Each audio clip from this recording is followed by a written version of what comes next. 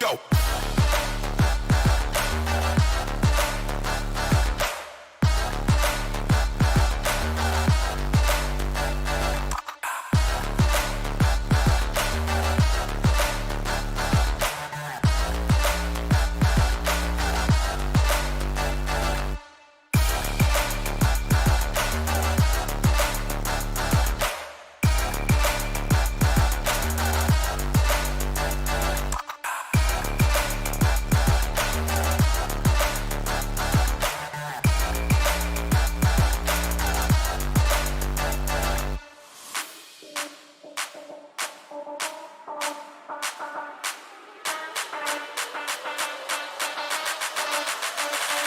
Go.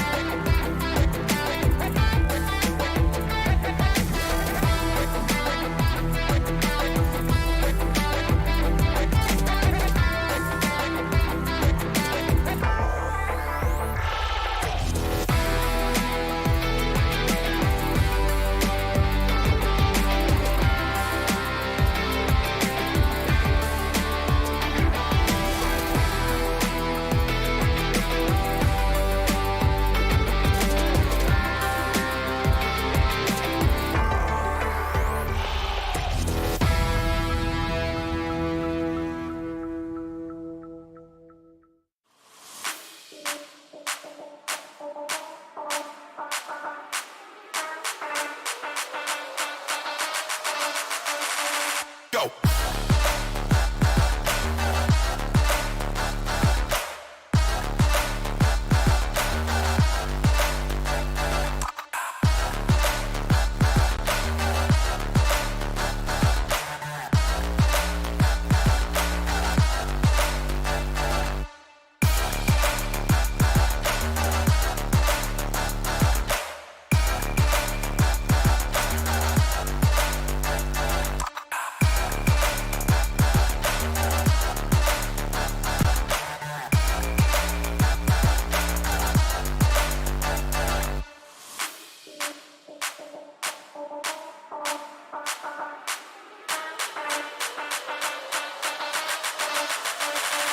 Go.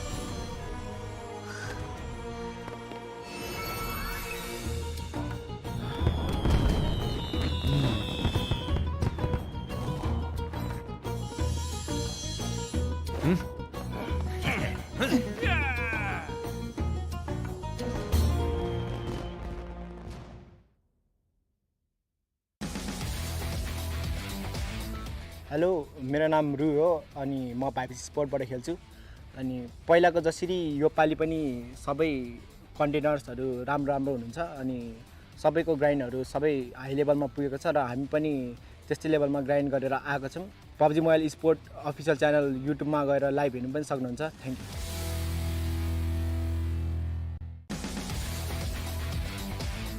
Hello नमस्कार मेरो नाम चाहिँ पेमा ग्याल्जन लामा म स्काइलाइट्स को इन्टरफेयर हो र PMPL सिजन 4 मा हामीले धेरै मिस्टेकहरु गरेको थियौं र आउने PMPL मा त्यही मिस्टेकहरुलाई सुधारेर हामीले PMPL जित्ने प्रयास गर्नेछौं यसको लाइभ चाहिँ PUBG मोबाइल को अफिसियल च्यानलमा हुन्छ आइदिनु हेर्दिनु सपोर्ट गर्दिनु माया देखाइदिनु धन्यवाद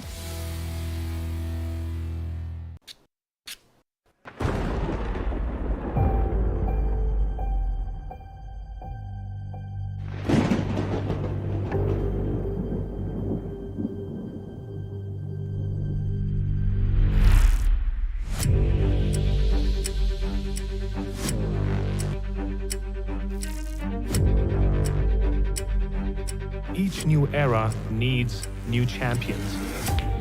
But to become one needs to rise to the challenges.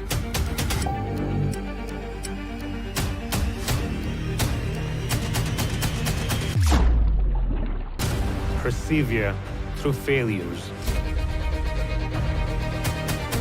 One needs to fuel the inner fire.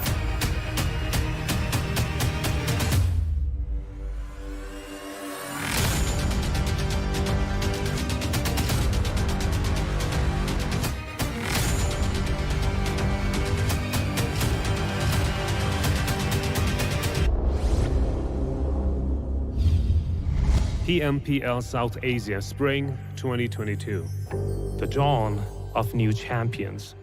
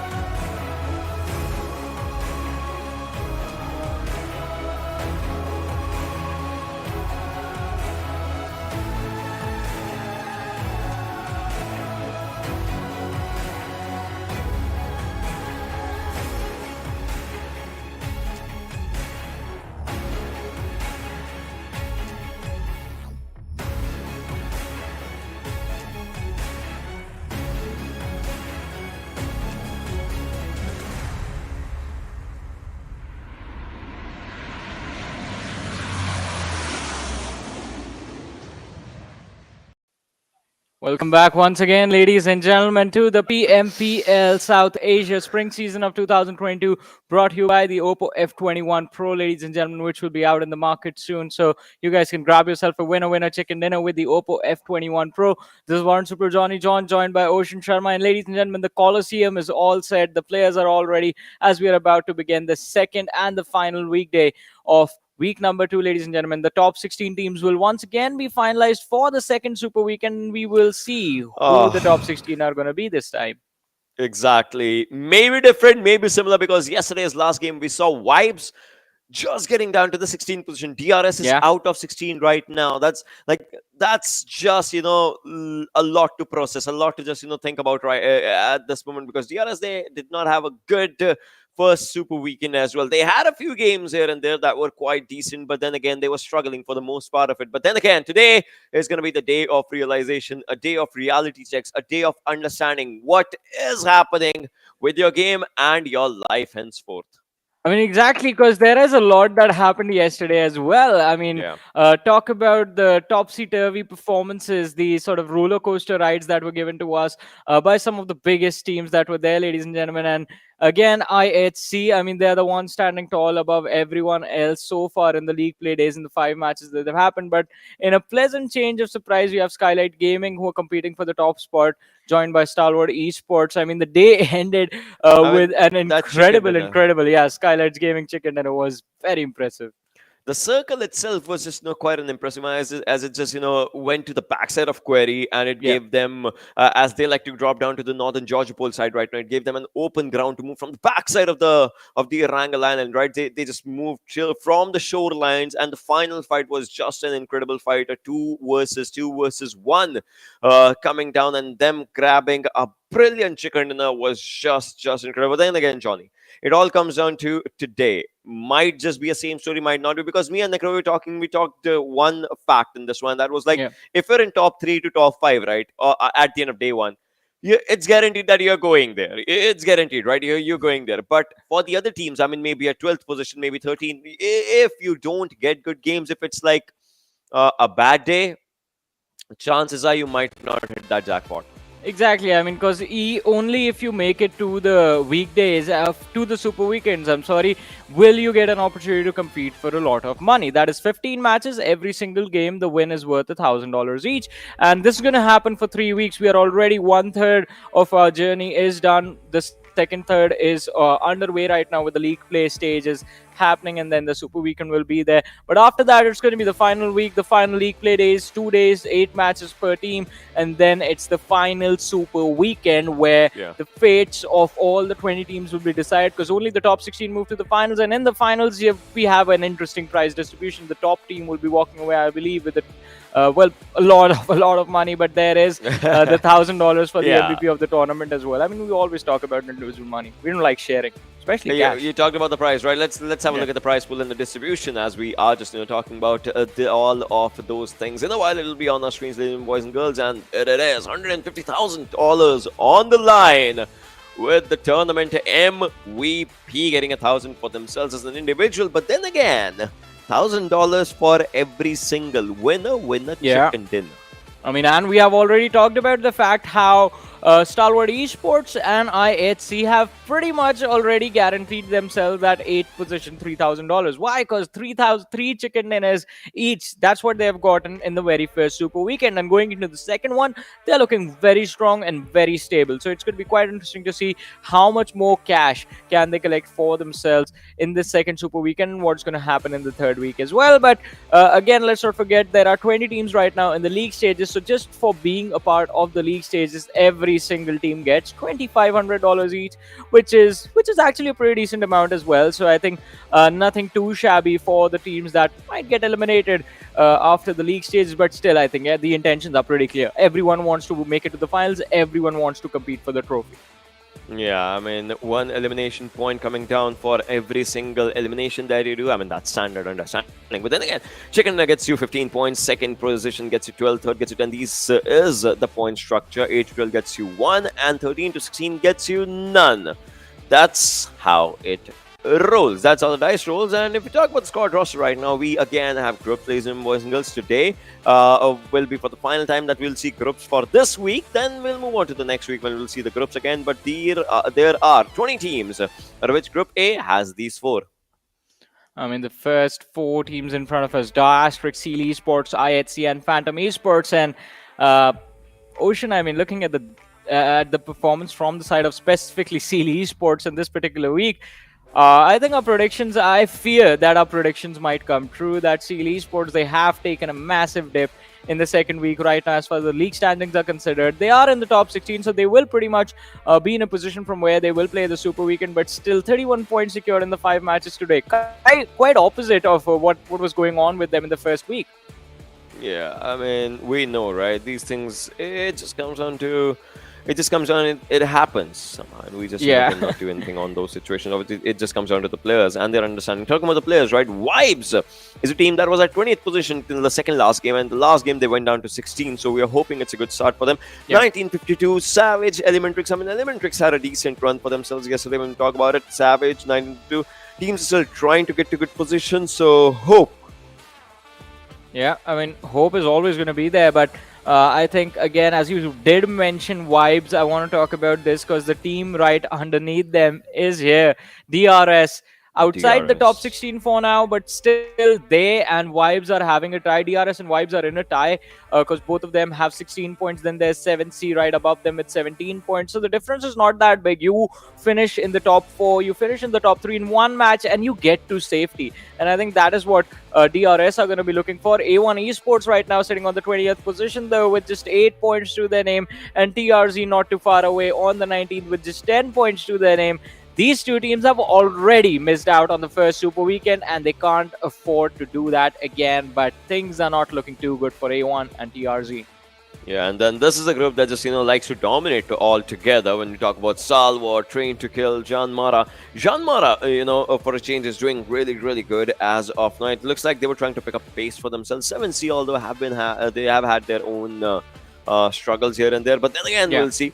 Because these players, I mean, Precious and then Bad Rave, all those players, they want this momentum to just move forward with the team. But then again, today's day, as soon as it starts with the first game, we'll have that understanding that, what is happening. But as of now, let's have a look at the overall ranking to see and foreshadow that story that will be building up for this Super Weekend probably. But before that, obviously, these 16 teams, as of now, would want to move forward out of 20.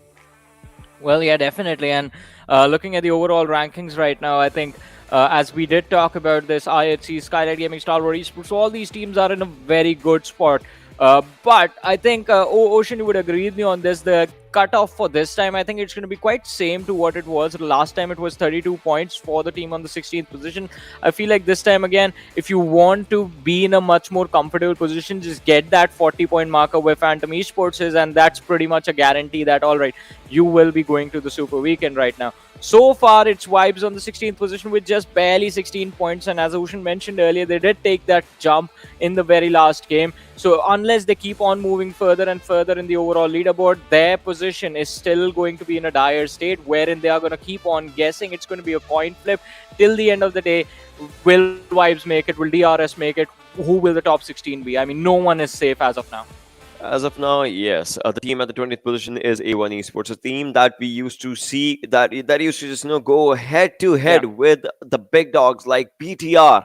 That used to take down BTR. That had a score of 7-2 against BTR a few months back, a few years back, if you want to just be specific. But then again, I don't know what is happening with that team right now. It looks like everyone else is just moving forward, and that team has an average of 2 points on day one. That's I feel the mantle has been passed on. I feel what A1 Esports used to do back in the days, that is what 1952 will do in a few short months as well. I think 1952, they are still in the middle of adapting to the current situation, to the Mongolian Titans, and to some of the best teams that represent Nepal, Skylightz Gaming, the other lads from Vibes as well. So I think as soon as that is done, 1952, we're going to see their true power. But since we did talk about Vibes, they are very they are, I mean, this week has not been good for them as far as the league play stages are concerned. But to be fair, I think for majority of the teams league plays, especially for the teams that are amongst the top contenders, it's all about qualifying. And Vibes,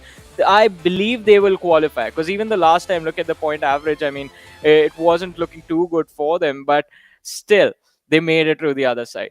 And as far as the Super Weekends are considered, let's not forget, Vibes is the team that sits in the top 4, quite close to the lads of IHC and Seal Esports. So I think they for sure, I can guarantee it. I'm willing to bet everything that I own in this materialistic world on this, that Vibes, they have what it takes to compete for the trophy, to compete for the title. But I think they're just taking a little bit slow right now. Exactly. But that kind of just, I don't know if it excites me or if it just surprises me on the senses, because this team, Vibes, is a team that is among the top 5, right? Yes. In Super Weekends. And this team right now is struggling to qualify. Just think about it, right? Think about it. I know they can qualify. I know. Yeah. But then again, why? And it's, I mean, you see why, right? We saw the stats right there. It's just the survival times. I mean, the aggression hasn't gone down. They're still trying to take those early fights. They're still trying to secure those early elimination points. And to a certain extent, they are able to do that as well. But hey, we know the disadvantage of starting the fights early is that by the time you make it to the late game stages, your players won't be there. And that's what Vibes need to work out. Like, all right, slow down on the early aggression, wait for the late game, and that is when you start fighting. I mean, I just don't know, my man. If we talk about these teams, right, I believe they might just be, so all right, I was still stuck on the Vibes conversation on my mind, because there might just be one or two of those theories as well. What I believe is, it might just be some sort of a miscommunication understanding maybe just happening. But well, let's talk about another team that just stays right in front of our eyes, that just likes to give up really good gameplays to us, and that is ElementriX. Look at the difference that they have made on their first League Week's day 1 versus League Week 2's day 1 in terms of all the averages that they have for themselves. That's a huge jump. I mean, talking about the points itself, 5 points average coming down to 12.3. That's huge. I mean, that is definitely, as you said, it's quite a massive leap that ElementriX have taken. But I'm quite happy about this as well, because after the fiasco that took place during the Super Weekends, ElementriX, they needed to improve. Even in the first week, I believe they qualified somewhere being in the top 6 or the top 7, so it wasn't anything too shabby. And after that, going into the Super Weekend, I expected ElementriX to still manage to be in the top 7 one way or the other, but that just wasn't the case. So I think ElementriX, this time, they did in fact go back and analyze, all right, what we're doing is in close quarters combat is where ElementriX was facing a long sort of a troublesome situation, and now they sort of resist on staying out in the open most of the time, trying to take those long distance battle where majority of the chaos is. And ElementriX, they do like to keep their heads down as well, so you won't even see them coming, and then they come on, secure a few extra points for themselves, because you see the elimination numbers have gone up quite significantly from 1.5 eliminations on average per game to 4.8. That's a massive leap, and that those 3 extra points every single game will definitely give them a well, the grand total will obviously go up by quite a lot. So I think that is what ElementriX have been working on in the meanwhile, and I think it is quite amazing to look at. As of now, yes, it is quite amazing to look at. But then again, we'll see what today actually just brings up for these two teams, Vibes and ElementriX, actually on the different sides of the pole for themselves when we just think about it. And I'm pretty sure the matches will have that storyline being woven for us. So let's have a look at the schedule while we talk about it, and let's see where are we starting it off. Sanhok, Erangel, Sanhok, Erangel, Sanhok. 3 Sanhoks today. So I think a lot of the aggressive teams are going to be happy, especially Stalwart Esports, since bootcamp has been dominated by them this entire time. IHC Esports, it's quite interesting to see these days what sort of the playstyle that they have developed on Sanhok. It's like quite intriguing. Again, it's a very big surprise watching IHC not take fights in the early game stages. I'm like, I can't just watch the map feed, watch them drop, and be like, I know what they're gonna do. I hope they don't. I hope they start fighting as soon as they drop, but that's not the case, unless Deadeyes Guys want to do something about it. Unless, I mean, Deadeyes Unless, Guys yeah. with them, it's a different story. But like just right now, you said, right? Obviously, Sanhok, we have it. Group E is not playing. That means Yeah. Stalwart's not going to be there in the boot camp area. So we'll see where the circle actually goes and how the teams just understand that, because obviously there's no Alpha 7 here. If we talk about that Stalwart Alpha 7 fight that used to happen. But then again, it's not happening. That's a different region. We might just see that again. We might not have, you never know. But then that's Throwback again. to the banter from the PMGC days, I guess, when I mean, threats were people made. kudos to the social media team of Stalwart. They make good memes. I mean, come on, you cannot deny that, right? For They sure. make good memes, and now we But they are. backfired on them, if you remember correctly. They still make good memes. That's all I would say. But then again, moving on to this one, we will be on to the game in a while. And just like we said, Group E is not going to be playing. That means obviously Stalwart leaving out the boot camp area. I want to see if it still gets contested or not, because you might have a plan B that can change the entire course of history for yourself. Maybe you're not having good games and you just drop down on boot camp and you have a really good chicken. Maybe it happens, maybe it does. We'll see. I mean, we will see, ladies and gentlemen, for sure what is about to happen as we jump into the action. Game number 1 of today, it's going to be Sanhok. We have 3 Sanhoks in the entire day. So quite a nice way for these lads to get warmed up. And as Ocean mentioned, Group E is not playing, so that means Stalwart Esports, Train to Kill, JyanMaara, and 7C Esports won't be performing in this particular match. That opens up a lot of interesting possibilities for all the other 16 teams that are present in the lobby, and one of those interesting names being obviously Vibes Esports, as I mean, Ocean did mention just before I started talking that things are not working, and specifically things are not working for Vibes over here, as we did talk about them earlier, sitting on the 16th position with just 16 points. I think if they manage to secure a top 4 with at least 4 to 3, even with 4 to 3 elimination, that should do the trick to propel them up to at least the 12th or the 11th position, and from there on out they can try and see if they can break their way into the top 10. But ladies and gentlemen, the game is live, and we do have the trajectory of the plane starting from Kampong TRZ and all the Seal? way through Camp Alpha. Wait, yeah, this is going to be fun, Ocean. Are you guys serious? Right out the bat, TRZ and Seal are just dropping down. Okay, well, this is happening. Phantom just onto their own split. Skylightz, they like to go to the areas onto the southern side of Cam Bravo and sometimes to Cam Bravo as well, so they would go for their own splits as well. Raw, they like to go to Binance area. They are there. ElementriX, their own. IHC and Deadeyes, guys. It's on. Oh it's on my Sanhok. god! Oh my god! Oh no! This is all happening right now. Why are you saying no? We are going to enjoy this game now. Oh yes. This is happening right now. But then again, look at this fight as well. As DBS is in the hands of TRZ's Manish, he actually had an AK. He had an M4. He still goes for that. Why? Oh, that nade was actually good. But then again, one more shot to him. That means he'll be taken down. And I guess he might just be taken down as he will be getting shot at. But no! He takes one down with the DBS. But then he gets traded up as soon as that happens. On the other side, I want to see how the weather is on the northern side of Hathin, as we do have two teams. Two teams colliding.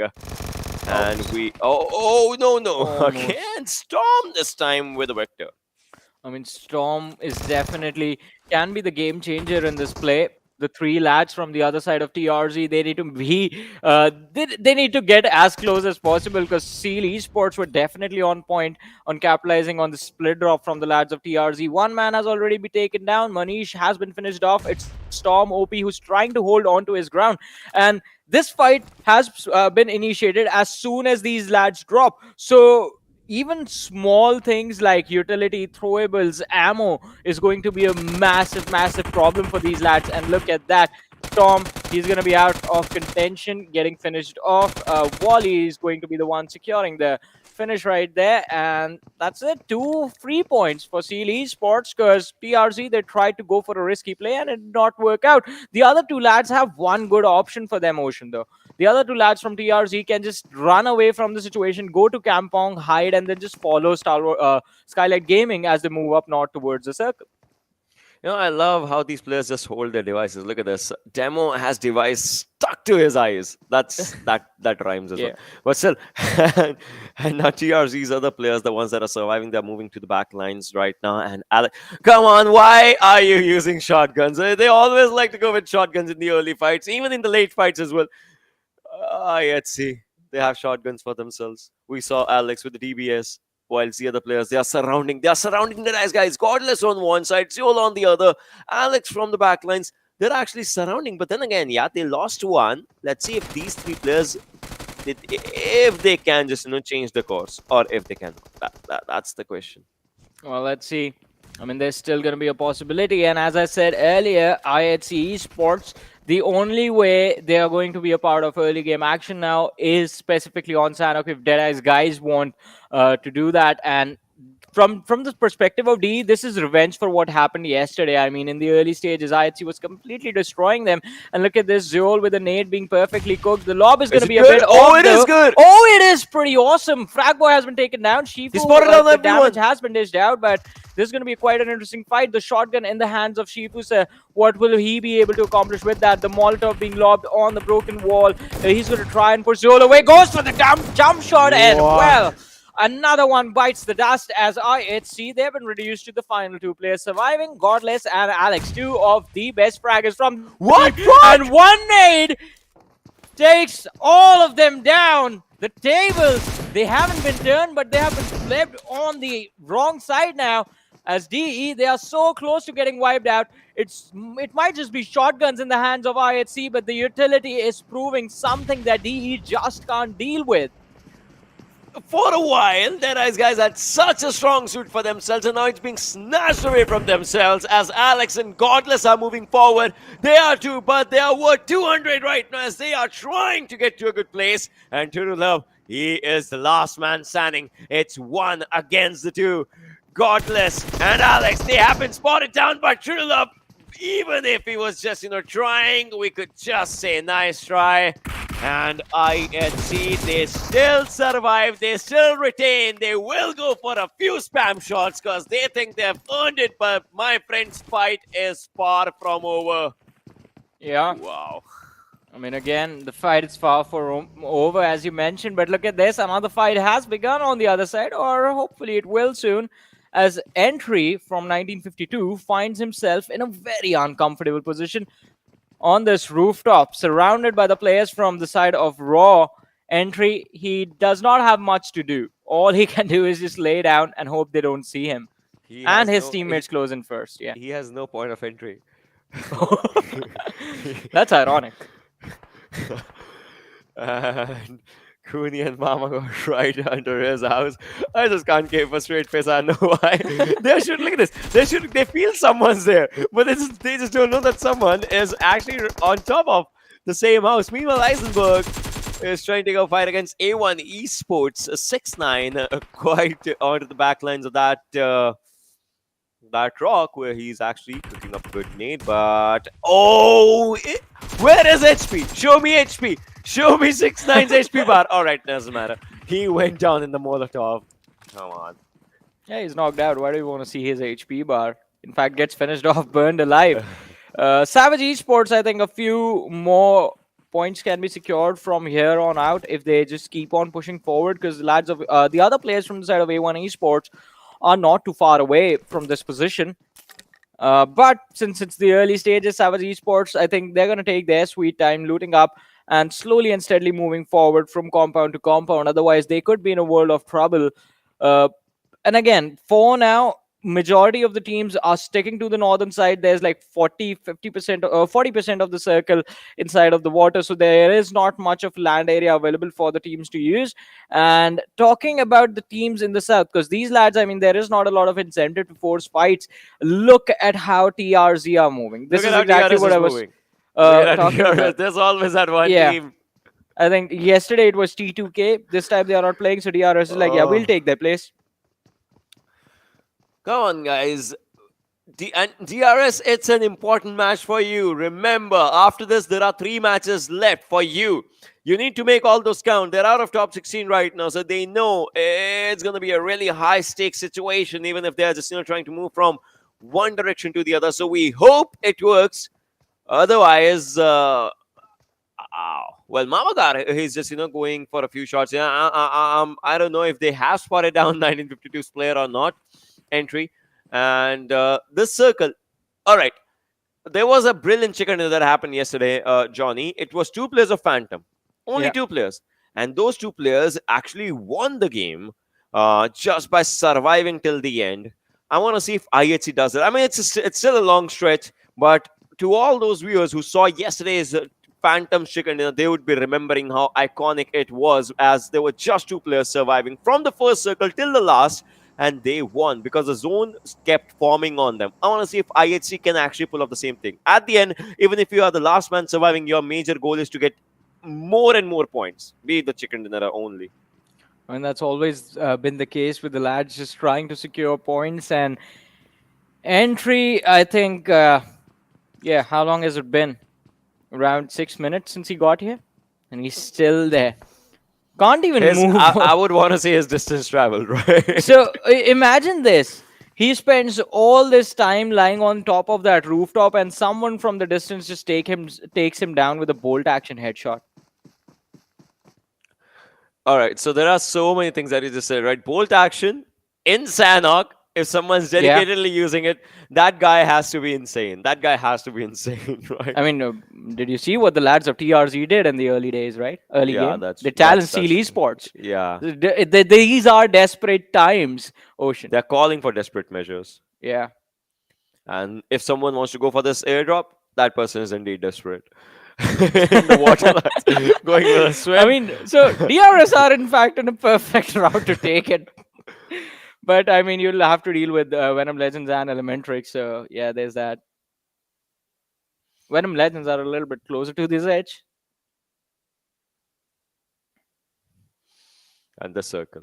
Yeah. Look So at the there are circle. two And airdrops. DRS is moved. All right, DRS is in the zone, but the zone's not on them. But DRS The zone is just, moves away. Yeah. They are the opposite pole, like they are the same poles of a magnet that it's just repelling each other. But right now, ElementriX is at a good spot, and then again, 1952 and Raw, they have that place for themselves. No one's in paradise though, to my surprise. And Vibes TRZ seal 3 teams coming from the same pathway. This better be good. Yeah. I think 1952 they need to call Liam Neeson, because entry has definitely been taken by Raw. And he needs to be rescued. There is no way that man gets out of that situation in one piece unless someone, either the players from 1952 go, or Raw just abandons that compound, which I feel is going to be highly unlikely since it's so close to the center. Even if the circle moves towards the west, Raw is not going to be in trouble. If it moves towards the east, they just have to take a few steps. They are quite close to the other compounds as well, so I think it's not going to be too much of a bad situation for them. But look at this, things are about to get worse for Phantom Esports as well. Yeah, I mean, he did put on a lot of hurt on them, but did not take out anyone. It's like a moment where he surprised his own skills. But then again, Wait, I was supposed to shoot? Wexy is going up with a Molotov right now. Looks like Wexy wants to be a part of the fight against Atrax, which I get it. There's nothing wrong in that, but he needs to make this nade count. By the looks of it, I'm pretty sure this is not counting in any way, shape, or form. Gyante is on one side. Gyante is going to go for a few painkillers. Yup. Last one, if anything. Now he has to take the fight. Oh, let's see. Fight has been initiated, and Wexy is the man pushing forward with the UMP, switches over to the M4. Will definitely take out the lad from DRS. But Gyante with a drop shot survived for so long. Slipknot has been taken out, but Gyante is not going to make it out of this situation alive. And Slipknot, even though he was taken out on the outside, Mad Max rushes back to his teammate to go for a revive. And the other players from the side of DRS, they're going to try to see if they can catch the other lads from the side of Phantom Esports off guard as they fall back from this situation, which has in fact not gone the way they thought it would. Yeah, it's not going the actual way that they thought it would. But then again, Phantom's players, look at that split that they are trying to initiate. It's not bad, but then again, they need to understand, right? Obviously, Atrax out, that the players are still there. They can take up the fights. And then inside the circle, not exactly deep inside the circle, but still, like, right close to them is Savage's players. Eisenberg, I guess they have spotted one or two of the players. Maybe they are just guiding. There might just be a few players here and there, and all those things. Rules on the other side, it looks like they have found up a good ground for themselves, and they might just take a fight against IHC. But then again, Phantom's players are taking up the fights that they just want to, and IHC, these two players that are remaining right now. They want to still be a part of the fight, but Godless is in a bit of a troubly situation. Two more good shots, and he might just be down. Well, he's going to be taken out, but the last two players surviving from the side of IHC against the entirety of DRS, who are just looking to scout the position. Then Godless, his information is going to be revealed. Still managed to survive the spray from Killer YT. Alex is quite close, and I believe his spot has been compromised as well, because Killer YT is constantly looking towards that shack, checking the windows, making sure that there is no retaliation fire from the opposing side. In the meanwhile, IHC Esports, I think they are just sitting there analyzing their options. What are the possible options available for them? Which is nada, zilch, nothing. Because the circle, it has taken a shift towards boot camp, and ElementriX is going to be the happiest team in the lobby for a next few moments, because I mean the boot camp is right next to them. We just had this conversation, right? Imagine the circle goes to boot camp. Now Stalwart is not playing. Imagine if you are a team that just drops down to boot camp and you get a good place for yourself, good position. Right now, yes, ElementriX has that. Vibes also. They managed to get into a good place inside the circle. 1952. Oh, that split. That 3-1 split that they have. It's not exactly a 3-1 split. Oh, who was burning? Come on, I want to see who was burning. But then again, TRZ, these players have been taken down. That fight against Seal, it's still happening. As now, Wally wants to move forward. But it looks like he might just be in dead trap, because now if someone spots him down, all right, they haven't yet. But if someone spots him down, might just want to go for a knock and finish. But Wally, he's going really cautiously from around the place. Sinister on the other side takes down one from Savage as Sanchir gets taken out. Well, let's see. Savage Esports, they do retaliate. Dante is going to be knocked out from their side, but oh, look at this. Seal Esports, they've managed to intercept the lads from Skylightz Gaming. Gyalzin, he was driving towards their direction, but I think he senses something or someone, in fact, waiting for him on the other side of the rock, just instantly turns around and runs away. But look at this. Savage Esports, I think after one, they want to go for more. And Hershey, being a little too aggressive, will be taken out by Sinister. Oh, it was a third party from Phantom Esports, so they are going to chime in into this action as well, try and secure a few extra points for themselves. Sinister, he's still trying to take the fight down to around 35-40% HP. With the Molotov being tossed, I think Sinister, he's going to be forced to come out of the shack finally. But Anif, his priorities are pretty straightforward. Go for a revive on his own teammate, get Hershey back on his feet first, and then try and re-engage with the whole squad. Oh, Anif is trying to move forward. It looks like he spotted on Sinister, probably, maybe not right now, but that nade, definitely he's cooking it up for good things. Imagine that nade bounces off. Oh, it did! But the cook time was probably quite a lot. Anif, if you go in from this direction, pretty much you'll be done for. I believe Anif wants to just climb in, and that's a very good decisioning by him. He understands where the player is. Will go and switch to FPP, and will go for the finish as well. As A1 Esports bad days continue. Well, I mean, the bad days well, it might just be getting started, but talk about bad things happening.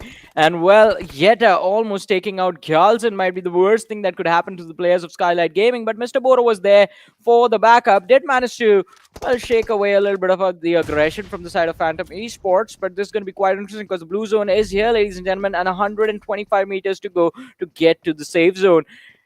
And Phantom Esports, they are leading the way for now, but with Skylightz Gaming on their tails, how far will they get? On the other side, though, IHC does manage to find an opening against high voltage. Godless is finally going to be shut down as Assassin goes for the knock and the finish. AJ, in the meanwhile, just knocking out the players from Phantom Esports one after the other. And it's the last player surviving. That is going to be Mad Max, taking shots from the flank with a tree in front of him. Not enough width of that tree to protect him in its entirety. As he steps out, runs towards the shack, will be shot at, in fact, and just gets taken out. I want to see, was it a gunshot that took him down? Yeah, it was Gyalzin, in fact, who finished him off. It is just, quite a bit weird when you talk about all the fights that are just out and around. The Raw's players, all right, they have been forced on. Look at that zone, just going to boot camp again and again, time in, time out. High voltage, they are trying to swim around from the places, but I believe they might just be, traded down in the situation. We'll see what happens. And again, As right now, Steel Shot, all right, Liquid as well. All these players are trying to find good areas for themselves. But then look at that cluster on the northern side. I'm pretty sure so many teams might just bite the dust. Well, let's see. Talk about sweetening the deal, right? Boot camp. Teams clusters forming at boot camp. There's a lot of water in the circle still. This is the best start to a day I've had in a while. And it would be interesting to see which team actually walks away with the chicken dinner in this one. Sus, looking kind of sus right now, just jump peeking from the corner of the warehouse, trying to see if the players from 1952 have found a way onto the on towards their side of the shore, though. And they still haven't. Raw Esports and ElementriX. These two teams are controlling the triple warehouses for now, which is in a while going to be one of the highest priority locations inside of the circle. But well, Skylightz Gaming, they tried to make a push for it, and they were stuck and finished off in the crossfire set out by how many teams were there? 3 or 4 different teams. I saw Raw shooting, I saw ElementriX taking fight, Esports was there on the elimination feed as well, but Venom Legends against Savage Esports, and instantly as soon as they see him, Eisenberg is out of the game. Oh, well, Eisenberg is down and out, just as we say, from this game. And now it might just, be really tricky. Delta takes on one from 952, and that is Entry. Might just be marking an exit right now. We'll see, obviously, what happens with this lad. And slowly and slowly, all these players are trying to move, as Zanif has been spotted down by Rage. But what a grenade from Sanchir out of nowhere. Grenade like an RKO just coming in and taking the player down. But then again, now Sanchir is moving forward from around the zone as they have to get a hold of a good place inside the circle as well. Venom Legends' Rage is down right now, and DRS, well, they are falling down to the wrath of players as well. As Anif takes down one, takes another one for himself and for the team. And now he needs to understand that the players are coming out in the open. He spots one more down, third one will be taken down as well. Anif goes for a 3K right now. Will he be able to take down the fourth one? That's the question. All right, he is down. Bad at moving inside the zone right now. But then again, what a brilliant way to take down these players. Wow. Well, let's see. I mean, it was quite a brilliant way. They did it in a lot of style as well. But, I mean, Ruffle! It was so close! Ocean, had that been off the mark by 1 pixel, he would have just taken himself out as well. I mean, he was down a few seconds later, but still, at least not by his own actions. Right now, Steel Shot is going with a good nade. Savage might just be over with that. Where are they? Oh, he barely survives. That grenade just bounced off, and that's how he survives. The lad has 6 eliminations. Would you believe it? He has 6 eliminations for himself. The nades are actually coming quite close to him, and now DRS, they get eliminated. As we're down to 9 teams, 28 players still surviving. Venom Legends, they're trying to move forward as well as the circle is moving on to the other side slowly and steadily. And Steel Shot, he's trying to move with the circle. He and Rage are 2 players surviving. And now they have to cover this open ground, but they are spotted. It's bad, probably. Well, let's see. I mean, it can definitely take a turn for the worse, but Ocean now, here's what I want you to do, and here's what I want our audience to do. Look at the survival status and look at how many points have been secured by Savage Esports. This is a team that is outside the top 16 for crying out loud. 10 eliminations secured, 2 players still surviving, trying to make the push through the blue zone, but Anif is going to be down, and that is all I believe Savage Esports will write as their story in this first game of Sanhok. But will this be enough on the other side? Yeah, Vibes is there. I think they stole the kill. Points. They stole ElementriX's kill. Come on, they stole that kill. Oh my god, and Hershey's gonna go for that heal battle right now. 170 meters outside the zone. He might just need to find a few first aids more here and there, but then again, ElementriX's player spots down one, and look at this one. I mean, that's not a good way to park such a heavy car, such a hefty car. It's a Koenigsegg. Come on, that's a multi-million-dollar car, and you just went like wee with it. I mean, what do you? What about the players that were actually shooting like? It's bad for them too. It's bad for them too. Alrighty, but down to the top 16 teams, ladies and gentlemen. 6 teams, 19 players surviving in the game, and High Voltage versus Vibes. I think, again, this is going to be quite interesting because Vibes, they've been playing for the placement points all this time, and it's down to the top 5, and it's just Seal Esports from Mongolia and Savage Esports. Then there are 3 teams from the Nepal region with a lot of man advantage for themselves. Vibes, I think, looking quite strong in this one, but it is definitely going to be them, the final competition between them and the lads from ElementriX. High Voltage are down to 3 players, and they are on the edge of the circle as well, so it's not going to be easy for them to move in unless they somehow figure out a way to do exactly that. Well, take down the lad of Savage Esports and now move forward and take the players of Vibes, but Praveen, check your corners, man. It was a proper game of hide and seek. Come on, finish him before he just gets out and gets revived again. But then it was a proper game of hide and seek that was happening here. Vibes, they need this game. They are going for this game. ElementriX on the other side, taking down a few players from High Voltage. Liquid needs to heal. Has 2 first aids. Will go for the heal. The play zone doing more and more damage to the players right now. It's the 7th circle as we just talk about it, as everyone's trying to go for a few heal battles here and there. But then again, it's only Extreme that we see going for it. Assassin is down. Extreme needs to do everything that the team can go for the double digits in terms of the placement points. But look at this. ElementriX, will they be able to take this game? That's the question. As Seal, they have the zone, but Baron is down. Well, quite an unfortunate start right there to this fight with Baron getting taken out. Now it's down to the other 3 players.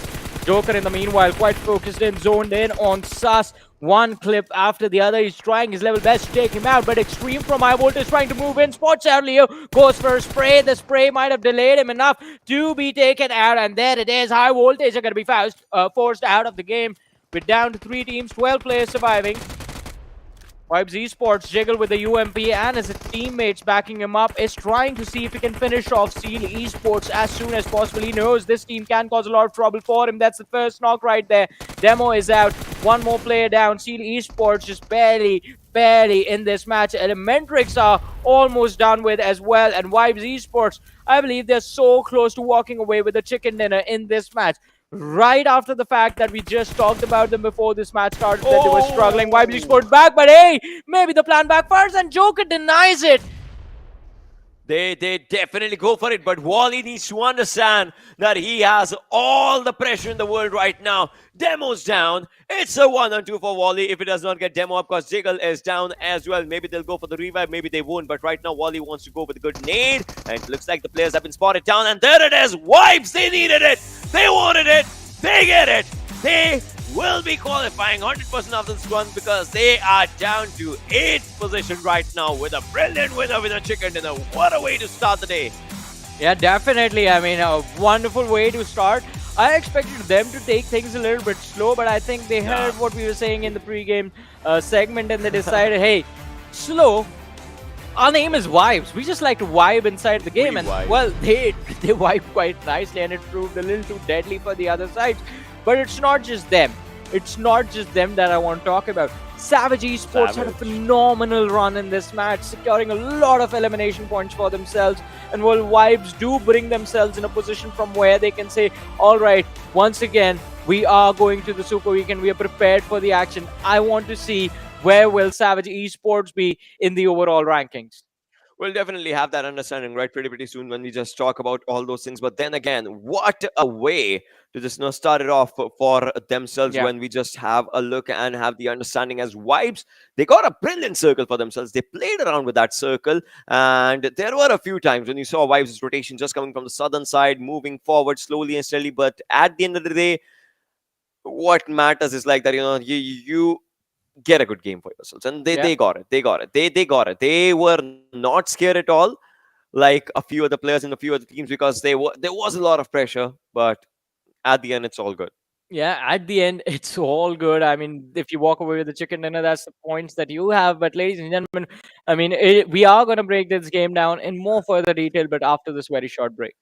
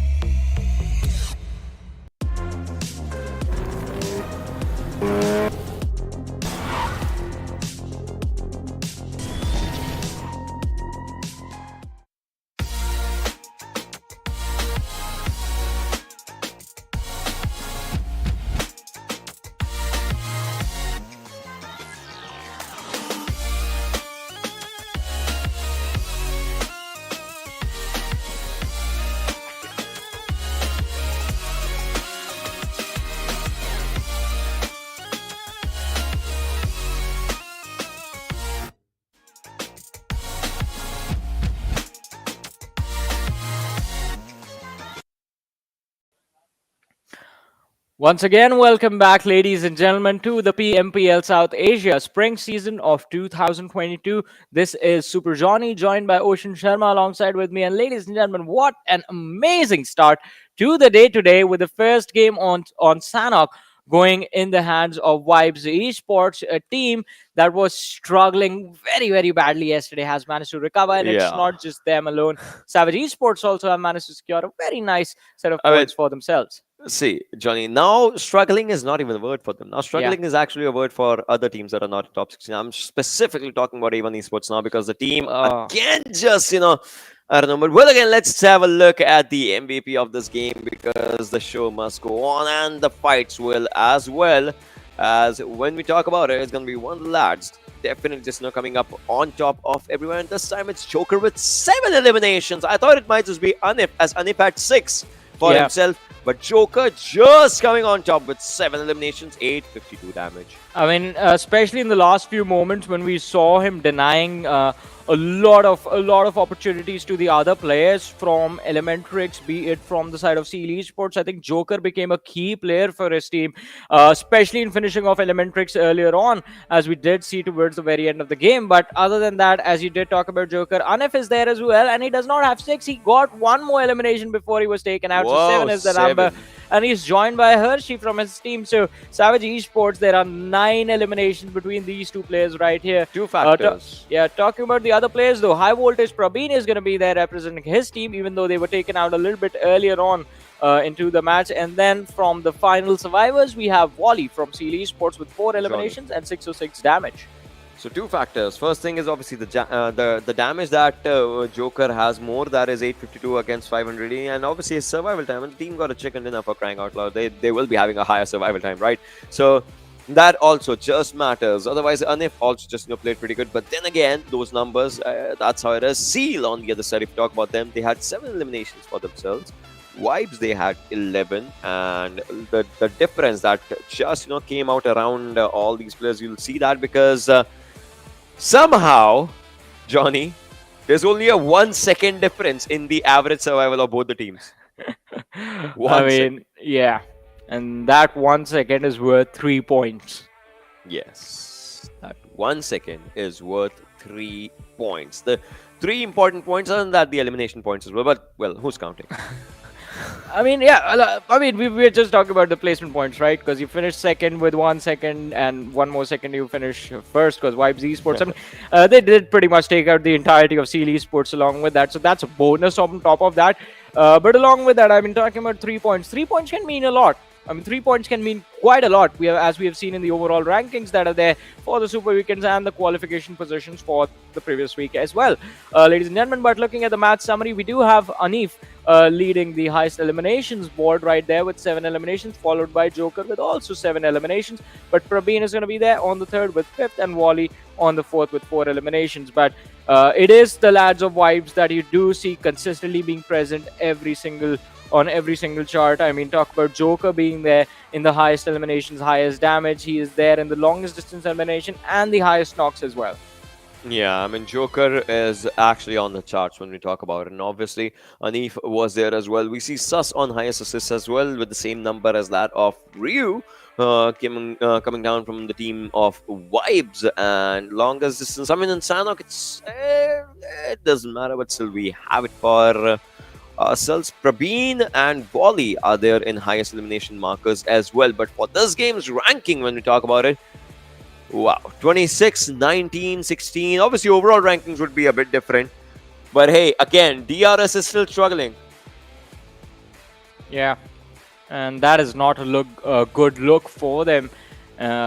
Just going out with 1 elimination, 1 point secured in this match.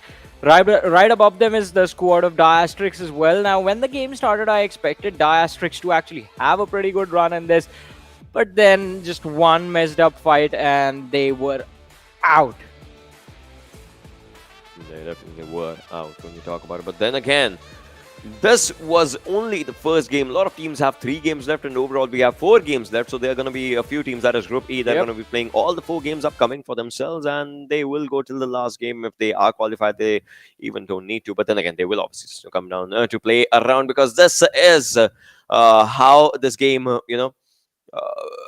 just is showcasing their own, its own momentum, to be honest. But then again, the second, when we talk about the second super weekend, I'm telling you, this one is going to be pretty good, because we Yeah. might not see DRS. Might not. We might not. I mean, that's a different story. Still, by the end, they will understand. We might not.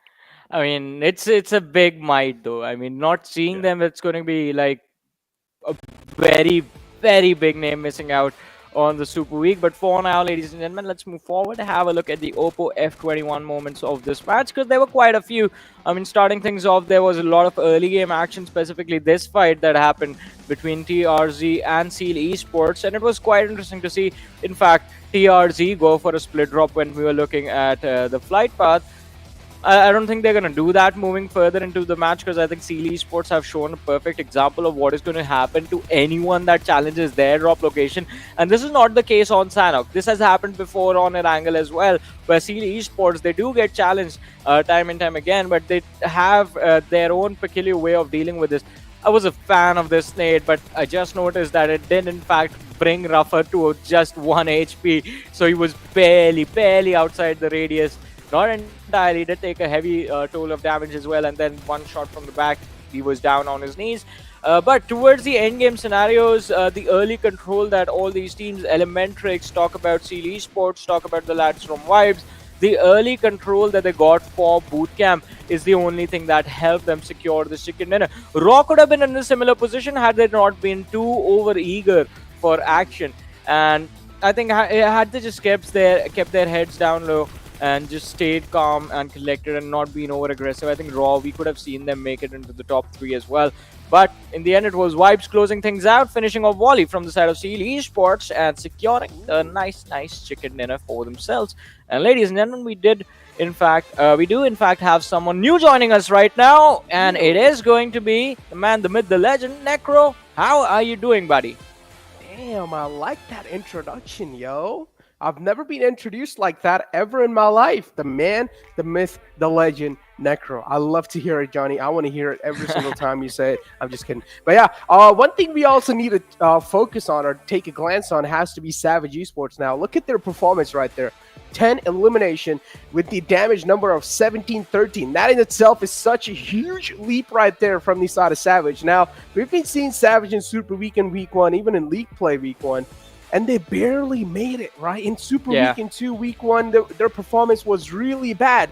But now, Savage Esports in general, the way they're playing, it's absolutely insane, right? This in itself shows the prowess that this team has. Well, I mean, definitely. As you mentioned, this sort of match, it showcased the prowess the teams have. But again, Savage Esports, I mean, I think that the moment that they were waiting for was just the perfect setup for them. And I think this match was just laid out completely for their taking. And they did, in fact, capitalize quite nicely. But moving on to the overall rankings right now, Vibes Esports have taken an 8th position jump. They are on the 8th spot in the overall ranking. But look at where ElementriX is. Oh, no. In the top 2. Oh. What do you say, oh no?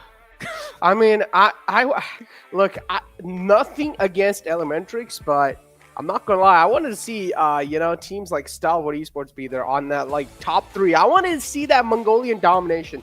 Nothing against any of the regions playing here, but I just love to see them at this point. I'm just really accustomed to see them in the top 3. Well, I mean, yeah, it has been a while since we have seen ElementriX in a dominating form, but I think this can be their week as well. I mean, we are seeing a lot of comebacks, especially as you did mention Savage Esports doing so well for themselves. But again, the age-old dilemma is with us, Necro. If a team performs well, someone is going to be performing bad. And this time, that's DRS. You talk about seeing ElementriX in the top 3 being a surpriser. Talk about seeing DRS in the bottom 3. Now, that is a massive shocker. I honestly feel like DRS can make it. It's just like the first game of second day.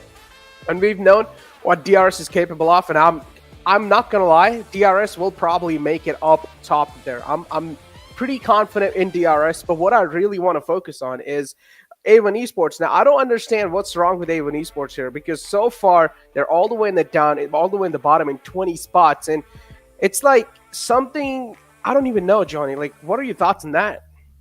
I mean, it is going to be tough on them, but let's see what happens in the rest of the day. There's still more matches remaining. We're just getting started with our day.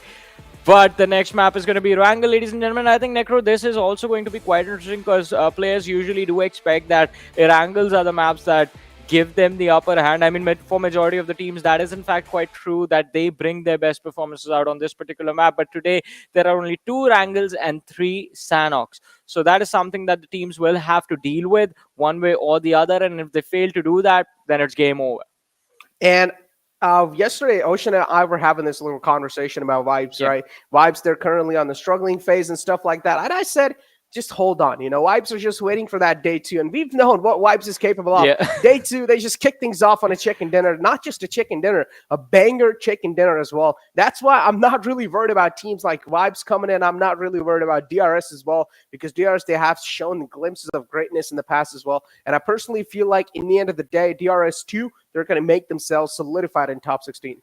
I completely agree with you. I think there are still a lot of matches remaining, and DRS definitely do have what it takes to bring themselves into the top 16 quite nicely, in fact. But if they qualify anything outside of the top 10, I think they will, in fact, lose a little bit of a momentum going into the Super Weekend. That will, I think, that is in a recoverable position considering they were doing quite decent in the Super Weekend matches. So it might not be a little too bad for them. But on the other side, talking about things getting bad, A1 Esports TRZ not moving in the rankings at all, consistently at the bottom. I think just need to go back to the drawing board and figure out what is not working out. But ladies and gentlemen, it is time for the action to begin, and we are going to be jumping again on the plane. Well, we're not going to jump on the plane. We're going to be taking the plane with us from one side of Erangel to the next, and Necro is the man who's charting our course right now. So Necro, from where to where are we going?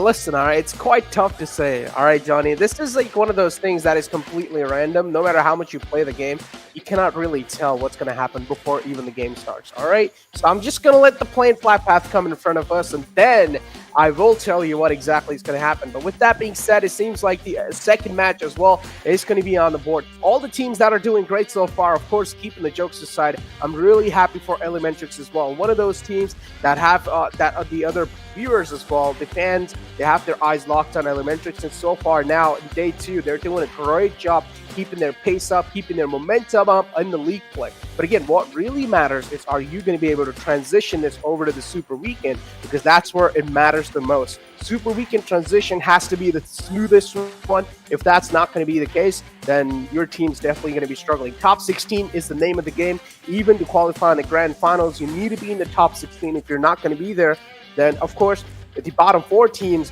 are going to get eliminated out the tournament in the end of the day. Super Weekend is where all the points matter and all the points count, because in Super Weekend, neither the scoreboard is going to be resetting. As you guys can see, the plane fly path was in front of us, started all the way from Lipovka, ending all the way towards Zarki. A plane fly path where teams like Stalwart Esports, they're going to have a little struggle to make it all the way down Nova Rapnoi, because they will have to glide all the way down below. That means buying an insane amount of time in the starting phases of the game.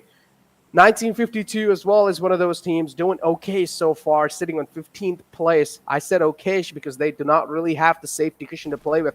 With only 21 points in their pockets, they need to start taking things serious. They need to start playing for the survival, because 1952, we've seen them getting engaged in a lot of fights so far, and usually when they do get engaged in a fight, they usually have a little casualty on their side, and that's something that I'm not really looking out for this team. But still, they're going to have an early engagement, this time against ElementriX. And ElementriX, so far, they're doing a great job keeping Steel on their knees. But Steel, no, it's instead Steel replying back in style. They found a knockout already on the players of ElementriX. Sus is being taken down. Liquid right here in the house. He's trying to fight back with the Uzi. He's pinned down right here. The entire squad of Steel, they're just trying to charge him down. They're trying to hunt him down. They did hear him just waltz out the house. Liquid right here with the micro Uzi in the hand. Demo is just going to straight up slap him down, and what's going on? Within a blink of an eye, the tables have been flipped, and Seal, they come out on top in this fight. Well, quite a lot of chaos in the early stages of the match. ElementriX not really the start that they hoped for, but this is what you get for challenging Seal Esports, and it's not just them. Akujor trying to see if he can hunt down this isolated player from the side of Phantoms as he runs around the tree. Just literally running circles around Akujord, and this can backfire on these lads because the players from the side of Phantom Esports are here as well. And if they have weapons, then Akujor is going to be the man on the wrong end of the stick. Talk about the stick, though. Hopefully the stick is strong enough to hold all these players on top of it. And 7C so far, they're just going to back off from that. No intentions of actually trying to challenge the fight. Just trying to take things as peaceful and as calmly as possible. Something I really do respect about. Vehicles, of course, are going to be on the board as well. Every single team at this point in time, their main goal has to be to try and find a nice, safe compound for themselves. And don't personally know how things are going to be looking like, because we did see quite an interesting circle. Well, let's see. I mean, the circle is quite interesting. It is going to be giving a lot of priority to teams like IHC, Atrax, and Raw Esports. But since those three teams are quite close to each other, I think they'll have to decide which one of them remains to the end game stage. As T2K on the other side are going to be having a fun game for themselves, as just completely isolated on Severny, and I don't think anyone is going to even challenge them for the next 10 minutes. So the early game for T2K, it's going to be completely isolated. All they have to do is just be patient, just wait for the moment, and don't rotate in a little too early, because slowly and steadily, Necro, what you're not going to notice is you're going to see a cluster of teams, all of them just holding the shoreline, because now it's a guessing game. It's a coin toss for every single one of these IGLs, who will try to predict where the circle will take a leap. Will it go to the northern side of the island, towards shooting range, towards Zarki, or will it just stay on the southern side, ruins, Georgiopol, Everest, that sort of a position? Either way, if you are late in crossing the river, it's going to be a troublesome situation for you. So I think, again, it's going to be quite interesting to see which team goes where, and it looks like already Savage Esports have decided, all right, we're going to take the control of the northern area.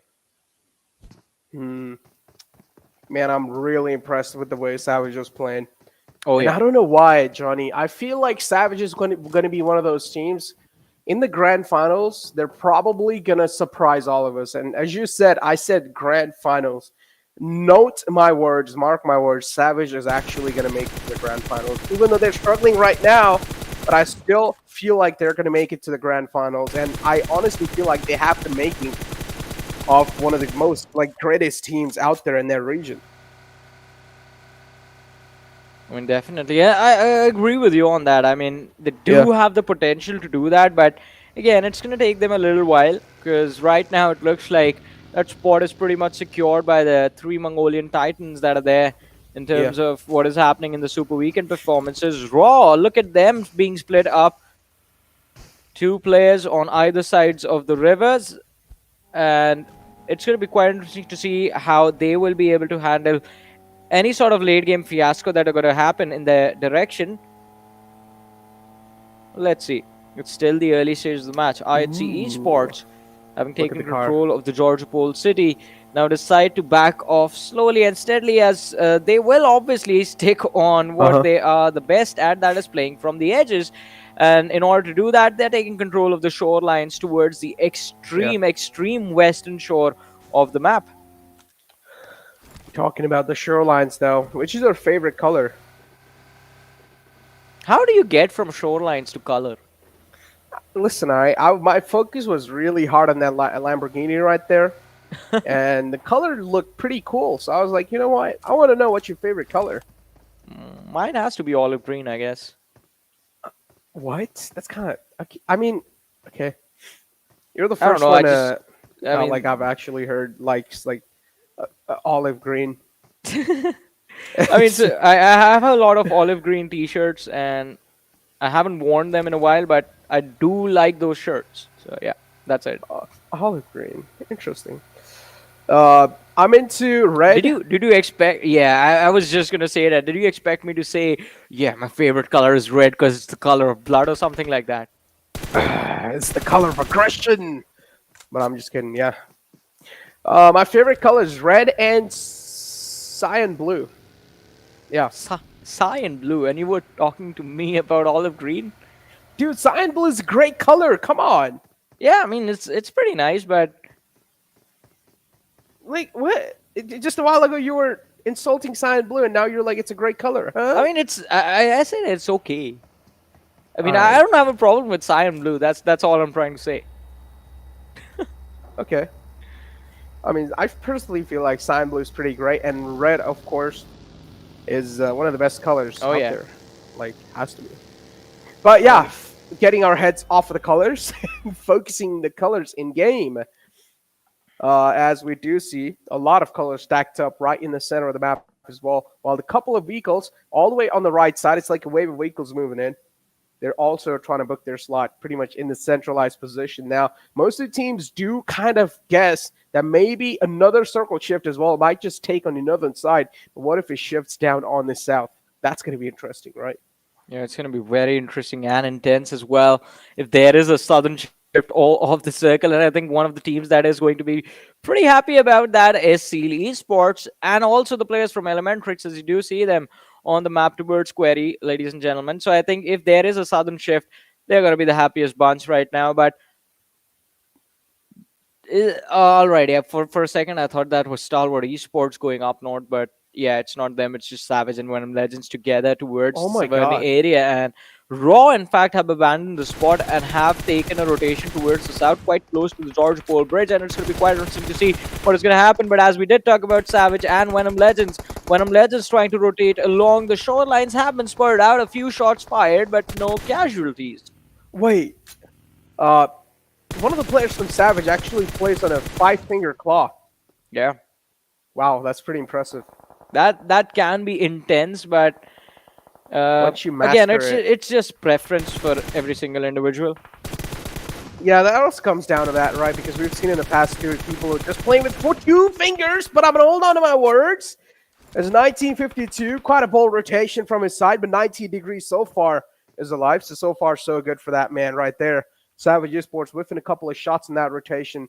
It's okay, though. Airdrop one's going to be on the board, and it's going to be the MG3 with a couple of upgrades for the player. And maybe it seems like JyanMaara might just take it. Those upgrades are definitely essential if you're trying to win the game. Savage Esports, they found themselves a great sweet spot, which they're probably going to call it at home so far. Mini 14 out there, also tapping a couple of shots. Alibu's going to catch a couple of them onto himself and instantly going to fall back now. A nice threat being shown from the side of Savage Esports. I mean, they are trying to see if they can find anything, any extra points for themselves in the early stages of the match. But they have to be extremely careful on the radar. We did see the lads from 1952 on their air as well.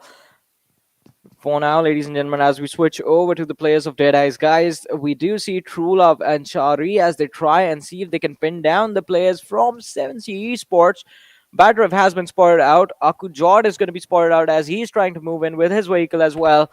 But the distance between the two squads is quite a lot, so it's not going to be easy to secure a knock and convert it into a finish unless they do it out in the open. And Aku Jord, so close to getting taken out, will in fact manage to survive, turns around, gets ready to leave on the other side of the hill, and finally the lads from Deadeyes Guys, they start shooting, but aren't able to connect anything. In the meanwhile, Savage Esports, they refocus on 1952. The player just hiding behind the tree is not going to be able to accomplish anything, and quite an easy takedown for them. C-Wine has been kicked out of the game.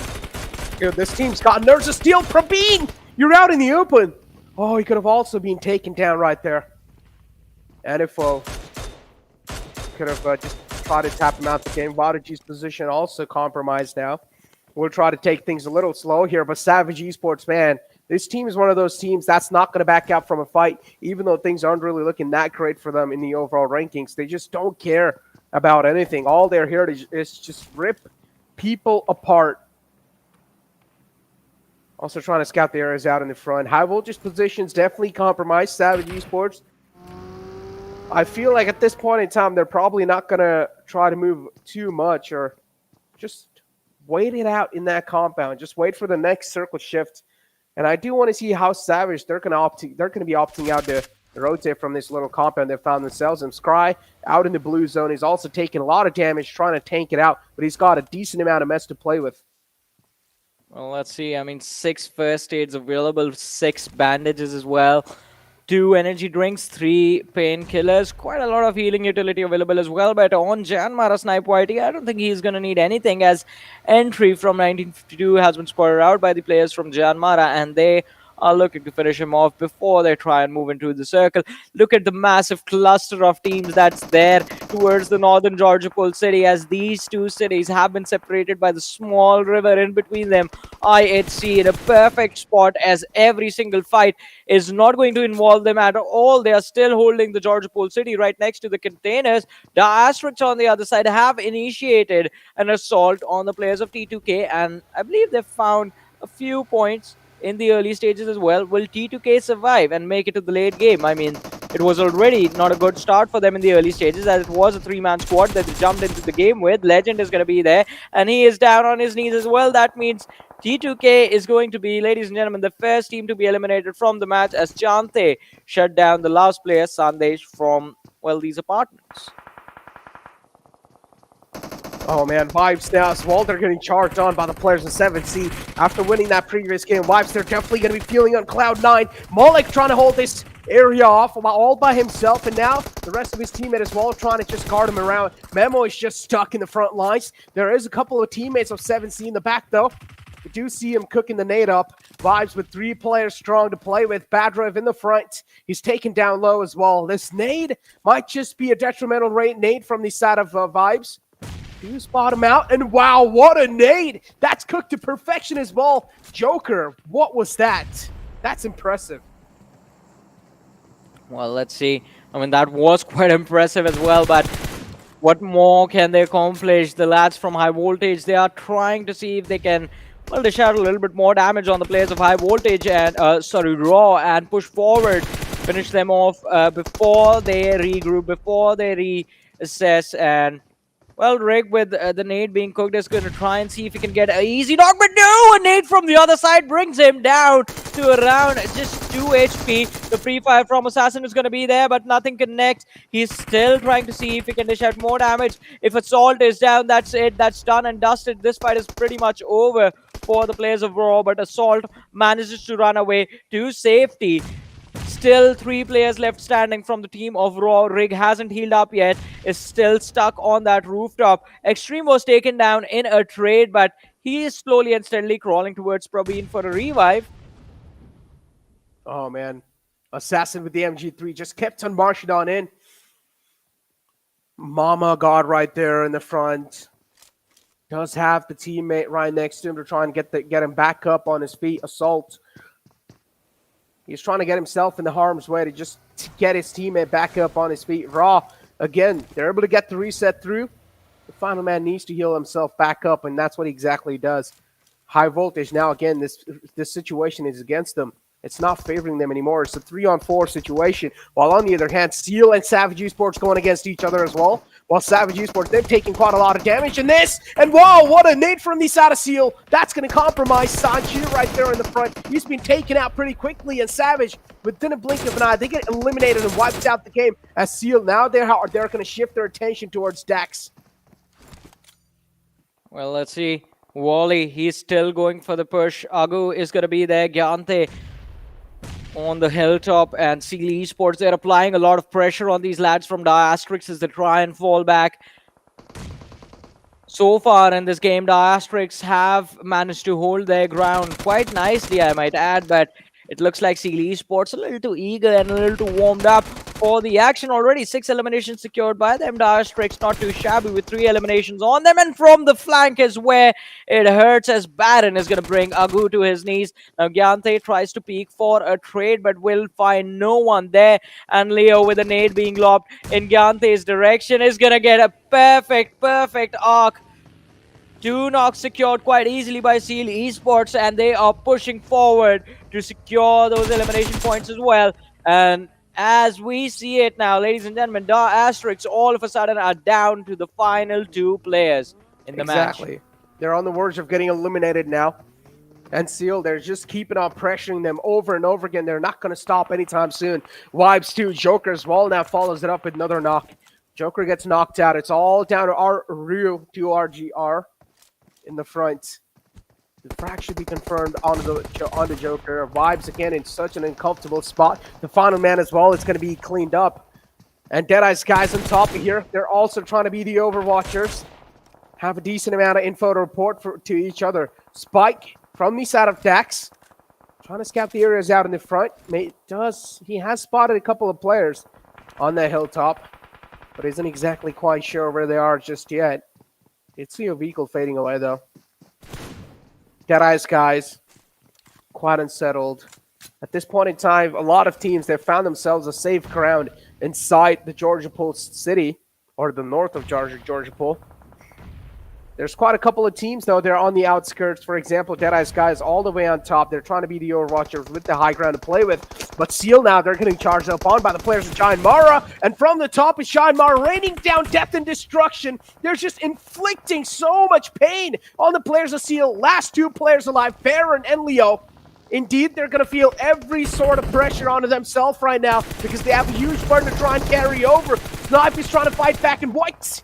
Oh, JyanMaara, you've got to be kidding me. They're just pressing. They're just rubbing the salt on Seal's wounds, and the final man as well is going to be put down in the grave.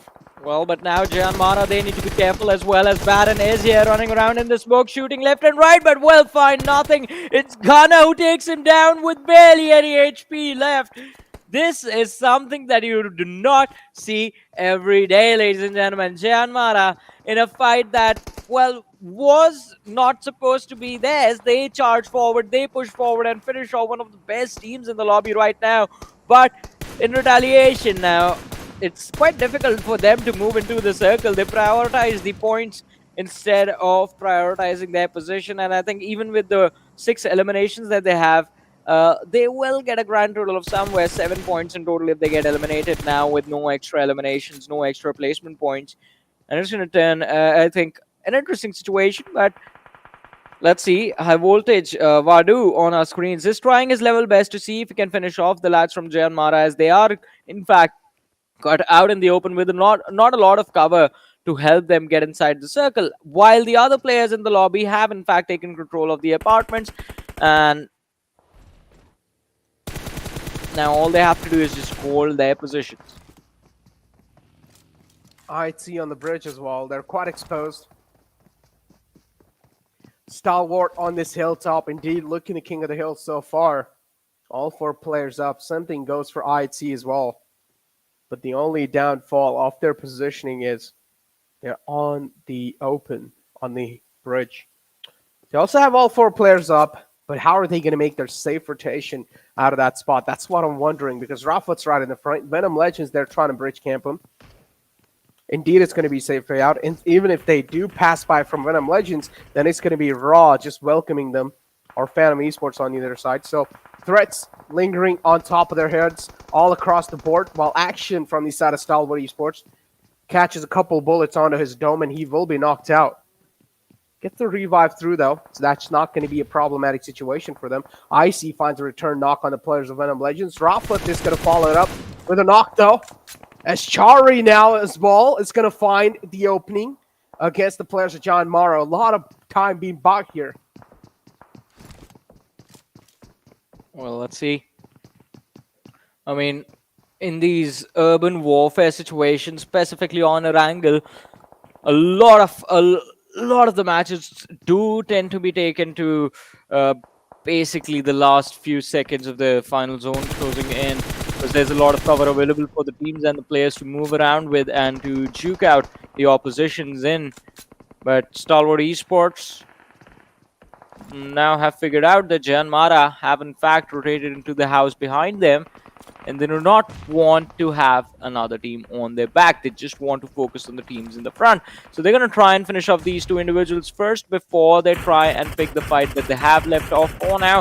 But on the other side, Phantom Esports on the flank can in fact try their best to pick them off while they are distracted. But IC is going to find an interesting opening as Phantom Esports see one of the teammates, Slipknot, getting taken out from the other side of the river.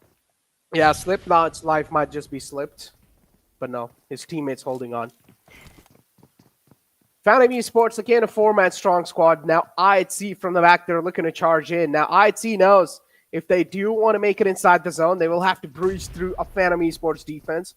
and they're not going to back out from doing so. Venom Esports threat is now just piling up on top of their heads. They'll need to try and find a safe way out this spot, because I'd see sooner or later they will need to try and move in as well. They're taking a lot of damage for sure, but they're not one of those teams that's going to back out. Stalwart Esports, they find an opening and also a quick elimination on the players of JyanMaara. That's Susan being taken care of.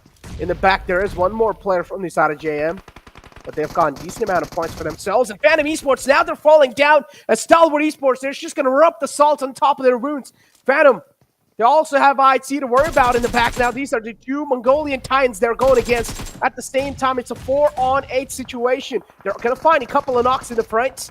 But Venom Esports, this is going to be one of the toughest situations they've ever faced in the entire PUBG Mobile history. And yup, it's going to be really hard to recover from that. Yeah, and there, in fact, will be no recovery for them. But IHC, they need to regroup as well. They've lost a few key players, in fact, in the early stages against the fight with Phantoms. And Stalwart Esports are just waiting for them on the other side. Look at DRS. They managed to make it this far with just 2 players. Spiky and Chante still surviving, still holding strong in this game, with a Raw right next to them. In fact, they are neighbors now. They are on the same floor, just in different buildings. It's them, High Voltage as well in the back. DE are trying to join in, but Stalwart Esports versus IHC. Now, this is a fight that everyone wants to see. The Titans of Mongolia against each other. An action. He's cooking up a nade. All the players from IHC, they are grouped up. Is it going to connect? Well, IC has taken a lot of damage, but still no knocks found. Finally, Alex is going to be taken down. Action need to run away. The nade just fell right behind you, and IHC, they lose out on players. Joel with a drop shot is going to get shot in the back, and Stalwart Esports, they come out on top. IHC has been shown the exit from this game. Exactly, IHC taken out. Raw 2 right here in this compound of play of it. They do realize Stalwart Esports in the front, but Raw, they have another trouble to try and deal with. It's going to be high voltage. 6 teams alive and 17 players in total to deal with. Dax as well with 2 players up. It's going to be Chante and Spike X. High voltage. They're quite sandwiched in this spot right now. Dax in the front. On the left, it's high voltage. How are they going to get out of this spot? That's what I want to know, because Stalwart Esports indeed is one of those teams. If you give them free room to play with, if you give them free air to breathe, they're probably going to try and capitalize and take you out single-handedly, while Spike X going to find the opening against Waruji. High voltage now. They're going to start to fumble a bit right there. Instant Molotov to try and get the confirmation through on his side. Dax with 2 players. They're doing a great job to try and hold on. Waruji will fall on top of the flames. High voltage with 2 players to play with now. Well, let's see, just the final 2 lads remaining from the side of High Voltage, Assassin and Prabeen. And they're quite close to the blue as well. In fact, almost will be inside the blue in a few short seconds, but they start to abandon the big building, moving closer and closer to the apartments where the lads from Atrax are well back together. Chante has been revived by Spike, and they're waiting for High Voltage to close. Oh, this nade is perfect! Spike goes into the other room right in the nick of time, and it wasn't the nade, it was in fact a smoke just to cover up the windows, so he can't shoot at them. Yeah, but it scared the hell out of him for sure. For now, it's came down to a stalemate, as Stalwart Esports called them the cleanup crew from yesterday. They're just starting to clean things up, and now Deadeyes Guys, they have found themselves in the wrong footing against Stalwart Esports. You never want to be a target for this team. And Deadeyes Guys, they're getting picked off one after the other. You can look at the win rate as well of the winner chicken dinner right there. Stalwart Esports are leading the charts, and this is what I exactly said. All 4 players up. This team has one of the best gunpowder capabilities, and also some of the best IGLing capability as well, as Pika does a great job in the IGLing right there. It's going to be tough to take this team out, especially a 4-man strong squad. Deadeyes Guys, this is the only team I feel like they have the capability in a 4-on-4 fight to actually take down Stalwart Esports.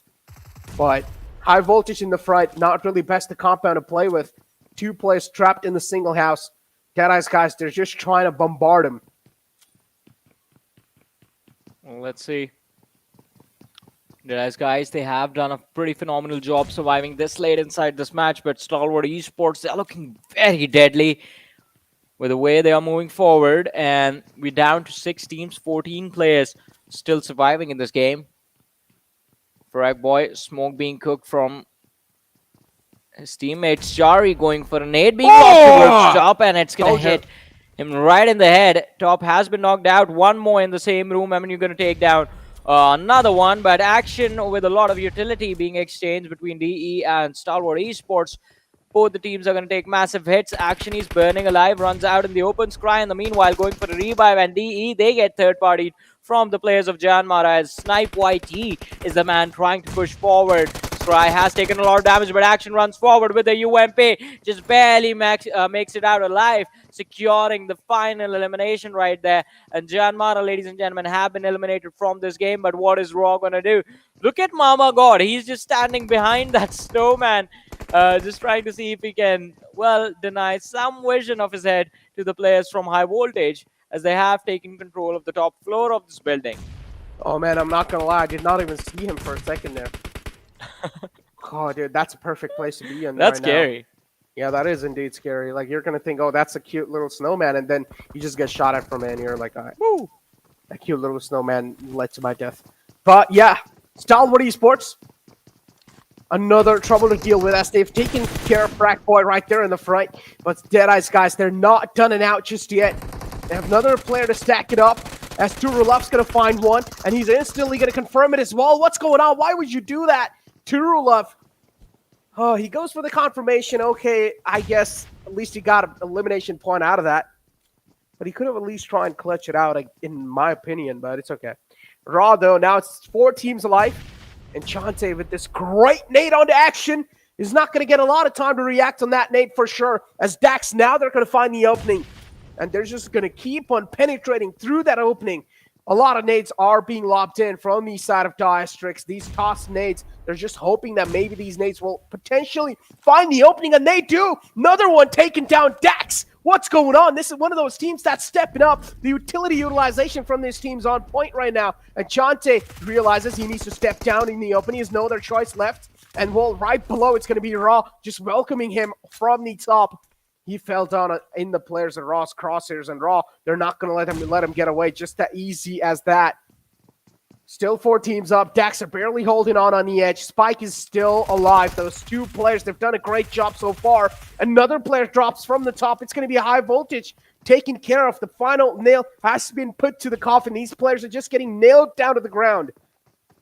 Well, let's see. I mean, as you said, the players are getting nailed down to the ground, and I think they won't have an opportunity to step back up. But DRS, they are still here. In fact, Spikey is the last player surviving, engulfed in the blue. Stalwart Esports, look at them, 14 eliminations secured. This is going to be a massive game for them. And now it's just a 1v2 situation for Assault. He's going to step out in the open, goes for the drop shot, but Stalwart Esports close it out, ladies and gentlemen.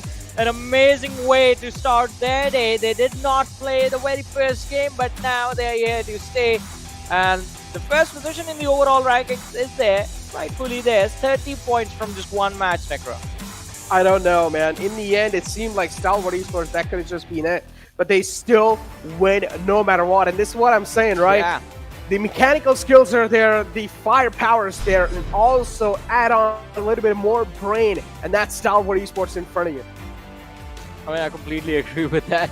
Stalwart Esports has everything, legit everything a team could ask for in a set of players, and they do a phenomenal job every single time they're here. I mean, talk about the Super Weekends, talk about the league play days. This team has managed to be one of the most consistent teams throughout the years, not just one tournament. They have dominated throughout the years since the day they were known as Astra Academy. So, again, a very, very deadly set of players, and they're just proving us right with the sort of run that they had in this match.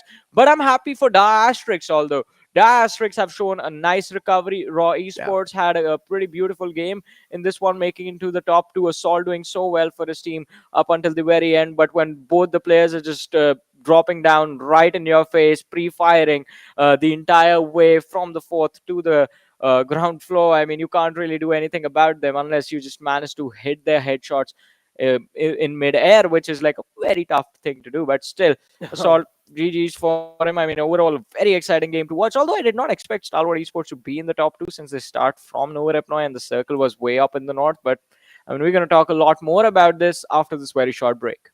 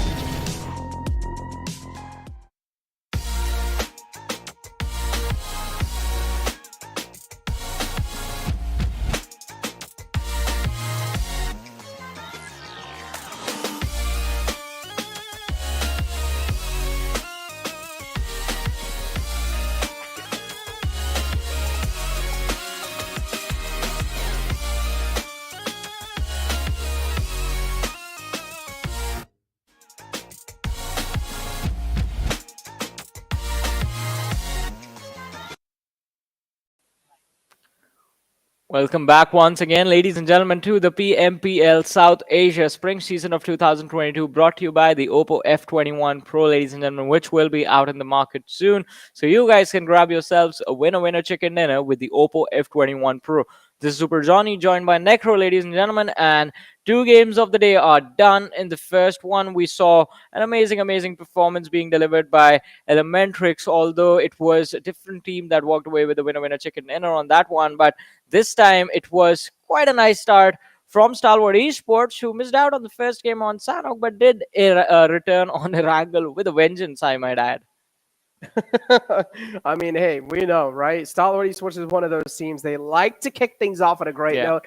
Unfortunately, in the first game, they weren't really able to do so. But in second game, it's okay. They get their footing back, right? It's still the early days right now. It's still just the 2 games taken care of. But let's move on over to the MVP and let's find out who was it from the man of Stalwart Esports. Why am I even questioning it? Of course, it has to be Action. Like, at this point, it's like, I don't even know. It's whenever you see Stalwart winning, you better just call it Action. Yeah, I mean, I agree with you on that. I mean, it is Stalwart Esports, you know, there are 2 possibilities for the MVP. Either it's going to be Action or it's going to be Top. But still, I mean, Action had a pretty good run in this match. 5 eliminations secured, 1,018 damage, all alone by this individual. And what did I say about the circles on urban areas in Erangel lasting a little bit longer? Look at that survival time, 28 minutes and 16 seconds. Almost the entire length of the match right there. But 4 knocks secured, 3 assists as well. I think Stalwart Esports did it phenomenal, double-digit elimination points, and also the 15 points for the chicken. And in fact, they have 15 eliminations at the end of the game. So quite an interesting start. Have taken the first position away from a lot of the other teams that were trying to contend it. But Stalwart Esports, how far can they take this? I think that is the question. How far can they take this? Indeed, a great question. And I feel like Stalwart Esports is one of those teams that's going to exceed limits this year. Yeah. I honestly feel like this team has to be one of those teams, even in the global championship. I feel like this team has a lot to speak this year. And I just want to give this team as much room as possible, because I know this team has the makings of the champions without a doubt. But all they need is a little bit more experience underneath their belt. I mean, they do have a lot of it already, but compared to some of the most oldest teams out there, still feel like Stalwart Esports, there's a lot of room for work. There's a lot of room for improvement. Taking a look at the stats comparison, as you guys can see, between Raw and Stalwart Esports. And of course, Stalwart Esports, they're miles ahead. At this point, this is not even a comparison. Yeah, I mean, Raw, they were stuck in a very uncomfortable spot.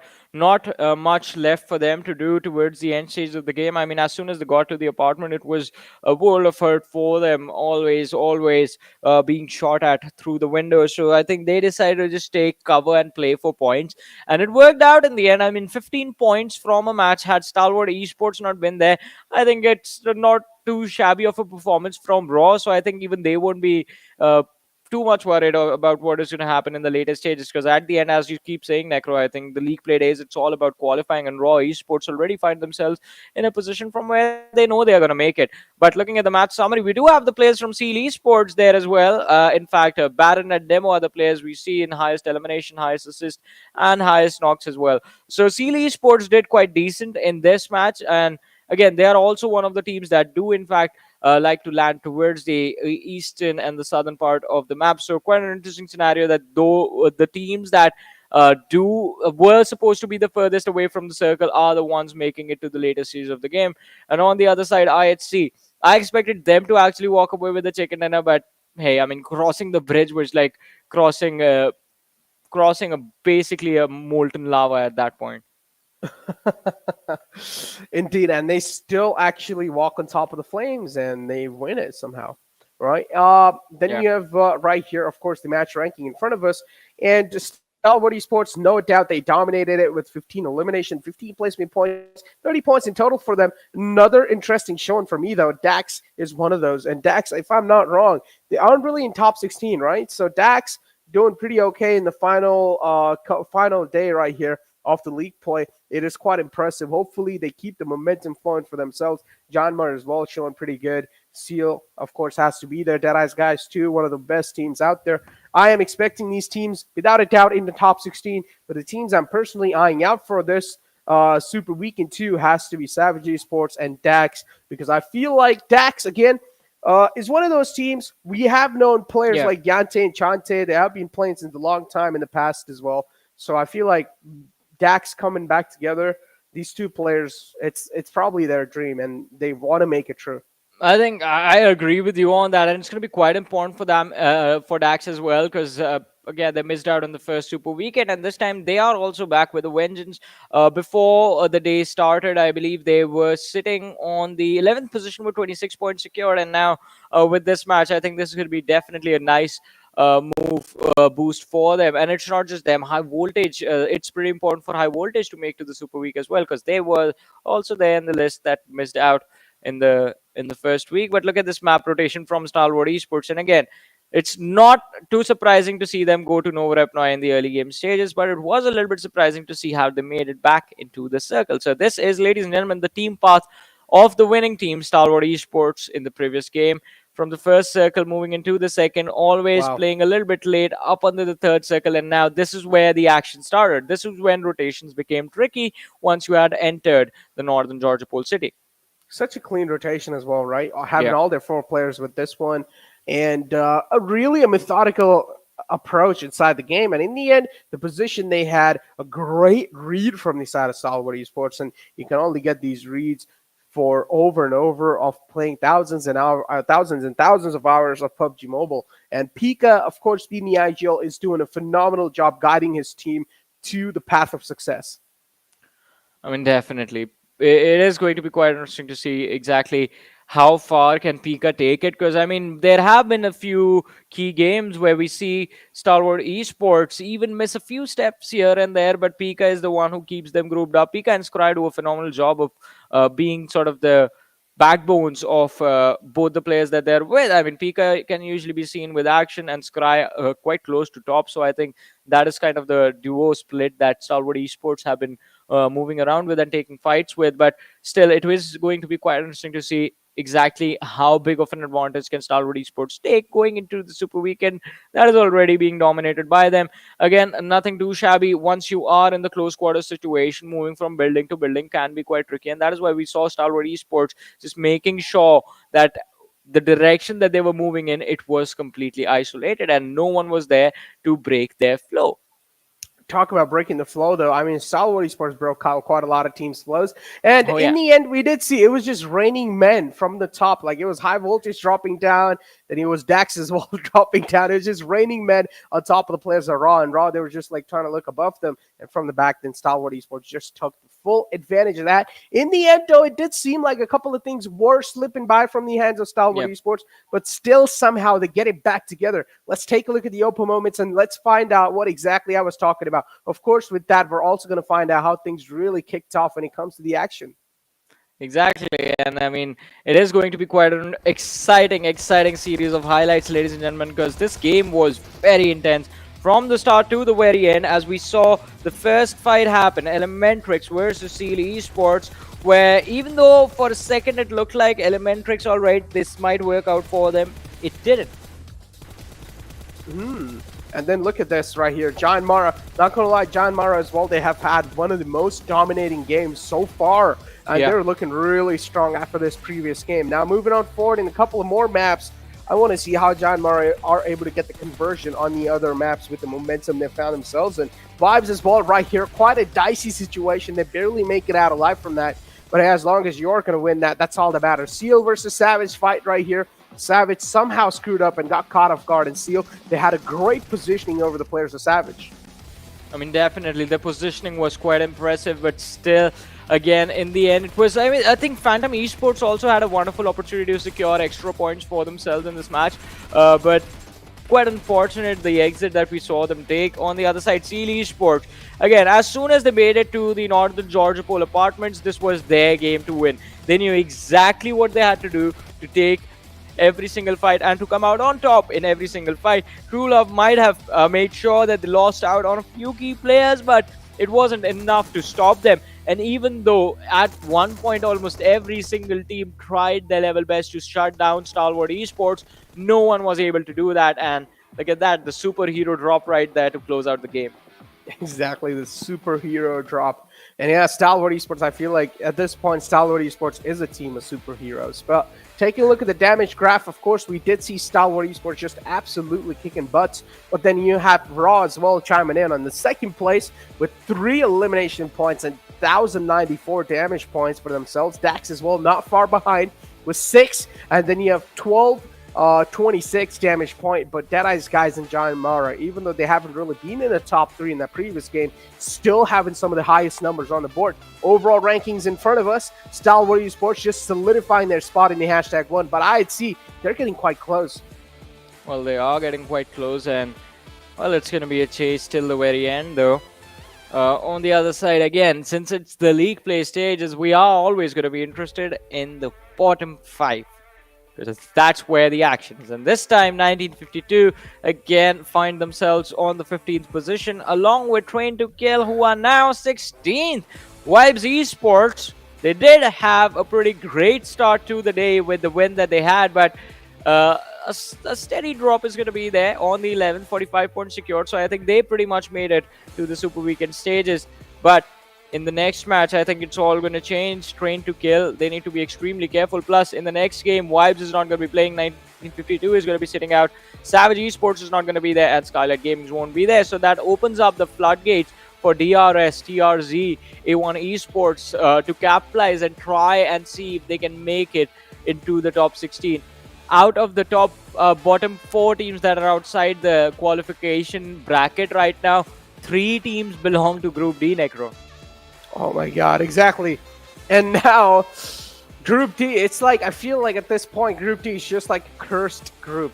I mean, it's quite unfortunate. But yeah, moving forward, though, we still have 3 more matches to go and an ample opportunity for the teams in the bottom of the board to try and bounce back. I don't know about A1 Esports, though.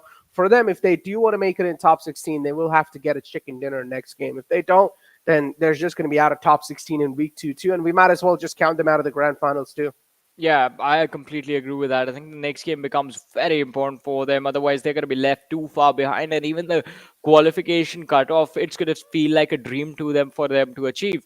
But on the other side, though, ladies and gentlemen, I mean, the next game, by the way, it's going to be Sanhok. And as I mentioned earlier, Group C is going to be the group sitting out. Group D returns back to the action. And it is going to make for a lot of interesting fights in the early stages. Again, one of the key ones that I want to focus on is TRZ. What happened in the previous match? Why was the drop switch to clash with the way of Seal Esports? I think that needs to be changed from the players of TRZ. They can't really afford to take those early fights against Seal Esports. It is going to backfire on them unless they go for a complete coin flip, a complete gamble, and dive in on a 4v4. I mean, again, TRZ is one of those teams too, right? You talk about the struggle. TRZ and Avon Esports, they have had their equal fair shares on the failure. But now it seems like the game's also rocking and rolling. The game's ready. And if it's time for you guys to as well fasten the seatbelts, because we're soon going to be jumping inside the plane fly path and finding out how things are going to be looking like. As you guys can see, every single player's ready and cooking in the lobby. They have their devices locked in, eyes as well, straight to the prize, as the next map is going to be on the board soon. Do I see lads eating right now? I mean, it is so you can tell who has the flight path under control, because we do see the player's reaction a little bit delayed from what actually happens. But again, I think you can tell by where the flight path is going to be just by looking and seeing, all right, these teams are smiling, these players look happy. So I think on Erangel and on Miramar, it's a little bit easy. On Sanhok, it's such a small map, doesn't really matter unless the flight path is towards the extreme. And this time, it's not towards the extreme entirely, unless you count the position towards dock. Otherwise, the players will be quite easily able to glide to their preferred drop location. T2K, we see them taking an early exit towards Mongnai and Camp Bravo. Skylightz Gaming have taken their split drop as well. But again, the teams to focus on, TRZ, Seal Esports. What is going to happen between those two teams? And we do not see the lads of TRZ dropping with Seal Esports, although Deadeyes Guys haven't shied away from the early contention against IHC. Ooh, and talk about the drop clash again. 17 Seal right next to each other. Badrov, we do see him right next to him. The plane flat path was quite good for all the teams to play with, so that's not going to be a problematic start for any of the teams over here. But Avon Esports, though, look at them. They realize Savage is not playing inside this group, so Avon Esports instantly, they're going to go back to their old drop spot in the Paradise Resort, and they're going to get that solidified for themselves. Savage is not As here, Deadeyes Guys right here, we Esports, did see a couple of casualties already. Pretty nice time in the early game stages, but Deadeyes Guys, they've already lost twice in this situation. Which was that player that was taken out pretty early? I think it was the side of IHC. One of the players from IHC is already taken an early missing exit. out on points in 3 different matches, but Skylightz Gaming look at them against Phantom. Gaming Mr. as well. Ball Oh, to he be the just first gets man straight up to be taken out in this entire lobby, ladies and gentlemen. Bye-bye to That's the the lobby. first casualty right there. In Gaming. fact, the second, because Oh, Phantoms he's have gonna picked off remember 2. that. Wow. That is not what you want in the early stages of the match. But I can't really do a lot about it. And I think Phantoms are going to be pretty happy about this, though. 7C Esports on the other side, again, still waiting to see what is going to happen between there and Seal Esports' clash. TRZ did, in fact, also drop quite close to the players of DRS, but no early collision between the two teams. Raw, I think, are one of the happiest bunch of lads inside this lobby, as they don't have anyone challenging them for Painan. But ladies and gentlemen, the fight has begun. Baron is the one taking down one of the players from the side of 7C Esports, and I think that should be an easy finish for him to secure as well. IC looking for options that he can use to escape the inevitable assault upon the lads of IHC from the players of Deadeyes Guys. And Deadeyes Guys, they are just holding their position, not wanting to let anyone get away from the situation. And look at that. Yeah, new record by Baron. 50 eliminations secured. Ooh, 50 eliminations secured by Baron. Damn. Insane player from these out of Seal. I mean, he was able to take down the player from 7C right there. As I said, it was a little separation from their side. But I'd see, wait, hold on. I'd see they have all their players up.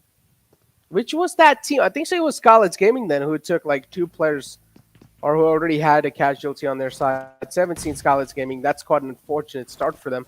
Yeah, 2 players out from Skylightz Gaming, 1 player out from 7C. And rest teams are looking healthy in the lobby. It's 17 now. The final man as well is going to get flushed out. The entire floor is lava currently. And yeah, the fire should be extinguished soon. As Baron's going to find another one on the board. Make it 51 frags on the board for this man. Well, wait, is he laying down and playing? He is. How, man?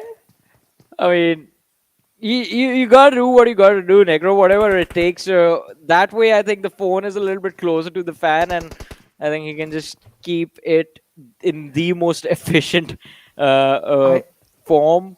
I cannot focus like that. I can't even hold my device properly like that. Dude, But that he- that makes the it's- performance even more impressive. The way he has been playing so far. I mean, imagine if he can play like that while he's sleeping. Imagine what happens when he wakes up, dude. Oh, Imagine man. what happens when he sits on a gaming chair. A gaming chair, not just a normal gaming chair, a gaming chair which is one of the most expensive ones out there. Dude, he's gonna dominate. He's gonna be a monster, an absolute monster. Exactly. Yeah, Give me that well, fan. Johnny, you should give me a fan for my birthday. Why? Because why not? No. Be nice. You be nice. You missed my birthday. I didn't get When's anything. your birthday? It's gone now. It's a little too late for that. But you know what's it not it is not late for another team fight that we have When right was now. your birthday? And TRZ against my birthday is gone, man. It was 2 months ago. Oh, wait. Yeah, I know. I think so. I wished you. Yeah, you did, but I didn't get anything. I didn't even get a fan. So yeah, I'm mad about that now. At least you got And- the wishes. Yeah, Mad Cat, he's going to be mad about the fact that he was the one leading the charge for his team, has been knocked out by the players of Raw. And, well, not a lot of utilities being tossed from the side of TRZ to lay down some cover for him. This is going to be quite an easy finish for Raw to secure, but as Assault tries to go for it, Storm finds a trade. Kazi from the flank is trying to see if he can finish off the lads with a frag grenade being lobbed in their direction, but it falls a little bit too short, and Rig is going to chime in. Storm is also going to be down on his knees. Raw, they feel a little too comfortable this out in the open, which should not be the case. If you are going to keep on Yeah. jumping around, it's not just TRZ. Someone else might take you down. I mean, I feel like at this point they just know that it's the TRZ they're going up against. So that's why they're potentially so confident, considering the fact that how TRZ been looking in the overall rankings. But I'm pretty sure they have no clue so far because they haven't really got a confirmation Yeah. so far. So they have no clue that they're going against TRZ. But the way they're playing and the way they're positioning right now, TRZ, they are really scared to challenge this fight. You clearly do see the paranoia setting in as well on each and every single player. On the other hand, it's going to be the fight breaking down between Deadeyes Guys and IHC. As Alex, the rookie's been went down. Silence the rookie. Now they need to take care of the rest of the veterans in the lobby from the side of IHC. That's going to be a little bit of pain in the butt for sure. But now TRZ right here in the front, it's going to be the entire horde of Raw. And Raw, they're going to back out this time. Well, let's see. They are going to try their level best to see if they can move further in the match. But TRZ, a good recovery from their side. Definitely, I think Raw had a massive advantage in trying to secure that free point that was lying in front of them, but they aren't able to do that. But on the other side, Deadeyes Guys against the lads of IHC still haven't found anything. Alex, in fact, was taken down, and they are trying to push forward, but IC is there to back his teammate up. Zeol, he's trying to run away, but Shifu, look at him, charge forward with a shotgun in his hands, and it's going to be quite interesting to see if they actually find the finishes, and, well, I think they might. Yeah, I think so. They might as well. Deadeyes Guys, no! That's the shotgun in the hand, but it's a little too late. Whiffs a couple of shots, and I'd see now they're going to capitalize. How? As another player's going to fall down, and within a blink of an eye, Deadeyes Guys, it's all down to the final man alive. The final key, the final strong string that's still standing in the game with the DBS in the hand. He's trying to fight back, but oh, that's all he's going to get from that. But he also get the return knock on Godless, though. But at least no casualties on the side of IHC. So they're going to get a flawless squad wipe for themselves. Well, let's see. Quite a nice squad wipe by IHC, and imagine that happened from a position where they had already almost lost Alex, and with barely any HP, he just peeked out from behind the container, taking down the players of Deadeyes Guys. It's a 3-0 situation right now for Deadeyes Guys. They haven't been able to figure out an answer to IHC's problem, and I think unless they do that, the best thing that DE can do is go for a drop switch on Sanhok. Oh, man, I don't know what just happened in that previous fight, though. IHC, they just flipped the table against Deadeyes Guys, and F's in the chat for DE. Honestly, F's in the chat for Deadeyes Guys. Like, I don't know what to say. Yeah, Uh, that's been happening again and again on this particular map. I mean, after a certain point, you just have to admit it. Like, yeah, they are better in the early game aggression. We have to back off. We have to try and go for a drop switch. But oh my goodness, look at this. Stalwart Esports action is down as well. Slipknot was the man who found the knock, and now what he's trying is trying to see if he can secure the point. oh man, Venom Esports. They find themselves on the receiving end. Stalwart Esports, they've gotten a knock onto themselves, even though Venom Esports, they don't really have the best of positioning to play with. A nice fight back coming through. Nice reply. Venom Esports, as I said, on the lower ground. Stalwart Esports on the high ground. Somewhere down line, though, the pressure now is going to build up, even on the players of Stalwart Esports, because their backs are quite exposed in this. That's something they will need to try and capitalize on or realize as quick as possible. The next circle shift is going to be deciding a lot of teams' fate, and it's going to be shifting right in the center of the island on the right side, on the main island. So something that the teams are accustomed to. They've been playing in this same zone for years now, for ages now. At this point, this is pretty much going to be autopilot mode for all the teams. Well, let's see. As you said, it is going to be a kind of an autopilot situation, but again, I think you have to be quite cautious even in moments like that. And high voltage in kind of a very interesting spot right now, very, very far away from the edge of the circle. I think they are going to be in a world of trouble once they start to move in towards the mid-game stages, because that is when a lot of gatekeeping is going to happen. On the other side, Skylightz Gaming towards Camp Bravo just have to move a few meters to get themselves to safety. It's going to be quite interesting to see exactly when that decision is going to be made from their side. TRZ, in the meanwhile, ladies and gentlemen, we see them behind the players of Raw. And as we know, Raw, they were a little bit distracted earlier on by all the chaos that was going on between Phantom Esports and Stalwart Esports as well. So TRZ, they can be there for an unpleasant surprise. But Stalwart Esports on the other side, as we did talk about them as well, action, he was knocked out, now he's back, and now he is angry. He wants to finish off the players of Phantoms as soon as possible. You don't want to make this team angry, yeah. Respect Stalwart Esports. Sometimes that might as well mean just backing out from a fight, because at this point, I'm a person who does not believe in giving up, and I respect Deadeyes Guys in that matter. But there has to be a certain time when you're just like, all right, you know what? Okay, I'm just going to give up. I'll come back stronger, though. Before now, I'm just going to give up and try to focus on my own thing. I think my entire take on this is just whatever the situation may be, just try and see if you can push through. And if not, just try and figure out later on what happened. But inside of a match, you got to try till the very end. You have to try to the best of your abilities.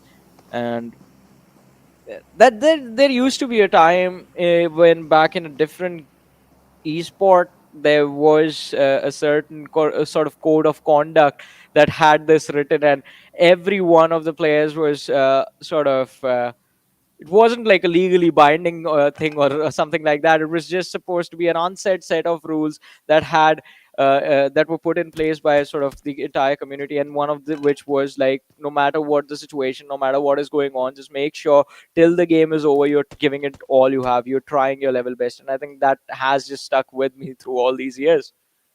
And that is what I expect the players to do as well. And I think they are, in fact, just trying all, giving it their all inside every single game right now. It's just like, as we say, for someone to succeed, someone has to fail.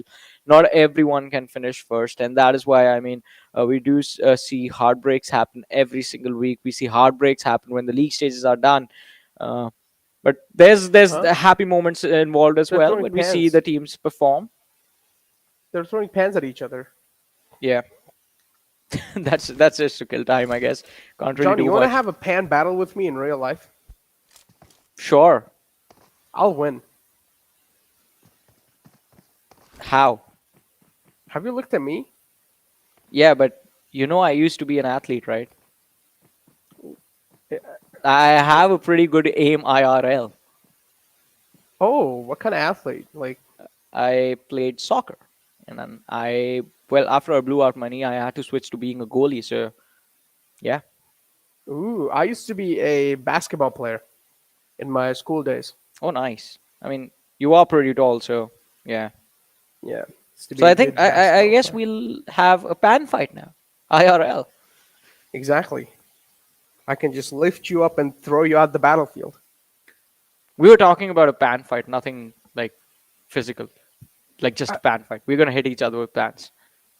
It is physical, though.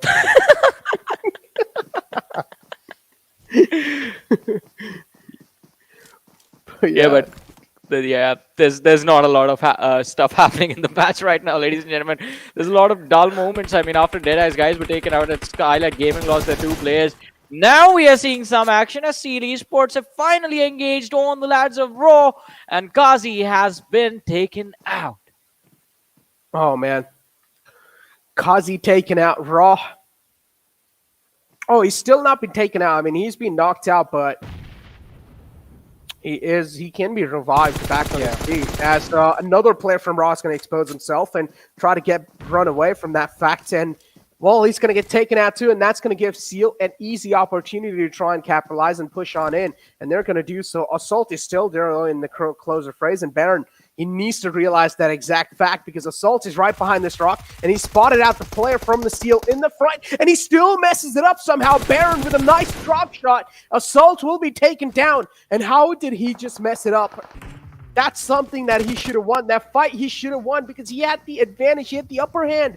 He started shooting first, and he still messes it up somehow. And Seal, now they flip the tables against Raw, and Raw, somewhere down the line, the struggles are being seen. Raw getting eliminated out early. What I really like, though, even if we are seeing a couple of fights being engaged this far, it is a complete squad wipe, not just casualties. Well, yeah, it is one squad wipe after the other, and it's all 4v4s, and I think we're going to see the next one as well, as IHC find themselves quite close to the players of Venom Legends, even though Molotov was lobbed towards Ruffet.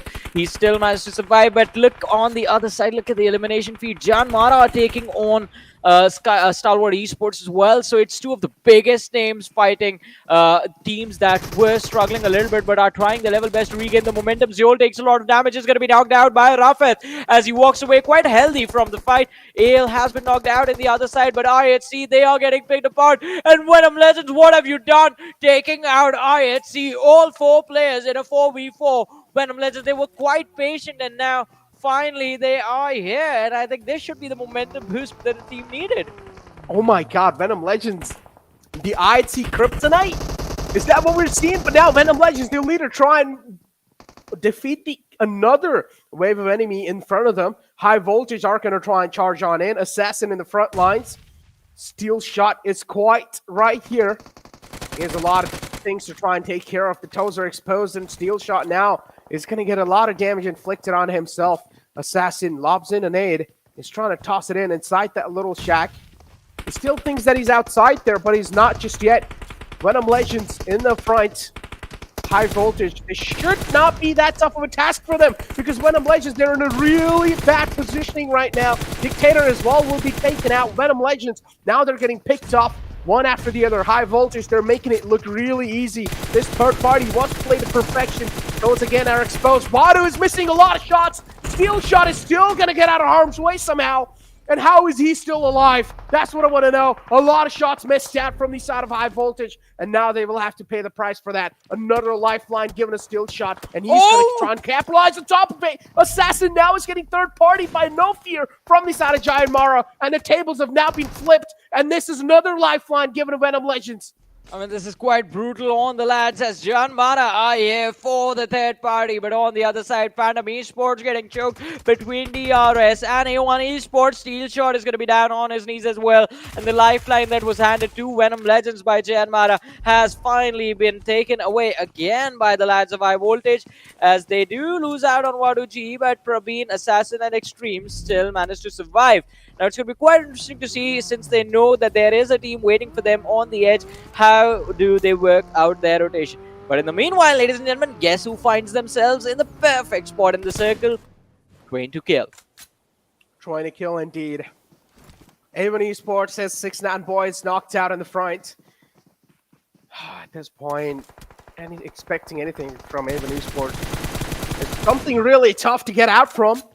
And that's exactly what's happening. Avon Esports, somehow they always find themselves in some bad positioning, and now they're getting picked off one after the other. JyanMaara, they're just inflicting death and destruction as the signature M416 is just going to inflict 30 bullets of pain.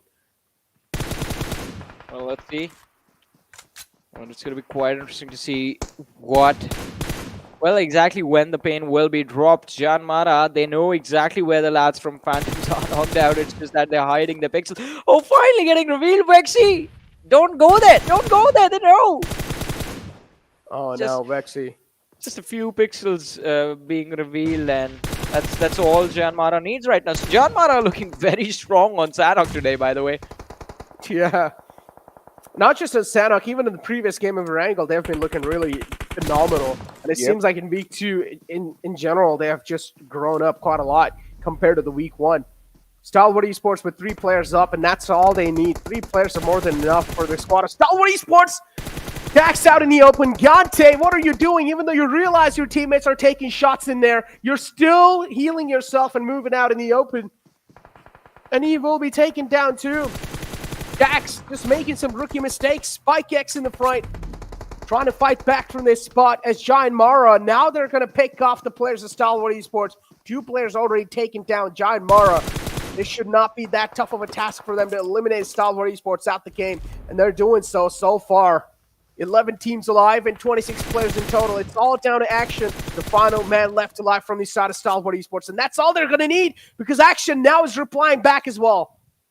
Well, yeah, and Action is just waiting for his moment to strike. Stalwart Esports, they were off to a great start in the previous match, but this time around it's not looking too good, as Action is also the last player surviving for his team. 20 minutes in, ladies and gentlemen, 11 teams remain, 22 players alive, and Action is just running out in the open, trying to see if he can make it, get some extra placement points for his team. It's not going to be easy, because the direction he's running in, he will come across the players from the DRS.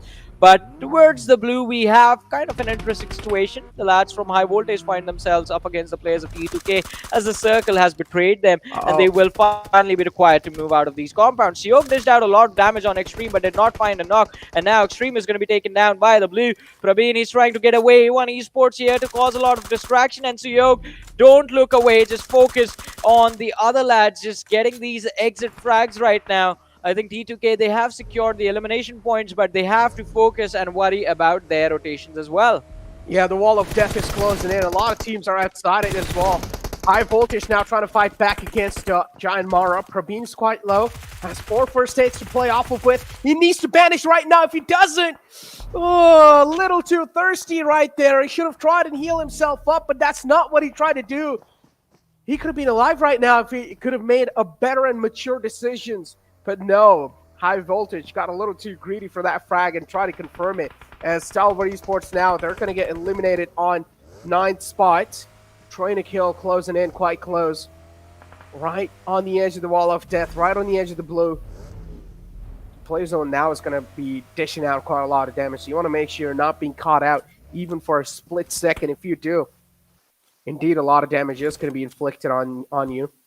Seal right here, 2 players up, Wally and Leo. Legends position now compromised. Nade was locked in quite close, but that toss is not going to be enough. It's not going to find the mark. As Asia's bullet this time, they're going to find a frag. Well, let's see. I mean, they are going to try and find the frags right now. T2K, they're going to try and do that as well. I think they can be the perfect cleanup crew for this game, as we are quite close to the final few moments, ladies and gentlemen, but they need to be careful. There's the lads from Stalwart Esports on their flank, quite close to them, and just one good grenade can change everything. Is going to be lobbed quite close to Legend. Does blow up, but Legend still survives.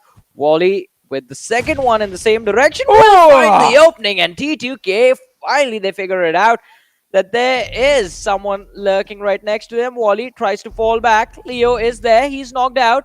So a revive is going to be the most important thing for Stalwart Esports right now. And even though it's just 2 players, just the fact that they are with a team with the most numbers in the game, they can use them as the ones cleaning up the area and just try and survive alongside. But Skylightz Gaming, they spot them out, and that's it for Seal Esports. They are outside the game. T2K with a lot of advantage. The odds are in their favor as far as the chicken dinner win percentage goes. But can they take on Galzin? And AJ, a Molotov towards Galzin, but he falls back. If he manages to get to safety and heal up, then T2K, they're going to have to worry about the situation. 4 teams remain, 9 players alive. And no one has gone for a heal battle right now, Necro. That's what I would like to believe. Because I do see 3 lads from T2K. We do see the 2 players from the side of Skylightz Gaming. Then there are the players from DRS inside the circle, joined by the final player from DRS, Killer Whitey, who is definitely living up to his name, just taking on the players of DRS all alone, even though he is one of the last 2 players remaining for his team. Let's see who will come out on top in the end. Killer YT does sense a little snake on his right. His body senses now are tingling and a little backpack being exposed. Galzin instantly, the lifeline will be cut off. Killer YT, though, has a little bush to play off of with. It's just going to provide him that visual coverage. And there you go. The play zone's going to seal the deal on the final man. It's going to fall to the damage from the Wall of Death. TDK, 3 players up. As you said, TDK in the dominating spot. None of the teams can actually steal this away. But as we do see, the final man of any of the teams who is lurking around in the end has the capability to try and change the entire course of the fight, and he might just do so. He fights one. Now he's looking to take down the second one as well. As Shane, he's going to prone down. And he finds a great return knock. But still, 2 casualties were being made from their side. Killer YT might just clutch this one out. There's no clue where the final man is. And yes, he does. It's going to be DRS somehow that come out on top. And TDK's game gets spoiled by Chante from the final man of Dax. All props should be given to that man right there. He is the MVP, but then DRS, what a capitalization from that man. Killer YT, those instincts, they just kick in and he pushes in at the right nick of time. I mean, definitely, and it was quite an important win for DRS as well, as we have been talking about the fact that they were outside the top 16, and look at barely making it to the 14th position. DRS, I think, from here on out in the last 2 matches, all they need to do is be a little consistent, and that's it. They make it to the Super Weekend. If they miss out on the Super Weekend performance, though, then it is definitely going to hurt quite a lot for this team. But what a switcheroo towards the end. Even I did not expect DRS to be the team winning this game. I thought it was either going to be Skylightz Gaming or the team with the advantage, T2K. But hey, I think the soldiers, they had different plans. Indeed, man. Wow. The patience paying off in the end. Dax as well, kind of helping him out right there. For DRS, the final man of Dax, Chante, right there is the MVP. He saved the day for them and gifted that chicken dinner. He handed it over in like a golden platter. He was like, here you go, DRS. This is your chicken dinner. Take it. You guys are the deserving ones.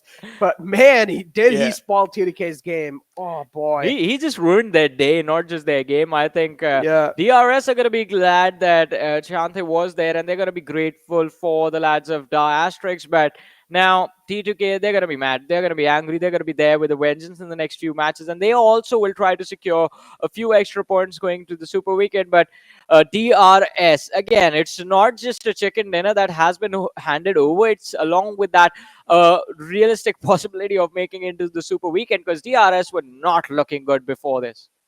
Don't talk about not looking good, though.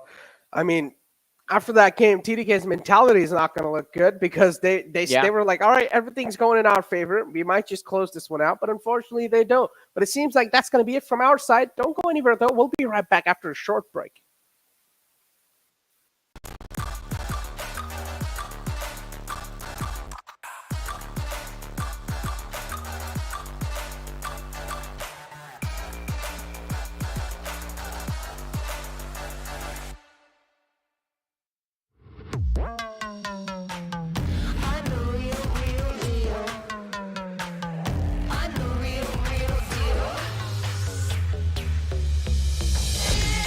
It's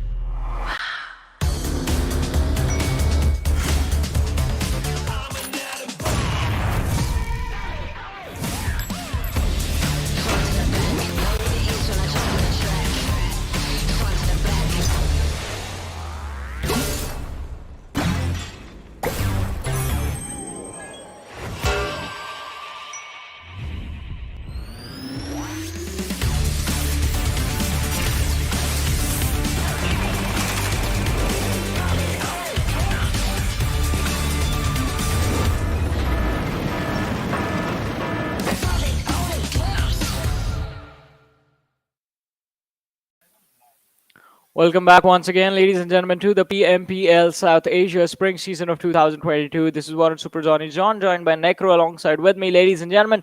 What an amazing day we are having. The Sanhoks are proving to be as surprising, even more surprising than we expected. Because in the last game, I think we all were thinking, all right, it's going to be T2K. They have 3 players remaining. Skylightz Gaming were giving them a little bit of a trouble. But out of nowhere, DRS, they show up with DRS supporting them and well walk away with the chicken dinner and a few critical points that bring them into the top 16. But before we talk about the points and everything else, ladies and gentlemen, let's have a look at the MVP of this match and see which individual is there with the highest eliminations. Well, no, it's more about the survival times and the damage now. But it is going to be the man, the myth, the legend, Killer YT from DRS, and definitely lives up to his name. 4 eliminations, 542 damage. Wait, I thought I was the man, the myth, the legend. Now That's everyone, Necro. I mean, you have to perform like this to become a legend. Well, I mean, and more. You called me a legend. Okay, jokes aside, though, Killer YT indeed is deserving of that statement that Johnny just made. 4 elimination points, 2 knockouts in his hands, and also 1 assist to follow it up with 542 damage and 2410 survival time in this man's hands right there. Killer YT has put on a phenomenal performance. Now, being a best player doesn't just mean being phenomenal in just mechanical aspect. It also means utilizing your brain at the right time. And Killer YT, he did show his decision making in the final few moments. He realized, he saw the kill feed. He was like, all right, it's time for me to now go. I have waited for a long time. And instantly he goes and secures that final frag for his team. And he wins and comes out on top. And DRS, what a way to close the show out. But T2K, on the other hand, I mean, even though that previous game was really good for them, you cannot really ignore the performance that they've been showing throughout the entire PMPL, let's say, in 2022. I mean, definitely. And it has been quite an impressive performance by the lad as well. But amongst the list of top players, we are going to see the Atrax Spike being there with 4 eliminations to his name as well, with 467 damage being dished out. And Prabeen is going to be there on the 3rd, followed by AJ and Chante, the man who was there and responsible for the DRS win. 3 eliminations, 415 damage being dished out. But again, as we were talking about other things, I think, again, the reason we don't see those high elimination numbers in the list of the top players is the fact that there were a lot of third parties. No one squad fight apart from the 2 that we saw in the extreme early stages before the 10-minute marker were complete 4v4s. They had other teams getting involved as well, other teams picking up a few eliminations, and that is why the eliminations were sort of quite nicely divided amongst all of the teams in the lobby. Most of them, in fact. Stats comparison in front of us. T2K, of course, are going to take the cake this time with 7 elimination points and of course 2 knockouts from both these sides. That's the only place where these 2 teams are matching, and also the total points that they've gone for themselves. And TDK, in the end, I mean, it does seem like the stars were aligned for them in the end, but man, all props to the final man of Dax, just stealing that win from them and just stealing their dreams as well in front of them. I don't know if you remember, but in the Global Championship as well on the West side, you probably weren't watching that. In the finals, it was one of the players from Fenerbahce. It was Duke and Machine, who was just hiding in the bush. And Pittsburgh Knights, I still remember, they needed only 1 more point, only like 1 or 2 more points to try and qualify in and just push Fenerbahce right below them, and they make themselves qualify. And I remember the man from Fenerbahce was right there hiding in the bush. He was the final man, and he just spoils the entire dreams of Knights to try and qualify in the grand finals, in the DC grand finals. Like, I mean, see, the moments like these, when you talk about them in the future, it sounds like a little bit of a heartbreak happened, but when you get to see them right in front, right, like we just witnessed in front of us right now between the Atrax, DRS, and the other team, I think there's a lot of excitement in the air. But again, I mean, for DRS, they saw their opportunity, they seized it quite nicely as well. That's I'll give them that, because these 19 points were so important. Imagine 19 points in a match and they just barely make it into the top 16. They are on the 14 now, but from here on out, I think at the end of the day, DRS, they need to figure out a way into the top 10, because again, that's one of the strongest teams in Nepal right here, and you won't want to see them qualify for the Super Weekend any other way. But Train to Kill, they had a phenomenal run, 19 points for them as well, even though they were not the winners of the winner chicken dinner. It was stolen away from them, but I think they still have a pretty nice tally. Over on the other side, the TRZ not looking good again. Yeah, indeed. And now at this point, we might as well just count Avon Esports out the entire thing right here. Because if they're not going to be able to make it to Super Weekend 2, that means even if they do make it in Super Weekend 3, it's going to be quite a lot of pressure on top of their heads. And it seems like we also did get a little bit of call from our producer Itachi saying that there is a little TDM lined up for us. So it's going to be between Vibes and DRS to find out which one is going to be the greatest one. And DRS, it seems like they have got an upper edge right here, Johnny. Well, let's see what it is going to be. And, well, DRS for now, I mean, they're going to be warmed up. They're going to be super confident. But for now, ladies and gentlemen, we're going to see their team path to zone and how, in fact, they rotated towards that chicken dinner win. So in the early stages, this wide four-man split drop that's there, the reason for that is not a lot of teams like to drop towards Takam, Tambang, Nakam, Sami, and Bantai. Cam Charlie might be a little risky. Cam Charlie and Bantai is a big risk, but the team rotated there in the later stages and then moving slowly and steadily towards the circle. Look at how late they were with their rotations. As soon as they make it to a circle, they have to think about moving into the next one, even before that even. So majority of the times, in fact, towards the late game stages as well, DRS, they were struggling quite a lot, and this is just like, I believe, the last two players trying their level best to make it, because Rules and Rebel were pretty much picked off at this point already. It's just Killer and Delta surviving, and in the end, just getting the chicken dinner. Yeah, look at that final man right there, dude. Oh my god. It's like at that point, DRS must have just probably given up the hopes as soon as they knew that, okay, Killer might choose the final man. They would have just been like, okay, go ahead and play for placements. You know, that's all you can try and do at that point in time. Because DRS, so far in the overall rankings, things weren't really going their hand. But after that win, that's also going to be securing them a top 16 finish and possibly a spot in the next Super Weekend in the week 2. Because in week 1, they weren't really doing that great. They didn't really have that great hands of card. But hopefully in week 2, they're going to actually showcase some mastery card. They're going to showcase some mysteries that they have lined up for all the lobby. Now, we talked about Avon Esports, Johnny, and it seems like at this point, we might as well just count them out the entire competition and also the grand finals, because we said even if you do make it in Super Weekend 3, it's going to be so tough to make it in top 16 because the teams that have been over and over qualifying in the top 16 spot, it's going to be hard to take them down, because imagine the amount of pressure you're going to have on week 3.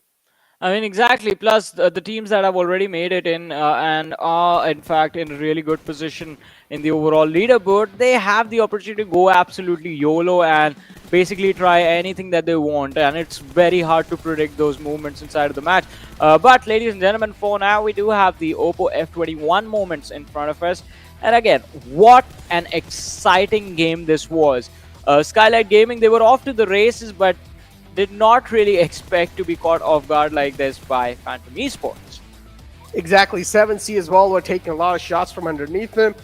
They got taken out. TRZ, hopes and dreams right there. This fight was one of the biggest downfalls of Deadeyes Guys, because they've been taken out since a long time on the map of Sanhok, and now something new needs to be figured out. What can Deadeyes Guys do to try and give a strong reply to a team like IATC? And at this point, I would just say it's going to be hard to give a reply. Maybe just take a little bit of back foot from that area of Hot Tin and come back even stronger next time. Well, yeah, it's about, in the end, just standing a little bit stronger, just figuring out what went wrong, what mistakes were made, and not making them again. But talk about mistakes. This wasn't one. This push from Killer YT, just running in, jiggling in left and right, and look at how happy the players are. Well, one of them was still just like us trying to figure out, how did we get this win? But we do have the damage histogram in front of us as well, ladies and gentlemen, now. And again, as we did talk about it, as soon as the game ended, JyanMaara were looking so strong in this match. Exactly. DRS, of course, on the top. They don't really have that many points. But JyanMaara, man, I'm telling you, this team is on another level currently. They're looking in form. They're looking in sync when it comes to the fragging prowess. And it seems like they're also not backing out from any of their fights. And they're doing a great job in winning those individual duels that they're taking. Personally, they're making me a huge fan of them. And I like the way they're showcasing themselves. 7C, though, look at them. 22 damage only dealt from the side of 7C. That's quite something that we haven't really seen for a long time. Well, yeah, and I mean 7C, it is not sort of a performance that they wanted, but hey, I mean stuff like that you have to just move on from, and I think 7C Esports, hopefully they move on from this as well. But again, JyanMaara doing a pretty phenomenal job. Sealy Esports, look at them with 1283 damage dished out, 6 eliminations secured, but Skylightz Gaming did the same thing with just 769 damage. And I think majority of those came from the capitalizations that they had during the late stages of the match. Then the top three, the harbingers of chaos, as I will call them from now on, T2K, DRS, and the squad of DRS. Yeah. Oh man, take a look at the overall rankings, and Dax found themselves in such a great footing right now. They're in top 6. Might as well just count them in the next Super Weekend too. So yeah. Dax, I think congratulations. Yeah, now they're good. Yeah, congratulations, Dax. You guys really needed to qualify in Week 2, and so far you've done a great job in being that Week 2. And hopefully things do keep on going great for you, because even in the Super Weekend, because if I'm not wrong, Dax was one of those teams that couldn't really make it in Week 1 to the Super Weekend. Now making it in Week 2 in this such a strong spot, I feel like Dax, they're going to have a lot to prove for sure. But look at the bottom 4 teams: 1952, 7C Esports, A1 Esports, TRZ, and team like Savage. They're going to have a lot of pressure building up now. Well, let's see, can they handle the pressure as well? Because just the final 2 games remaining, 1952 did quite a decent job in the first Super Weekend, but this time if they miss out on this, I think they're going to be the world of hurt. A1 Esports, TRZ, though, getting left very far behind. Look at where the cutoff is, and look at where these 2 teams are. 28 points is where Savage Esports sits with 2 games left, and A1 Esports and TRZ are there with just 11 and 10 points to their names. This is not good at all. Yeah, no, that's absolutely insane. I mean, imagine the amount of pressure now on these teams, right? Yeah. There's going to be like sword hanging on top of their heads. DRS on 14th spot after that previous chicken dinner, but still that's not good enough. Because look at this, right? Raw was one of those teams that were doing really good in the Super Weekend 1. Vibes was one of those teams that was doing phenomenal. Train to Kill is one of those teams that we did see struggle. DRS, again, the struggle was seen. Venom Legends struggle as well, and Savage Esports struggle too. 1952 is one of the only teams that is not in top 16, and Dax, they have taken over 1952's spot. Well, let's see. I mean, Dax, they have done a pretty phenomenal job with the push that they've shown in this week. Again, after the first week, the sort of fiasco that was there in the first week of league play by the players of Dax, I think this is a very nice recovery from their side, but still, the job is not completely over. You still have to perform in your matches that happened during the Super Weekend, and unless DRS managed to do that, and I think it can work out for them, considering if 1952 don't make it, you don't have to worry about one of the teams that is in the top 16 but not playing. So I think the Atrax can definitely topple them over and try and secure a position in the finals, but they will have to put a next level performance. They will have to play just like they are playing right now in the league play stages. But for now, ladies and gentlemen, let's move forward, have a look at the schedule of the matches, as we do have the next game that is going to happen on Erangel, and after that it's going to be the last match of the day that is going to take place on Sanhok. But I believe we do have quite an interesting set of maps and teams as well. Group D is not going to be playing, so it is going to be Deadeyes Guys, Raw Esports, High Voltage, and Venom Legends sitting this one out. And well, in turn, Vibes are back, and 1952 as well. Oh man, It's going to be quite interesting. Savage Esports as well, they're back now. Savage Esports, so far, they have the sword hanging on top of their heads, as I said. So the pressure is going to be building up quite a lot. Yeah. And now getting back in the game, they will want to make sure this game is a banger enough game for them. Maybe Savage Esports, it's time for you guys to tune the aggression down a bit and focus on the actual game. Because if I'm not wrong, they started the day off on a pretty shaky position as well. I mean, Savage Esports, they were on 18th spot when they started the day off. So Yep. and now they're in like 16th spot in itself. So that is quite a huge leap. But again, it's not going to stop there if you want to have your spot solidified for the Super Weekend too.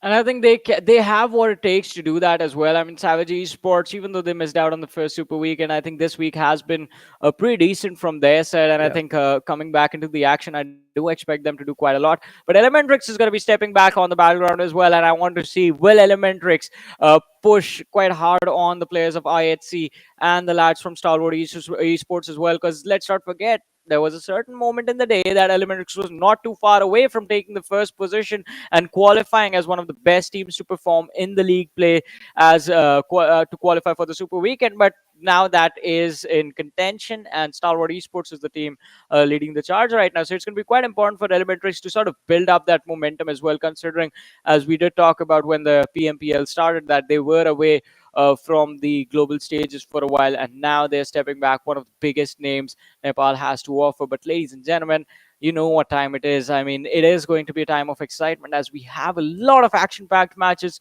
lined up for you guys. But I believe there is a certain TDM that was promised as well, Necro. Oh, yeah. We have a little team deathmatch lined up for you guys between the players of DRS and Vibes to find out who has the better mechanical capabilities to take down any other team. What do you think so, Johnny? Which one is going to win this one? I think after the last game, it should have been just T2K and Atrax going at it. Yeah, just getting the revenge. The TDK be like, and also at the same time, let the mics be like all open in the all chat, in the all lobby, so the enemy team as well can hear. And TDK just raging at Dax. They're like, why, man? Why, Chante? Why?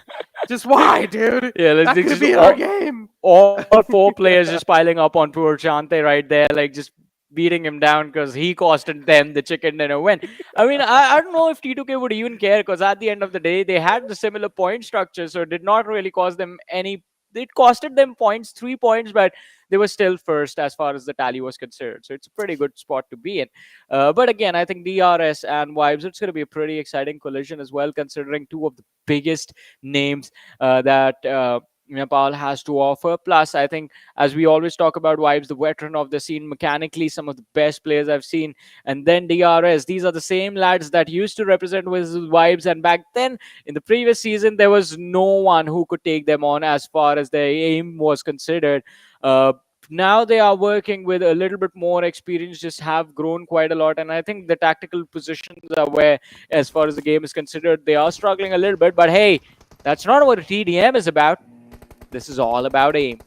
This is all about aim. And something, a little bit about coordination as well. But majorly aim. Not coordination. It's all about. And yeah, ladies and gentlemen, these TDMs are serious, okay? Take them serious. If any of these teams win, overall, they're better when it comes to the mechanical skill. I'm just kidding. You don't really need to take them serious. But yeah, I mean, I'm pretty sure players are giving it all they have to win this one. And Rebel from the side of DRS is already going to catch an 8 onto himself, and now he's trying to fight back as the player's approaching on the right side. Rebel, somewhere down line, is getting flushed out because he's scared to his death to try and fight back. And somewhere down line, his sound sense not really present for Rebel. Vibes, they're getting a nice grip on top of the players of DRS. Delta with a nice drop shot, and he's actually fighting back with a P18C. What?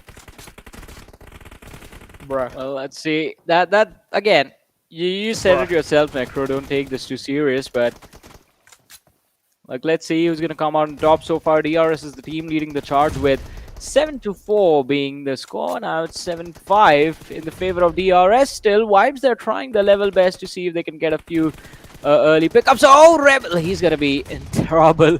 And yeah, there's it. He's out. Yeah, there we go. Not anymore. Is out. Malik right there does know there's someone hiding right behind a little wall in the front. Killer YT. Oh, he wins that duel right there. He wins that engagement. A great way to close it out.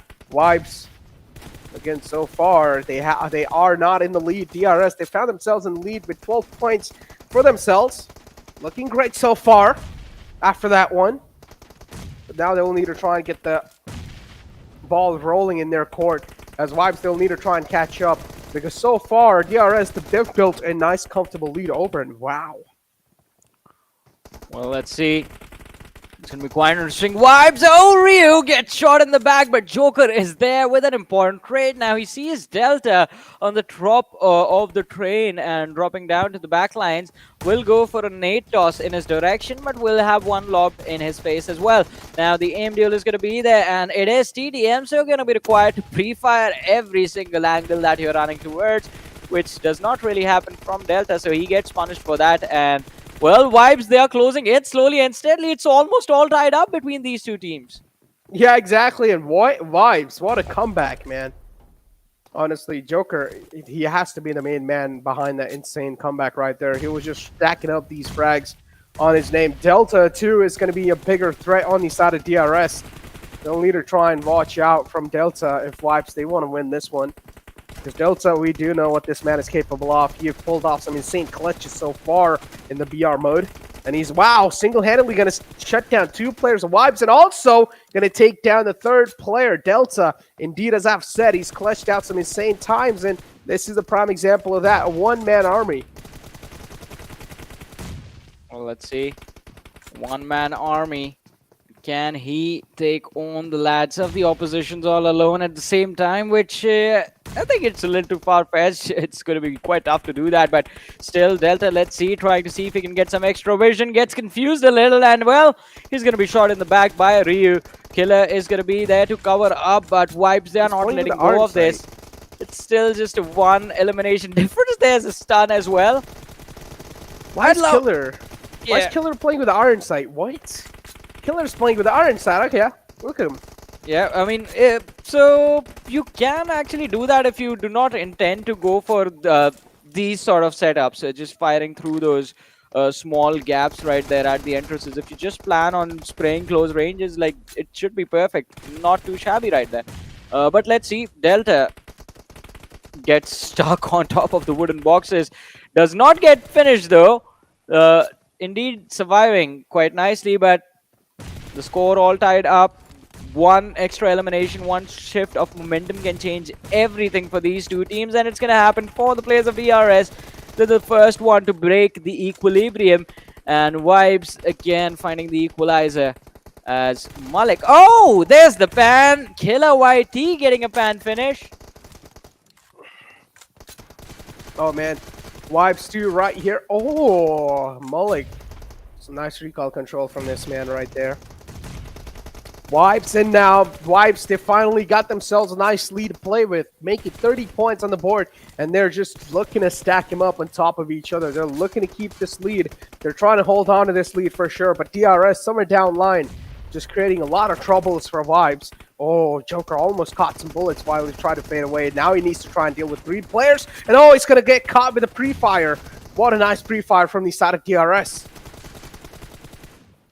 Well, let's see. I mean, impressive pre-firing skills, but Jiggle, can he jiggle out of his way out of trouble? The answer is no, I guess.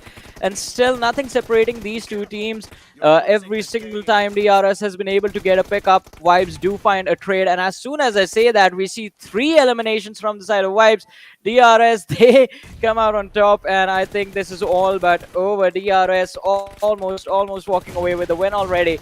2 eliminations separating them. There's just 1 last elimination, and it is Rules finding the last kill of the match, ladies and gentlemen. Oh, man.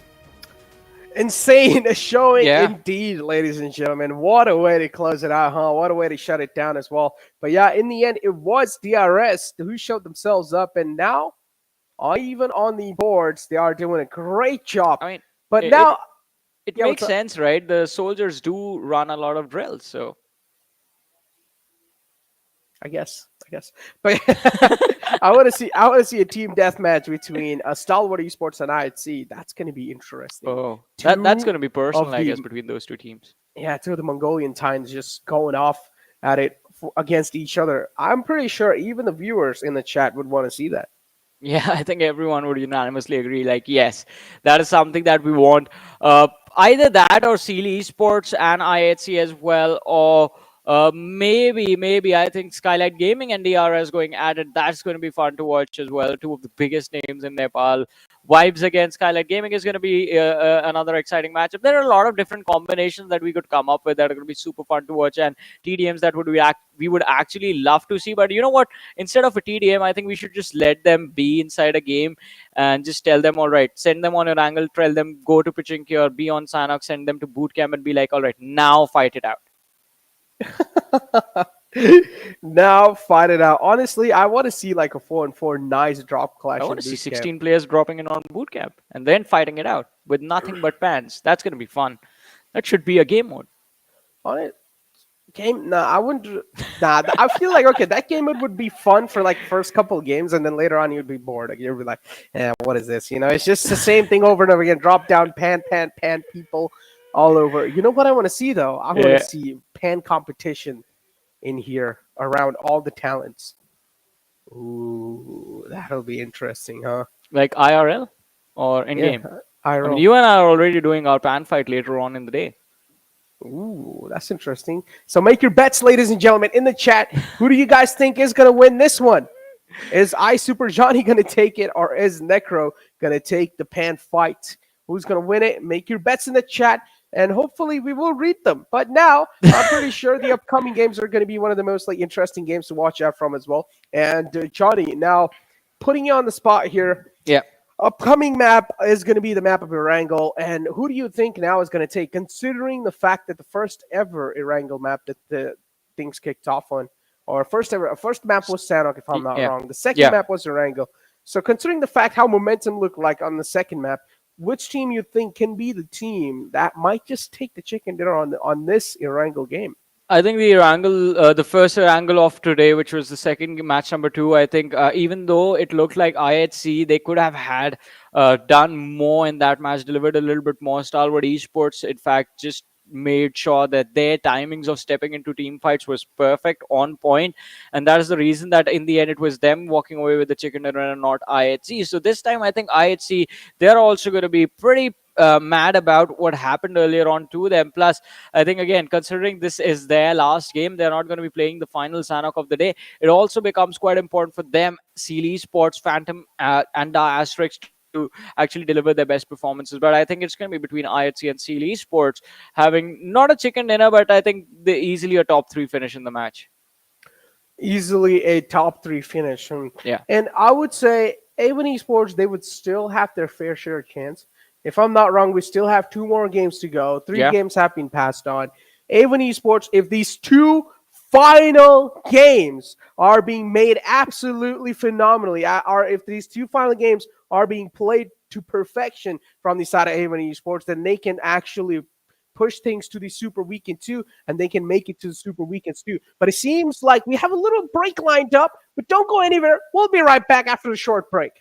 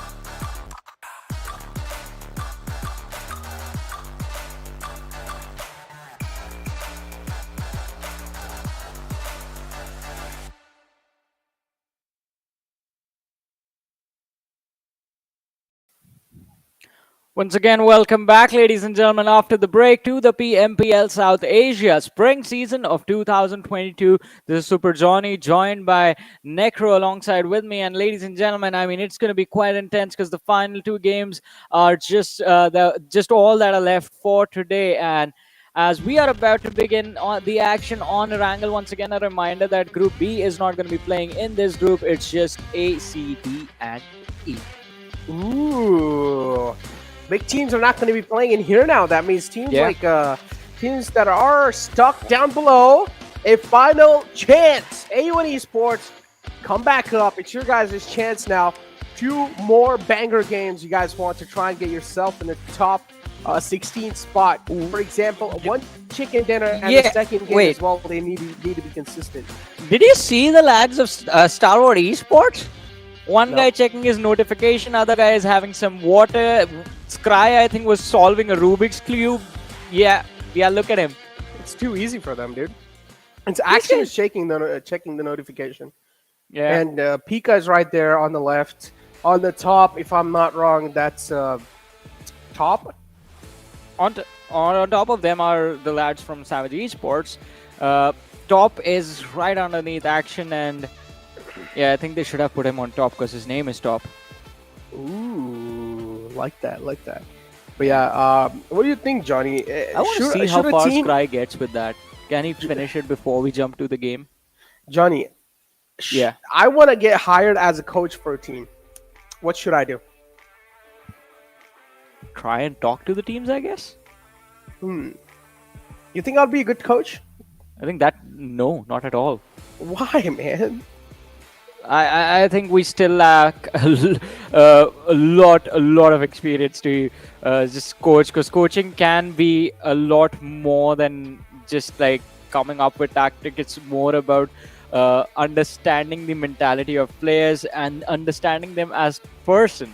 So yeah, that's I think it's being a coach is a big responsibility, Necro. You're too young to be a coach right now. I'm 21 years old. That's not even young. You're calling me a baby right now. Trust me. To be a coach, you're way too young. I mean, there's a lot more than what appears for people on the outside perspective. I mean, it's, again, as I said earlier, it's not just about being good in the game. It's more about having a lot of life experience as well, because you have 4-star players. Imagine being a coach for Stalwart Esports, where you know every single one of your lads is one of the best individual players in the world. How do you convince them to take a back step? How do you convince someone to, all right, now you are going to be a support player? How do you ask them to do that? How do you ask someone like Godless to tone down his level of aggression that he has been known for since the day we saw him in competitive? And being a coach, you have to do all of that, and plus a lot more. You have to worry about your players' mental health. I mean, I could go on and on about like just listing out the responsibilities, but yeah, I think you need a little bit more life experience before you try and make that approach. Look, I feel like maybe in the other aspects I might be lacking, but I'm really good when it comes to mentally supporting players. I'm not gonna lie, I am good at calming people down. You know that, come on. I mean, it's not just about calming them down. Yeah, it's not just about calming them down. It's about keeping them in check, making sure, like, even from mindset perspective, they are comfortable. They go into every single match completely prepared, and yeah, everything is always all good. But again, both in game and outside the game, you have to be a coach and basically a leader at the same time. All right, Johnny, look, I was actually just messing around. I wasn't serious. I don't want to be a coach at all. I'm not interested, but I was just trying to waste a lot of your time, and you just did it for me. Thank you. Yeah. You're welcome. How do you... Oh, wow. That's why I call you the nicest human being on the planet right there, ladies and gentlemen. Johnny is the most wholesome person I've ever met in my whole life.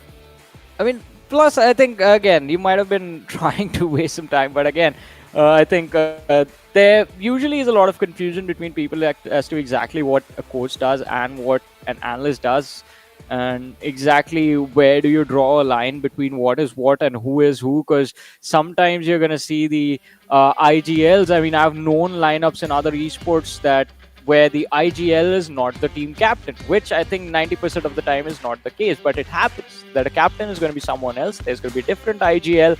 Sometimes there are IGLs who double up as coaches, and which is quite common if you talk about the underdog teams that don't really have a support staff, don't really have the structure in the they don't have organization. It's just 4 players playing together, and they are so good that they are making it to the global stage every single time, but they don't have those coaches. So the IGL is left with all the responsibilities of coming up with the strategies, coming up with the anti-strats, having the read on the opposition, exactly where they drop, what their game plan is, and all of that just being done by one player. I think it is a very taxing job, but hey, I mean, we have seen players time and time again live up to the expectation, live up to these challenges, and well, they're going to have to do that in this match as well. As the Erangel, ladies and gentlemen, the second last of the game is live right now, and it is starting. The trajectory of the play is starting from the Kamishki Hill, going all the way towards the Sosnovka military base. So no wonder the players from Stalwart Esports were doing whatever they wanted, solving a Rubik's Cube before the match, because, yeah, I think even they knew, yeah, we're gonna move forward. Exactly, and now the planned flight path, as you said, it's going to be all the way on the right side. That means teams that do want to go towards Georgia Pool, for example, DRS. Now, they're one of those teams, I mean, not DRS, Skylightz Gaming. They're one of those teams that like to go towards Georgia Pool because, of course, they have compromised the spot of Yasna Poliana between Savage. And now Savage is pretty much the rulers of Yasna Poliana because they've been defeating Skylightz Gaming over and over again in that spots. And the scrims, and they have came to an agreement that Skylightz Gaming are now going to take the Northern Georgia Pool because of the plane flight path. They cannot really go there, so Skylightz Gaming, they're going to drop in Kamishkin, kind of in the nearby vicinities of Yasna Poliana. Well, let's see. Is it going to work out for them? Skylightz Gaming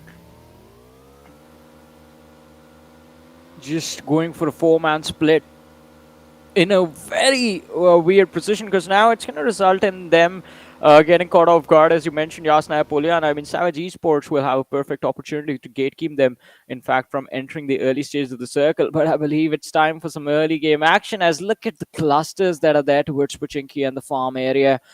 I mean, Vibes, A1 Esports, Phantom, ElementriX, 7C Esports, DRZ are looking for a new home, and it looks like since Deadeyes Guys are not here in this game, they have taken control of, well, they're heading towards Rozhok. Oh, man. Things are looking quite tough, and now I'm really worried for Raven Esports, one of those teams. Of course, the South Asians, they're going to have their eyes locked on the Raven Esports, because one of those teams, as I said, the oldest teams out there. And Venom Esports, somehow Mad Max is alive. RX Jax now is also going to try and run towards his teammates. And now we're going to be seeing a little bit of Grand Theft as RX Jax almost fell off the bike, and now it's going to keep on running over to his teammates. That could have been a close one. Avon Esports, oh my God. That could have been a rookie ending for RX Jax. That could have been an early casualty lining up. But for now, he is out of harm's way. Should be able to get and reunite towards his teammate. Oh, that was really close. I'm kind of worried for Avon Esports now because, as I said, they need a chicken dinner, and the second game has to be really consistent and good with like a lot of elimination points. So threat is there on top of their heads. At this point, every single fan in the chat, you better start praying for them. Well, definitely, and it's going to be quite interesting to see who makes it on the other side, but I think so far, since it's already been 3 minutes in the game, Phantom Esports did try and make an attempt for that early finish, but did not really succeeding in that. I think a majority, almost all of the teams are off to the start that they wanted, wherein they have safely landed quite comfortably with their feet on the ground, on solid ground, and now they can start looting. Yeah. So this is going to be a very fun angle in the mid and the late game stages. We have a centralized circle. The circle sort of being centered around the school apartments, the school area, and since there is not the sort of the situation that we saw in the first Erangel, where the teams and IGLs in particular had to basically try and take a gamble. All right, this is where we will position ourselves. Now it's going to be a standard game, and A1 Esports, a team that everyone's eyes will be on in these last two matches, because fighting for survival, one of the biggest names from their region, fighting for survival right now, outside the top 16, quite far away from the qualification spot. But if they get one chicken dinner, maybe they can make it. Ooh, maybe though. You see, there's Yeah. a big fat maybe right there. And that's something that we really don't want to see, right? Even if you do make it barely in the Super Weekend. Now, I do understand I am kind of like on the A1 Esports train right there. I really do want to support them till the end. Don't get me wrong. I've been seeing these players competing for years and years. Jokes aside, I'm completely serious currently. And A1 Esports, I'm not going to lie, as Ocean said as well in the past, they're like emotion at this point to the South Asians. And if they're not really going to be making it in the Super Weekend, and if it's going to be a really sad story for them in 2022, then yeah, like A1 Esports, I don't want to see their downfall, you know? I want to see these four lads play together. I want to see them improve together. I want to see them try and capitalize on all the mistakes together. But I don't know what's going wrong with them, because now this game is really needed for them. This game has to be a chicken dinner. If this game is not going to be the chicken dinner for them, then just count them out. And even if they do barely make it in the Super Weekend, imagine the amount of pressure they're going to have. And they're just barely making it. That means they're not really capable of fighting this lobby. Yeah, I mean, I wouldn't go as far as to say that. I mean, A1 Esports, I think right now are struggling with the fact that with how they started in week 1, I think they aren't able to deal with the pressure at this point, and because of that, they are making a few mistakes. But again, it's the same team that has time and time again in the global lobby stood up against some of the best teams in the game and came out on top. I mean, their record specifically against Bigatron, who have been known to dominate on Miramar quite a lot, is quite good on the same particular map. So it became so intriguing at a certain point that even BTR started to avoid they changed their own rotation to avoid A1 Esports at a certain point. So it's the same team that has done that in the past. It's the same banner, but this time things are not really looking too solid for them, and I just hope they can recover. In this match, if they finish at least with 7 to 8 eliminations, if they finish in the top 3, so if they get a chicken dinner, they can easily walk away with just 5 eliminations, and I think 20 points is going to be a good starting point. Then in the next match, they again would need around 10 to 15 points to qualify for the Super Week. If that is not going to happen for A1 Esports, then it's done. Again, I agree with you. Chicken dinner will be needed. But Johnny, again, look, now you're talking about A1 Esports kind of like struggling when it comes to the, you know, confidence issues that they're having. Yeah. They're not really able to keep up to the lobby. But is that really what you expect when you take A1 Esports' name in your mouth? Like, when you say A1 Esports, you remember they have represented their country in the PMGC. They have some of the biggest experience in the entire lobby. And do you really expect them to fear something right here? Do you really expect them to have a confidence? At this point in time, a team like A1 Esports should be pushing teams without any fear of loss. Like, they should be one of those teams that should just be dominating the lobby. I mean, I do understand that, but here's the thing. A1 Esports were never one of those teams that went for those pushes. A1 Esports were always known for their clinical and clean rotations. And that is how, I mean, this team was the best team. If you wanted to understand how to get survival points, you need to have a look at their performances back in 2020 and 2021. I mean, mid of 2021, that is when the fall-off started to happen. They were so good with their gameplays, positioning in every single map. Erangel, Miramar, they were doing so well. But now, I think since the meta of the game has shifted and towards the center is where we see most of the action, A1 Esports, instead of adapting, they're still trying to stick to the same old strats that had worked out for them for the past year and a half, and I think that is the thing that's backfiring for them. It's the stubbornness of the team of not willing to change, not willing to play from the edges and try and see if that is going to work out for them. As long as they try and play for the center control, and even if you're trying to survive, you won't be able to do that, because now teams, the moment they look someone towards the center of the circle, they're going to try and finish you off and then try and gatekeep whoever comes next. Look at that. A1 Esports already being targeted by Seal Esports. Man, a do or die moment for them, though.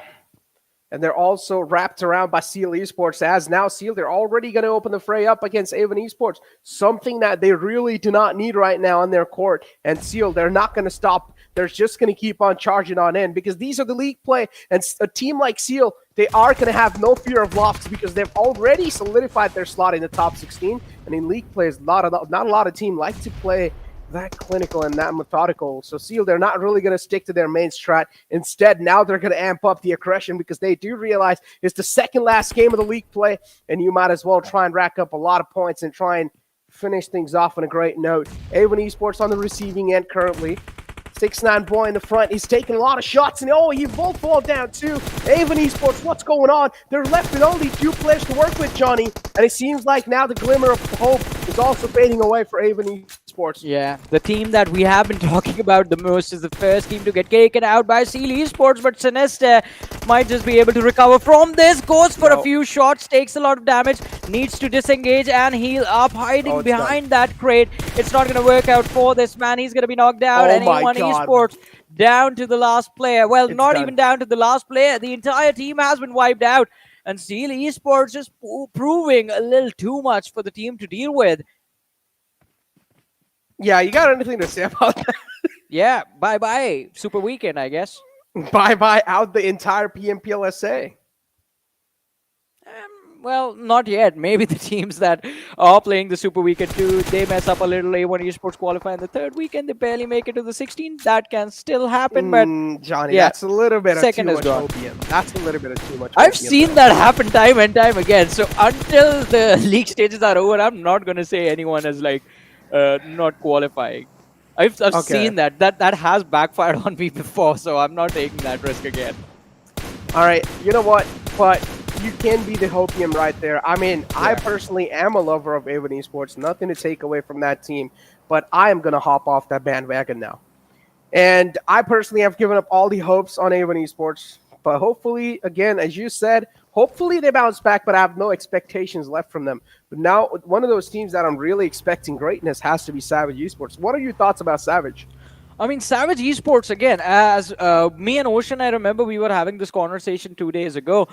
From the side of Savage Esports, I think the cornerstone that needs to sort of understand how to lead the team has to be Sanchez, since he has the most experience in this particular lineup. And again, I think Savage Esports, considering they are quite fresh onto this particular scene, it's going to take them like at least this season to figure out, all right, this is what the rest of the lobby does. They are aware of how to play against teams like Stalwart Esports, how to take fight against IHC, but about the rest of the teams that are the rest of the 11 teams that they have to face, the 12 teams that they have to face is something that I think does surprise them a little bit, because in a situation like this, like you look at Jane, I mean, just being extremely careful with how he peeks the windows. You put an action in a particular spot like this, and he's going to be constantly moving from tree to tree, constantly switching his position, checking every single window. There's going to be peek up from the back, constantly hard scoped in on those windows, having his crosshairs set to take you down. But Vibes do things differently. They like to take their sweet time, clearing out positions, clearing out buildings before they move in.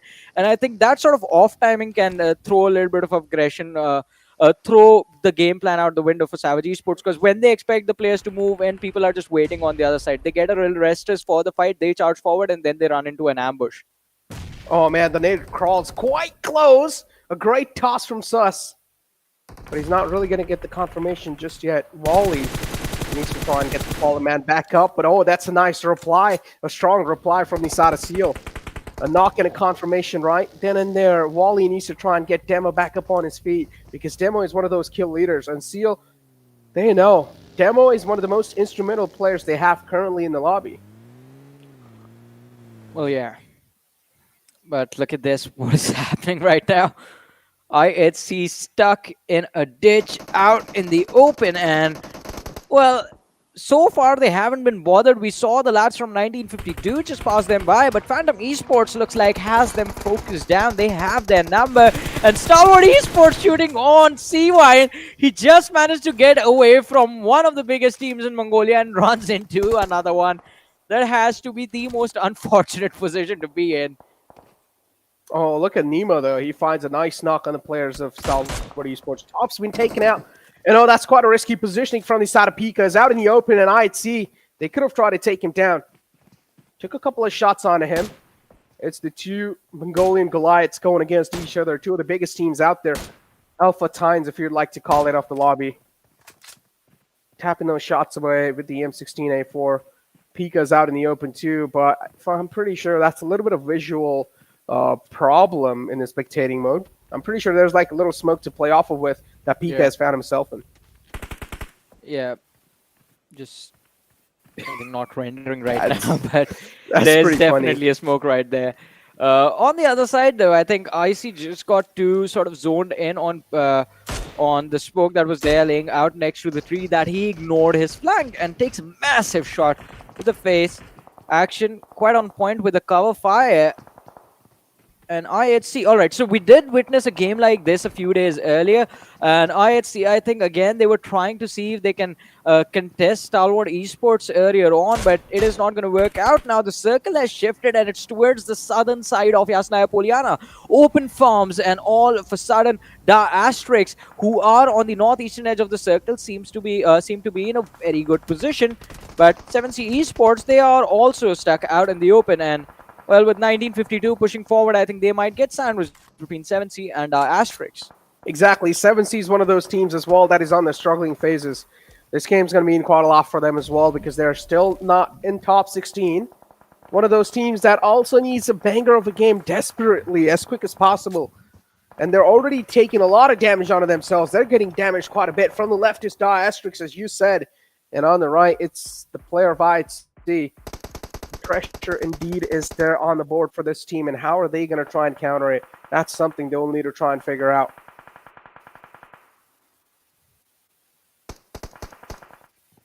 Well, let's see.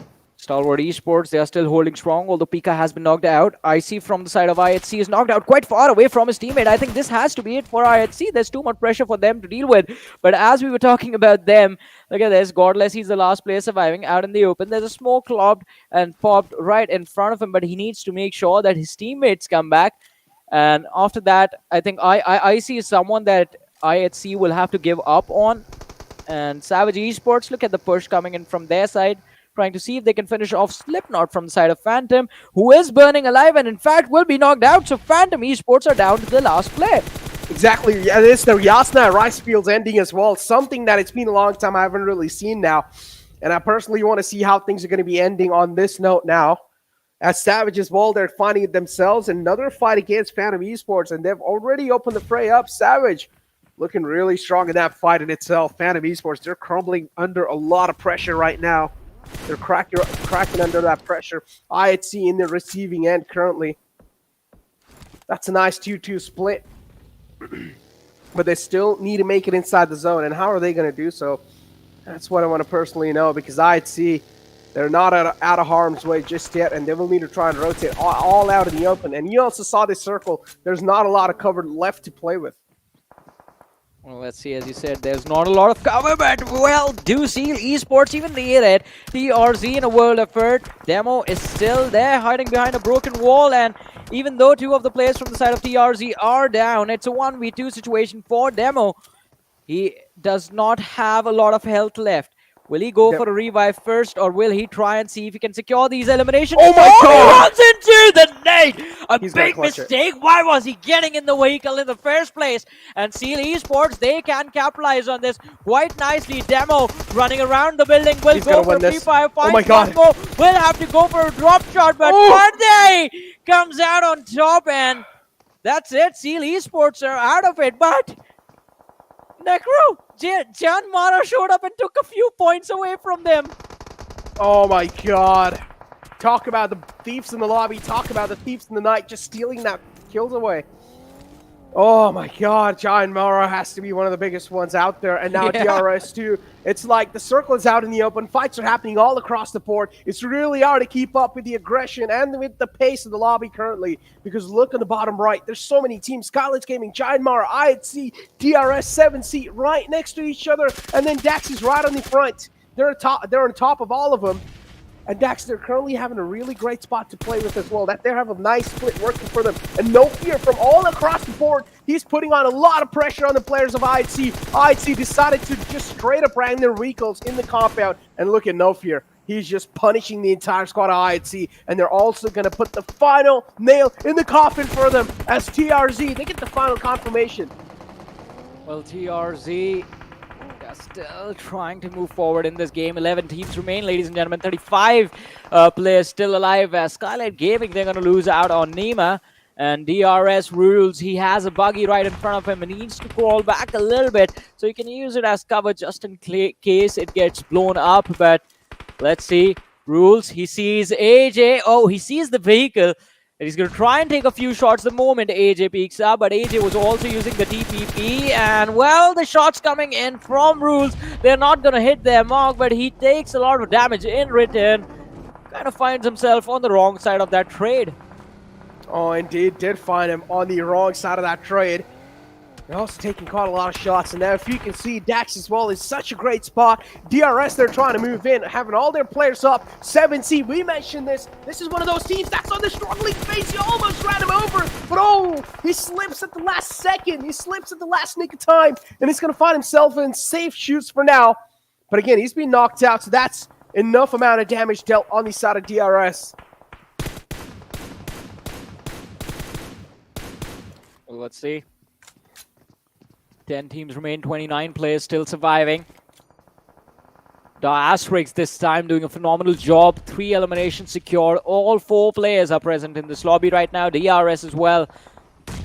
With the last match when DRS, they found themselves in a position from where they can make it to the Super Weekend. If they fail to do that, it's going to be a troublesome situation right now. And Skylightz Gaming, although taking the fight against JyanMaara, and Gunner is going to be blown to smithereens with a nade from AJ. But no fear, and Suzanne, they're still hiding inside those covers. Exactly. Gunner is going to be blasted with that nade right there. Still out in the open. The only thing he has for cover are those little smoke grenades to try and play around with. JyanMaara is one of those teams in this day 2 of league play. Things have really been looking strong in their side, and now Galzin is ball on top here. He's going to find a nice opening against JyanMaara. Another man taken down at Skylightz Gaming. They're just inflicting a lot of pain. They're inflicting a lot of hurt on the players of JyanMaara so far. And Skylightz Gaming is one of those teams that is the top team in their region. Galzin's quite low. He's also taking a lot of damage from the play zone. JyanMaara, unfortunately, they have no other choice left. They will need to try and move out in the open, and that's when they get eliminated out the game. Skylightz Gaming doing a great job putting the final man to sleep, and now they will need to try and take care of another wave of enemies. It's going to be DRS. Well, let's see. DRS, they down a few players. Rebel was knocked out, but Delta Rules and Killer are still there. They have a wonderful flank against Skylightz Gaming, but they need to be careful. Just 20 seconds in, and the blue zone is going to start closing in. Then both the teams are going to be in some trouble, but AJ is taking those shots. Delta has taken a lot of damage. This could spell trouble for the lads of DRS and Skylightz Gaming alike. It's a 3v3 between the two teams. Delta is the one knocked out. Sorry, it's a 3v4 if Delta comes back on his feet, but Galzin going for a push with the UMP in his hands can, in fact, gun down the lads of DRS one after the other. He's going to be spotted out, goes for the shots, and Killer is going to come out on top in that duel. But the blue zone is here right in the nick of time, and DRS, they're going to lose the flow of the fight. Skylightz Gaming can, in fact, reset and focus in on rotating inside the circle as DRS get pinned down, not just by Skylightz Gaming, the blue zone, but Atrax did, in fact, connect a few shots in their direction as well. And after DRS, it is Skylightz Gaming who actually make the mistake of running in a little too early, and Skylightz Gaming get eliminated. DRS, they survive to the late stages. Rules and Killer, well, how did they make it? Yeah, they still somehow make it in the zone as well, Wow. right? Barely. Oh, gonna find themselves in quite a bit of luck right there. Hershey also picking up those final utilities that are being tossed out from his teammate. Eisenberg's knocked out. Savage Esports, the only glimmer of hope is Hershey now in the game. TRZ, I don't know how they're still surviving so far in the game, but they have 3 players up, and that's mad impressive if you take a look at how they're been performing throughout the day. Now, finally, they do realize the depth of the situation. They do realize there's a huge void to try and fill. Savage Esports Hershey as well is now going to wrap up finally from the lobby. He's going to get eliminated in 6th spot, and so far, TRZ, they're still making it alive. Trying to kill, though. What a methodical approach.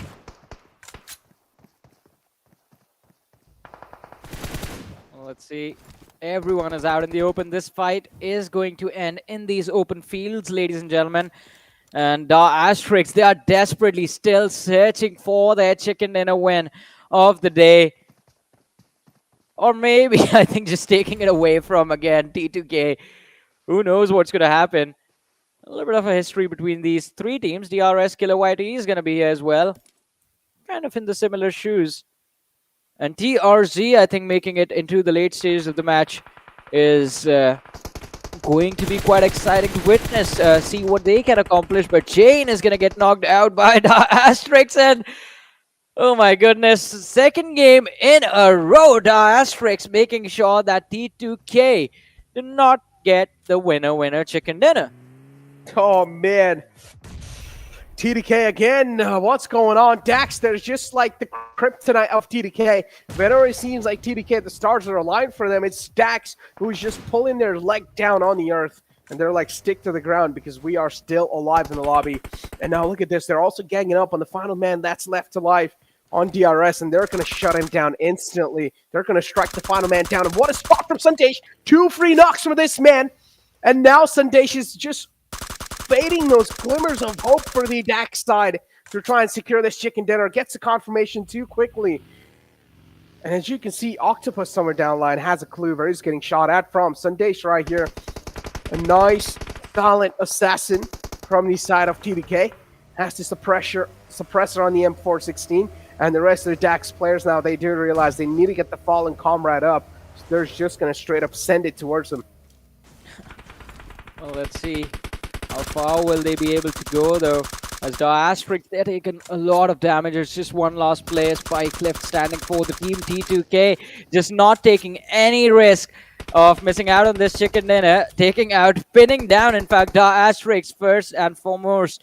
But now finally the utility is being lobbed towards the lads of TRZ as well. Mad Cat just attracting a little bit of attention towards his direction. Needs to fall back. The nade was right in his face, and Legend, being an absolute legend, does find an impressive knock. I think that's about it. T2K will be walking away with the winner chicken dinner of this game, as Spike can't really do much. He has Octopus to help him out, but T2K, they have the numbers, they have the area on the map, and as they go for TRZ, they're going to be in the top 2 with 9 eliminations already secured. So a 2v4 situation now between these two teams, and the Atrax, their position is, well, a tough one. If these vehicles blow up, they don't have a lot of cover to use, but I think just blowing them up early can work out. Octopus finds an opening, taking down Legend. So now it's a 2v3, and still a position from where T2K can secure this win, but I think since considering they know who it is on the other side, they do not want to risk it. They just want the lads to be finished off by the blue zone. And if they keep on waiting for that to happen, I think the Atrax will have enough breathing room to capitalize. But they are distracted right now by Siog. And, well, using the opportunity, T2K have brought their numbers back. Legend is back on his feet. Look at Sandesh. This is such a perfect flank. Oh my god, it's time for TDK to get their revenge. And oh, that's quite a close shots. And finally, Sandesh is going to find the opening. Octopus taken down. It's all down to Spike X now. The final glimmer of hope for Dax, and he should be strike down in no time. And that's what exactly happens. TDK, the stars align, and they put on a stellar performance. Yeah, when it was a stellar performance. And finally, T2K get their revenge on the Atrax, securing an important game for themselves. Ladies and gentlemen, 26 points. T2K get themselves up to the 6th position in the overall rankings. And this was an impressive finish from their side as well. But still, I mean, what is the deadline going to be going into the last match? Plus, again, after this match, we won't be seeing the Atrax again. So a good thing for them that in their last game that they were playing, they did a phenomenal job. They secured a lot of placement points, finishing in the top 2, and in fact, they have a decent number of eliminations as well. Skylightz Esports, IHC, I think they pretty much made it into the top 16, so they won't be worried at all. Phantom Esports as well, I think we're in a pretty decent spot. So almost the entirety of Group A is qualifying for the Super Weekend, which is like, what a pleasant surprise, because last week the Atrax were the one missing out on this. But again, it is the moment for T2K, so congratulations to the team on this winner chicken dinner. But again, Hey, where TDK, will the other teams head up? A1 Esports, we saw them in an interesting fight in the early stages against Skylightz Esports, and they just got absolutely destroyed in a matter of seconds. Destroyed is like an understatement. They got I don't even know. Like, there's like no word that's made in the entire existence that can showcase what just happened to Avon Esports against Seal, because they got picked off one after the others. They were just taking turns on the players of Avon Esports. Sinister, though, he was trying his best to keep the fight up, but he got taken down as well. But it seems like we have the production just yelling in our ears saying break, break, break. So we're going to push your short break. Don't go anywhere. We'll be right back.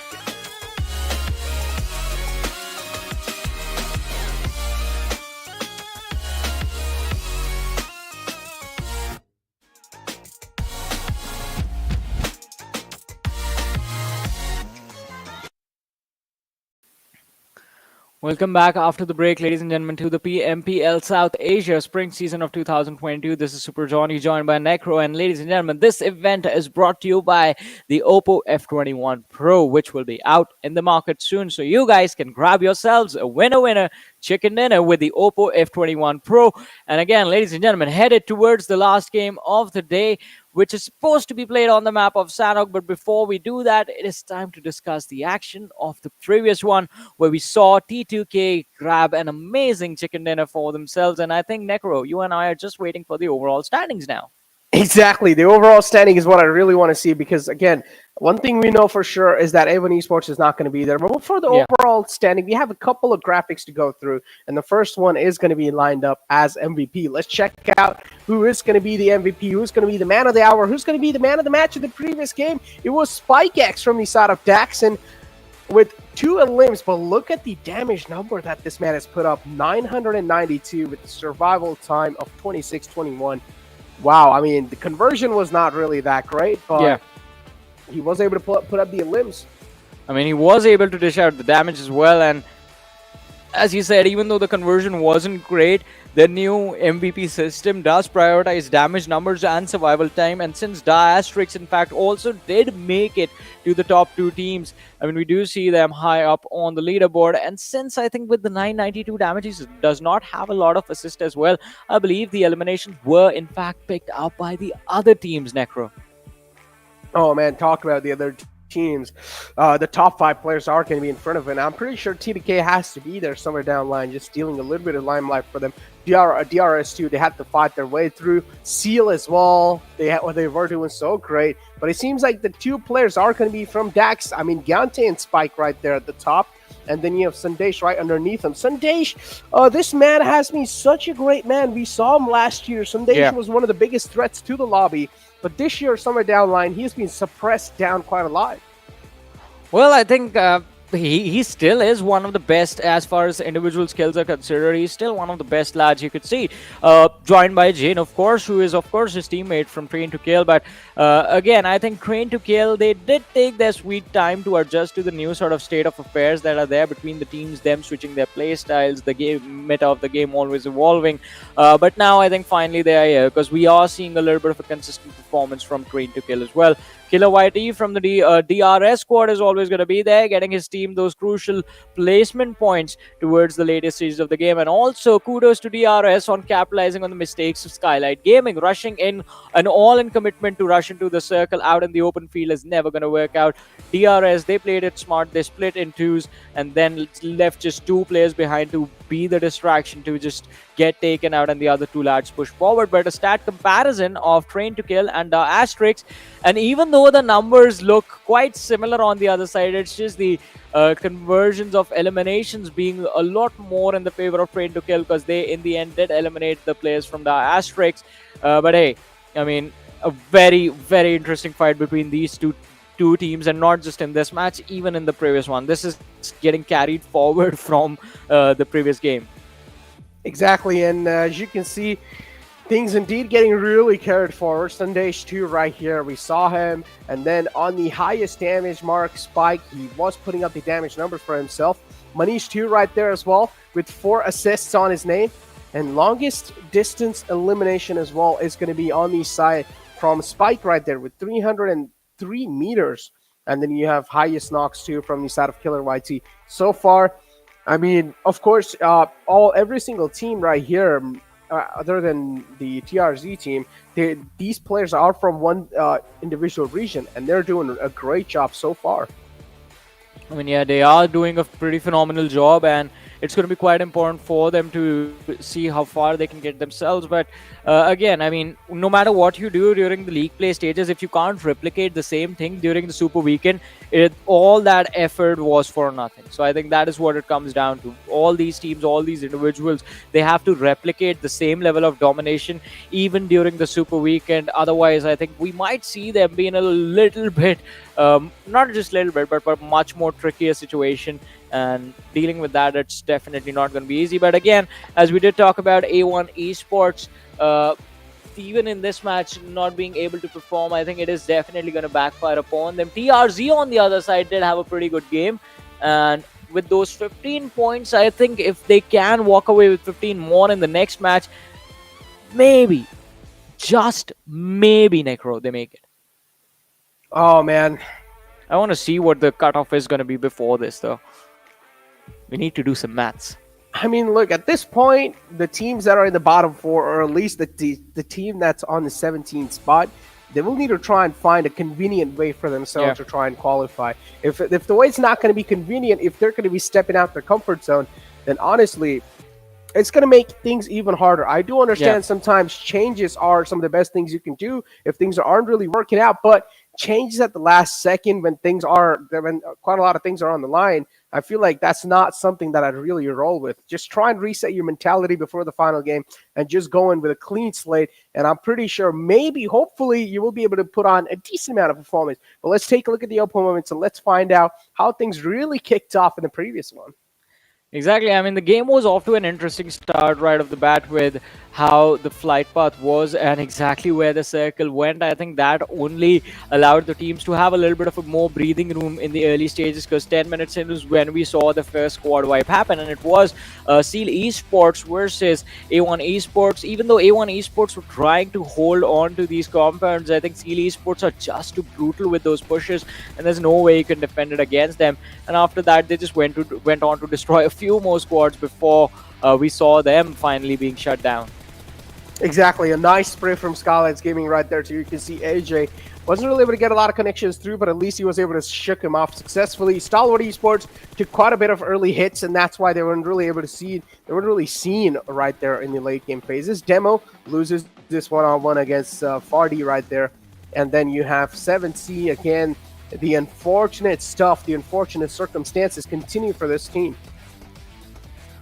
Well, I mean, talk about convenient circumstances. Pikey just spotting out the lads of DRS from the distance, has a mini in his hands as well, so just stabs away to the fruition of his heart. But Chante on the other side against the players of T2K. This is where things got a little bit tricky for the Atrax, because they had to worry about the flanks quite a lot, and then they got a little too over-eager to deal with the lads of DRS, and, well, T2K was like, all right, if you want to do that, we're just going to give you your space. And then as soon as we know you're going to be in a world of trouble, that's when we're going to chime in. And that is why DRS, when they lost 2 players, T2K, they just spread out quite nicely, have them surrounded and collapsed at the perfect time to finish off and secure this winner chicken dinner.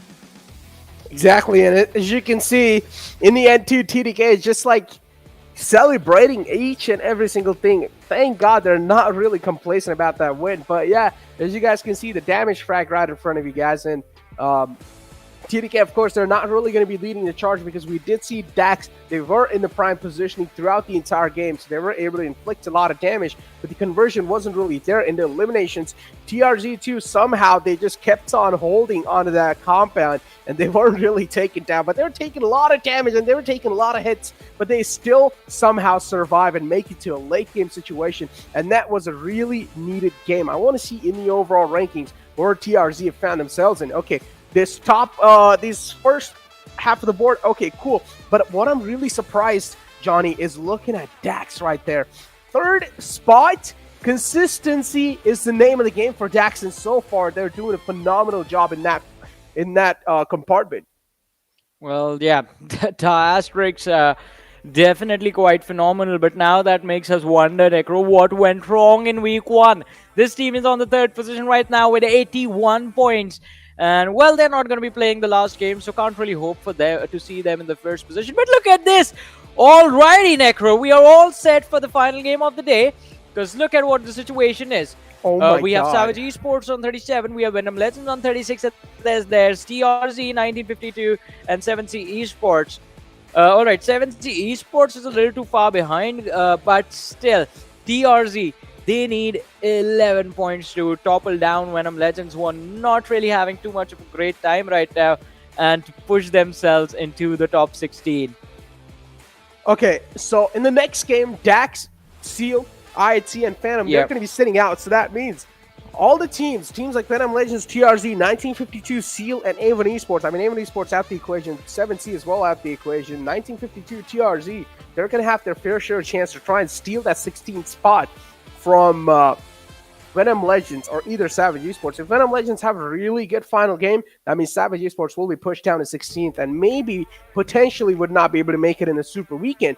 But again, Savage Esports, if they're able to have a great game, that means Venom Legends will be quite vulnerable. And so far, they are really vulnerable. There's not really that big of a points difference.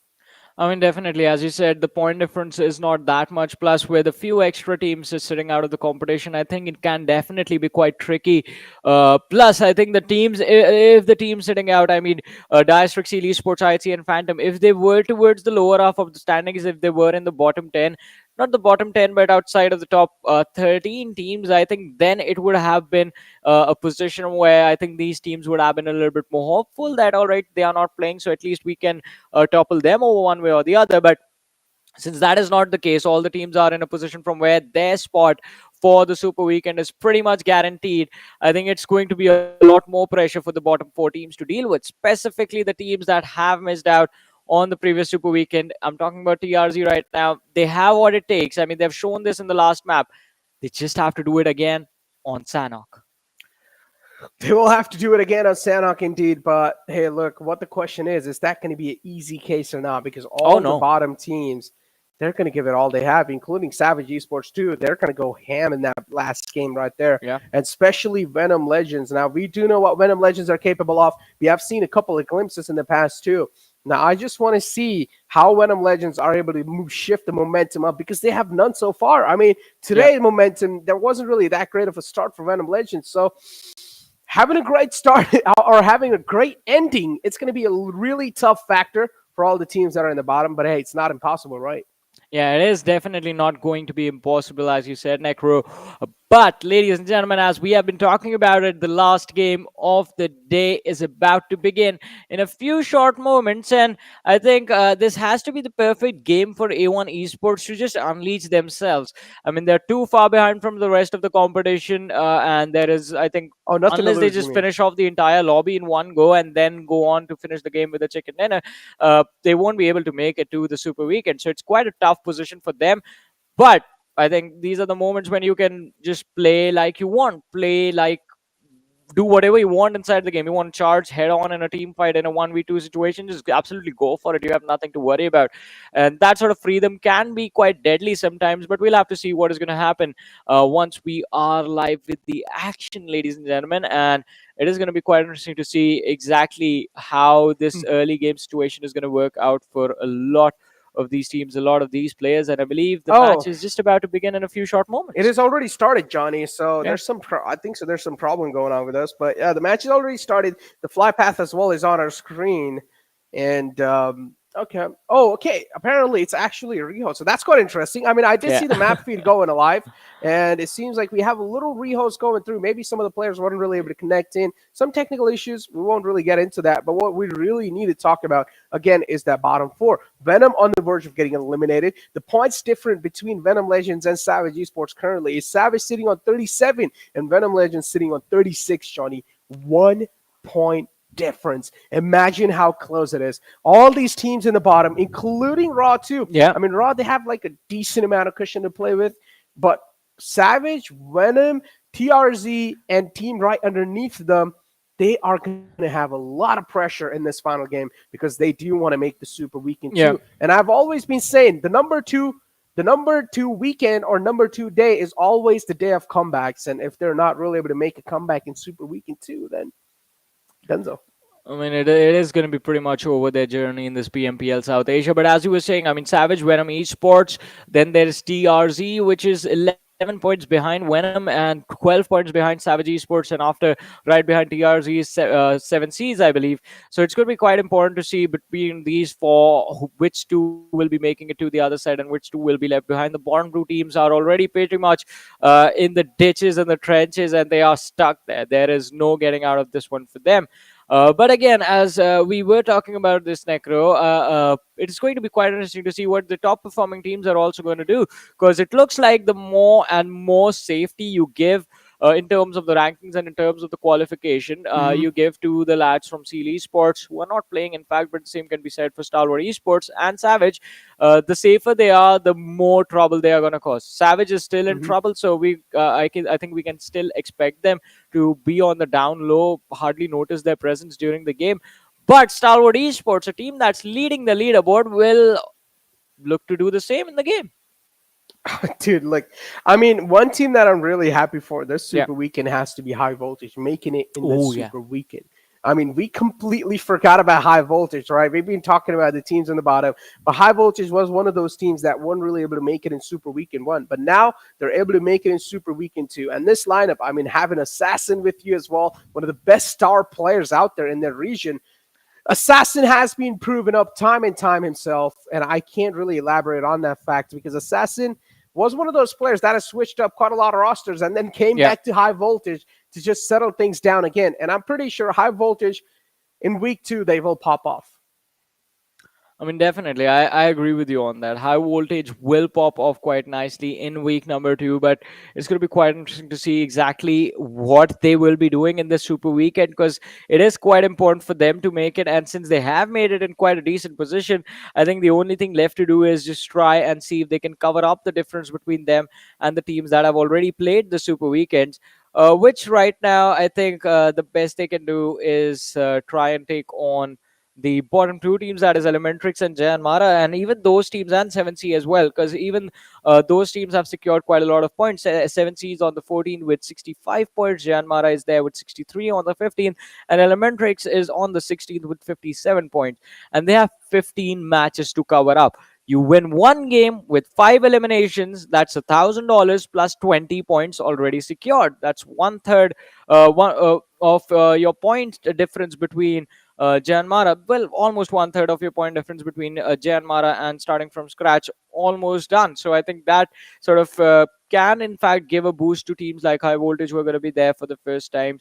Teams like DRS as well, I think will be looking at this in a similar manner. But DRS, I think, already have showcased with their performance in the weekends, in the weekdays, in the league play days, that they are not going to contend with just qualifying for the finals. They want to go to the finals, but also with a good position in the league stages. Exactly. And for the viewers that don't really know how things really are looking like right now, currently in the Super Weekend, Stalwart Esports is, of course, leading the entire fray, right, with 196 points. And then you have Seal right underneath them. Now, these are the league, these are the super weekend rankings right there off the week one, just off of week one. So Stalwart Esports on the top with 196. Then you have Seal on the second with 193. And then you have Vibes on the third with IHC on the third with 149 or 169 points. And then you have Vibes with 146 points in their hands. These are the top four. And then the bottom four are Savage Esports with 73, 7C with 65, JyanMaara with 63, and ElementriX with 57. These are the bottom four of the Super Weekend so far. If teams do want to make it to Super Weekend 2, to even get in the top 16 marker, they will at least have to have 57 points or even more to try and take over ElementriX. And ElementriX in this game, they've already made it to top 16. I'm not really worried about ElementriX qualifying in week 2. What I'm really worried about, though, is are they going to be able to keep that 16th spot or even move on forward in the Super Weekends in a great fashion? Well, at this point, if you want to, be sure and feel secured about your qualification position, just go for a chicken dinner. That way, I don't think anyone will be able to steal this win away from you. But talking about stealing away the win and the limelight, I think Deadeyes Guys are going to be happy with this particular Sanhok, because no IHC to stop them in the early stages and just deny them even the opportunity to loot in this game. But we do have a circle leaning heavily towards the northeastern part of the map. So I think, again, Savage Esports, the opportunity is laid out for them. Now, all they have to do is just seize it. Exactly. Sanhok, sometimes the randomness does hit quite a bit. And I've been saying this over and over and since the past couple of years, right? Sanhok is one of those maps where if a zone is favoring a team, that team will potentially also seal the deal and grab the chicken dinner. A1 Esports and 7C right next to each other. 7C as well. They can qualify, but they will need an all-out game for themselves if they want to do so. Something that is going to be really tough. Dante finds himself in harm's way. They'll spot out the man out in the open. Takes a couple of shots, but Akujad, for now, is going to be safe. He's also going to patch himself up, and Dante a little too late to react. Oh, but that's a nice shot. And he's going to shut him down. Where did this Dante go right here? Well, I think, we were missing that one for a while, but now finally A1 Esports, they have showed up, I guess, in the last game. As I said, just be a little bit more free. It pays off. Dante finding the first pick for his team. The first elimination, ladies and gentlemen, of this game has been secured by A1 Esports. Dante. Oh, man. Deadeyes Guys as well. They have a casualty on their side. Shifu Surf's been taken out. I think so. He caught a couple of bullets all the way from across the board. It was JyanMaara who were able to get the knock through. But that's not going to be that big of a deal for them. They should be able to get the final man back up. Susan spotted out, also taking a couple of shots from the QBU. No connections found. So Turalov now is going to back off. Deadeyes Guys, you better get back to business. They can start looting. Now, one of the things that I personally really do hate is early game stalemates. And I am a big hater of those moments. Because early game stalemates, that means you're also going to be burning through a lot of early game phases times. But I'm going to hold on to my words for now because Manish, that's a nice return knock from his side. A1 Esports now taken down. And the man's out as well. Manish as well is also catching a couple of return fire onto himself. A1 Esports, again, an early casualty on their side.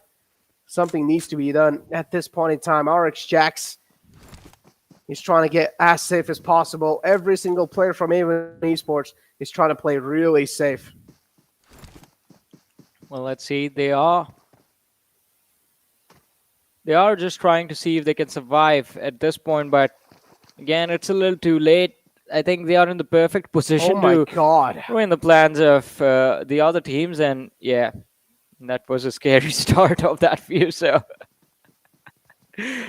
God, I don't think you can get any closer than that. Not gonna lie, that was the scariest snowman I've ever seen in my life. That's gonna give me nightmares tonight. But yeah, getting back to what I was trying to say, right, Johnny? Yeah. So one of the most early game things that I hate is early game stalemate in a fight. where it's a 4-on-4 situation and both the teams, they're just staring at each other. They know there's someone in the front, but they're not really trying to get knockouts on anyone. They're not really trying to do anything. That means you're also burning through so much time at the start. That means the enemy team, neither you are going to get any more loot in your hands. You're probably going to be striving for loot. And also, you can use that time to reposition yourself in a better spot in the zone. You see how much disadvantage you already are off to. If you're going to get into an early game stalemate fight, you might as well just try and go all in. You might as well just try and send it completely. But you see Avon Esports, oh, that's a nice wrap around, but Mad Cat's going to find the reply. Avon Esports, what's going on? They're also falling down from a team like TRZ, which was on the struggling phases as well with them. Well, they look like they're going to be in some trouble as Jax has been taken out as well. Dante is going to be the last player surviving, and even though they might have gotten the first blood, A1 Esports, I think, are just going to end up giving the points away to the lads of TRZ. Manish is looking to push forward, and these are important points for TRZ because let's not forget they needed 9 points to be inside the top 16. Well, they have gotten 4. Now it's just 5 more points, and then it's time to go for a survival streak and play for the heal battles on Sanhok. How does Avon lose against TRZ? That's my question right there. Too far away from each other. No backup options. No backup, but okay, even though sometimes you can try and fight back any individual skills, right? Yeah. At least get a knock. That was a flawless one. TRC did not take any damage. Yeah. Like, they don't even have any casualty. Yeah, so in an isolated position when you know there are like more than one players running in your direction, I think players just expect the other lad, the second player of the team charging forward to just hard ADS on your position. So I think that's why they were sort of quite hesitant on the fight, but I completely agree with you. Since they know, eventually you are getting taken out, you're going to try and make an attempt. Anything. Just grab onto some straws, just grab onto air and try and see if you can get some knocks. But look at this, Stalwart Esports. It looked like JyanMaara is the one surrounding Stalwart Esports, and Stalwart Esports, they are not comfortable with this. They are backing off. Yep. And, well, there we go. Action is like, what are you talking about? Who? Backing off? Us? Not anymore. No way. Oh, man. Stalwart, yeah, at this point, at least in league play, we can never expect Stalwart Esports to take things that serious and actually try and back out from a fight. Even if things aren't really leading towards their direction, they're still going to try and challenge it because they know it's league play. It's top 16 is an easy piece of cake for them. So you might as well just try and go all in, right? I mean, definitely. They always go all in as far as the matches are considered. I don't think this team is scared of anyone. Look at that. Pika and Action. I think they are moving towards Snipe now. Action is going to be taken out, but now Snipe can survive the assault of the rest of the teams. One of the favorites, one of the important players for Stalwart Esports, ladies and gentlemen, has just been picked off. And what is the reaction from the rest of the team going to be like? I think that is the question that we need to be asking ourselves right now. Oh, man. Pika right there in the front. Oh, that's a nice nade.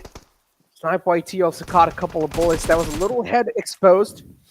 Oh, top is out. So far. Yeah, top's been taken out. That's something that's not really a great news. You also do see ElementriX now getting on top of him from the back. Top is also he might just get confirmed soon. Pika is taking a lot of shots of Snipe. Snipe is quite low. Molotov's going to lob in. That might just flush Snipe out of his spot, but no, that's a little bit overshoot.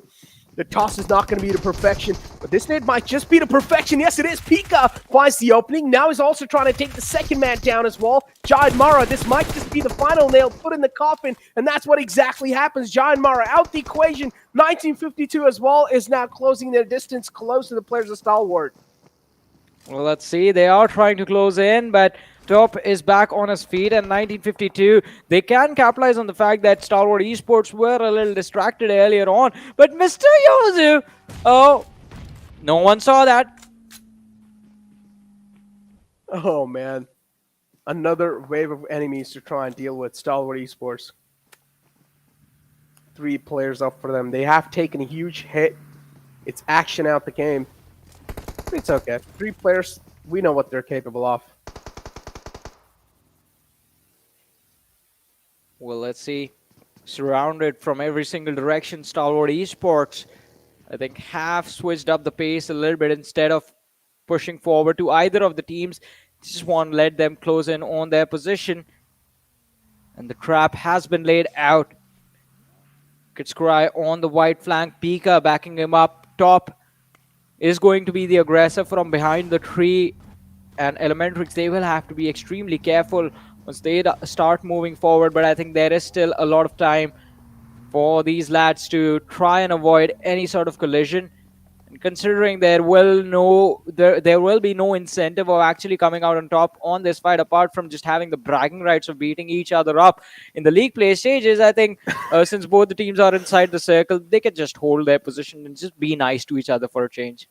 Oh man, I would love the bragging rights of beating you up though. You can't. Why? I'm Man. just too good. What do you mean? I am just too good, Necro. So are you gonna like bob and weave in real life, like jiggle? Movie? Yeah. I'm just gonna take your phone and run away. So yeah. Man, don't do that, dude. Like I'm already broke enough. Why would you want to take my phone and run away? That's the easiest way to win, I guess. You've got a better phone than me, dude. Like, why would you want to take my phone? I don't take any risk, Necro. My phone's a piece of crap. Why would you want my phone? All right. Well, vibes. I wish I had the Oppo F21 though. Which is going to be out in the market. I'm still soon, waiting. So you guys can go ahead and grab it. Yeah. Yeah. We're still waiting for it to like come out.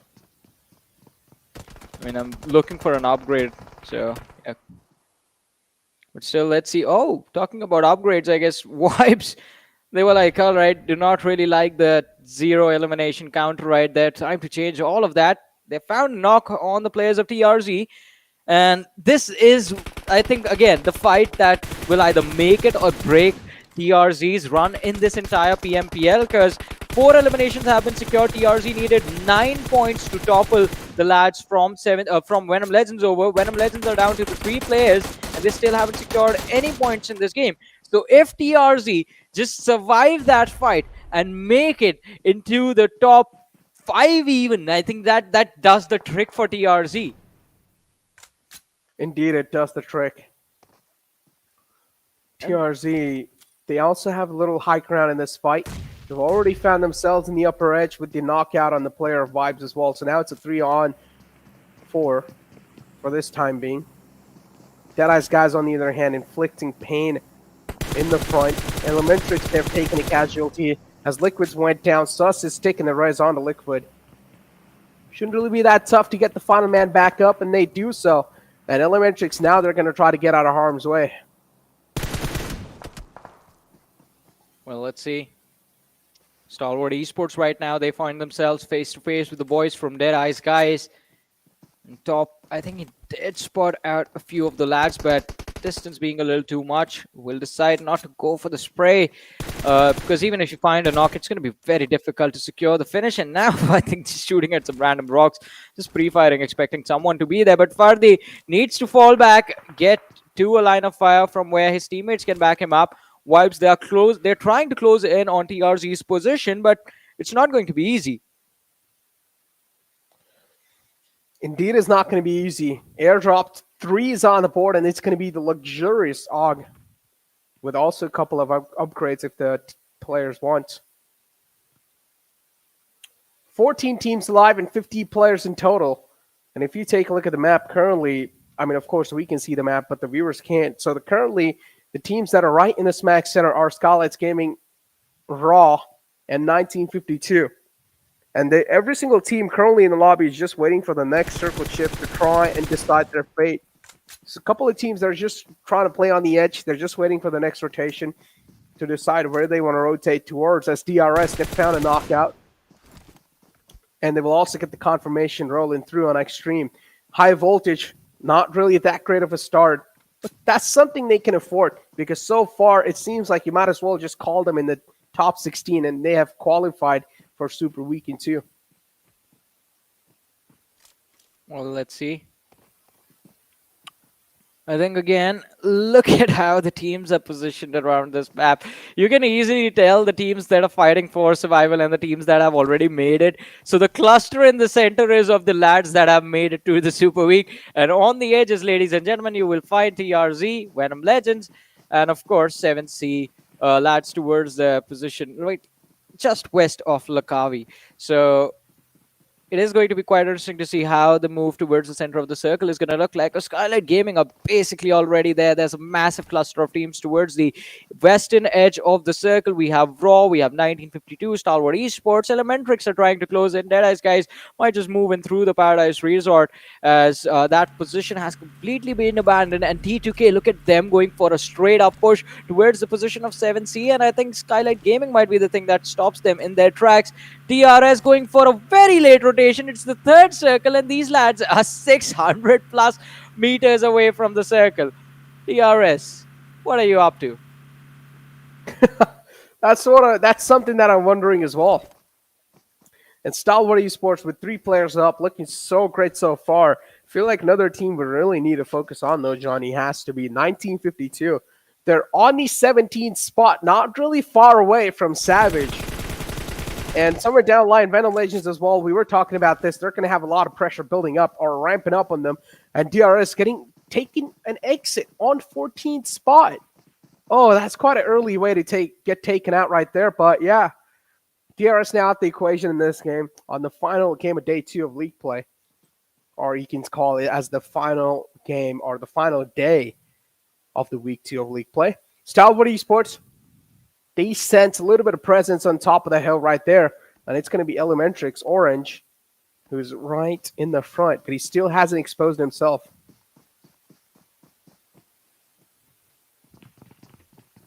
Well, let's see. I mean, as you said, they still have... I was just about to say they still haven't exposed themselves, but someone might be lurking quite close to them. And it is the players from Savage Esports. Just finding 2 crazy knocks. And very quickly as well, Hershey going for the push, and will he get there in time? I think he will, but does he know there's a third player inside of the smoke? He's trying to secure these eliminations, and in fact there are 2 of them indoors right now the revive has been successful for the players of Deadeyes Guys. And well, Anif is going to be there to make sure that it's just a numbers advantage for Savage Esports. Just a formality now. Frag Boy cooking up the fragment grenade is going to run into the one from Anif. And in fact, all right, so he was outside the damage radius. And it's just the one last player from the side of Deadeyes Guys that's surviving. Oh my god, it's done. The lads from Savage Esports are looking to finish off. It's almost done. All the players are here. It's a 1v4. And he runs into the Molotov to end it all. There's the finish. Anif finds the final elimination. And that's the, well, the 4th elimination of the game, ladies and gentlemen. We're down to 12 teams, 42 players still alive. And keep this in mind, Deadeyes Guys is one of those teams that has been dominating the PMPL SA so far. And Savage Esports, they're just making it look like a piece of cake, eliminating out a team like Deadeyes Guys. And that in itself shows the prowess that Savage Esports packs, the punch that this team packs. And you never want to mess around with this team as well. And I've told you, Johnny, in the grand finals, I feel like Savage Esports is going to be one of those teams that is going to astonish all of us. That's going to surprise all of us. And potentially might just be the top 3 teams out there. Well, definitely. I think this team definitely does have what it takes. But I think, again, we're going to have to wait for the Super Weekend to see exactly how far will they be able to take their skills. And in fact, the finals is where it all matters. But for now, Raw Esports holding on to their stronghold, which is around 250 meters away from the circle. And looks like quite an interesting position. ElementriX so close. Orange, completely unaware, will be shot down by Kazi and his UMP. Now he does have a teammate in the back lines, but even he is down on the floor. The positioning from the side of Raw Esports absolutely on point. ElementriX, Mr. Yozu, and Sus, the final 2 players remaining. They're on the other side of the hill. No way to recover from this series of unfortunate events. Indeed, no way to recover, huh? ElementriX, they have their sight deadlocked in the front. TRZ, they might just be on the receiving end. 2 players are up for the side of ElementriX, and 2 players being taken out as Liquid or Orange are not really in the game anymore. Vibes having all their players up.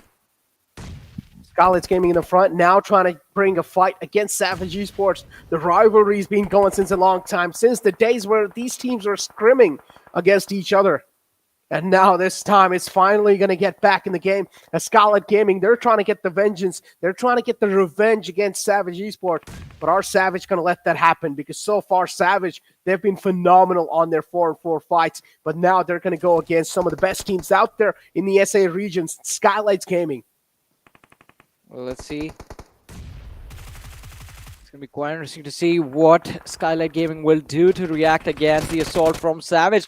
And they are not looking like Savage Esports is going to stop anytime soon. Well, they want to go for this push. The lads from Skylightz Gaming are getting isolated slowly and steadily as Nima and his teammate right next to him, they find themselves a little bit further away from the rest of the squad. Gyalzen is going to be left to deal with the brunt of the force of the assault from Skylightz Gaming, Stalwart Esports, but all right, so Savage Esports, they do Molotov behind the rock quite perfectly, and the reason I said Stalwart Esports, they were having their own fight on the other side, but look at Savage now pushing forward for T2K. How are they switching so many fights at the same time? Yeah, Savage Esports, man, I don't know what I should call them, but they're the Terminators of the lobby. They do not care who they're going against, and they're still able to put up a strong fight against them, a strong foothold as well. Savage Esports, it doesn't matter if they're getting third party by TDK. They're still going to fight back a 4-man strong squad, but hopefully they're not tunnel vision just on TDK, because Skylightz Gaming is something they still need to try and worry about. Gyalzen's been taken out, a good flush with the Molotov, but still the conversion's not there, and Gyalzen as well is getting ticked off so far. Mr. Boro is going to go ahead and stick the raise on to Gyalzen. 4 players up, all 4 players alive. Savage Esports, they're a 4-man strong team.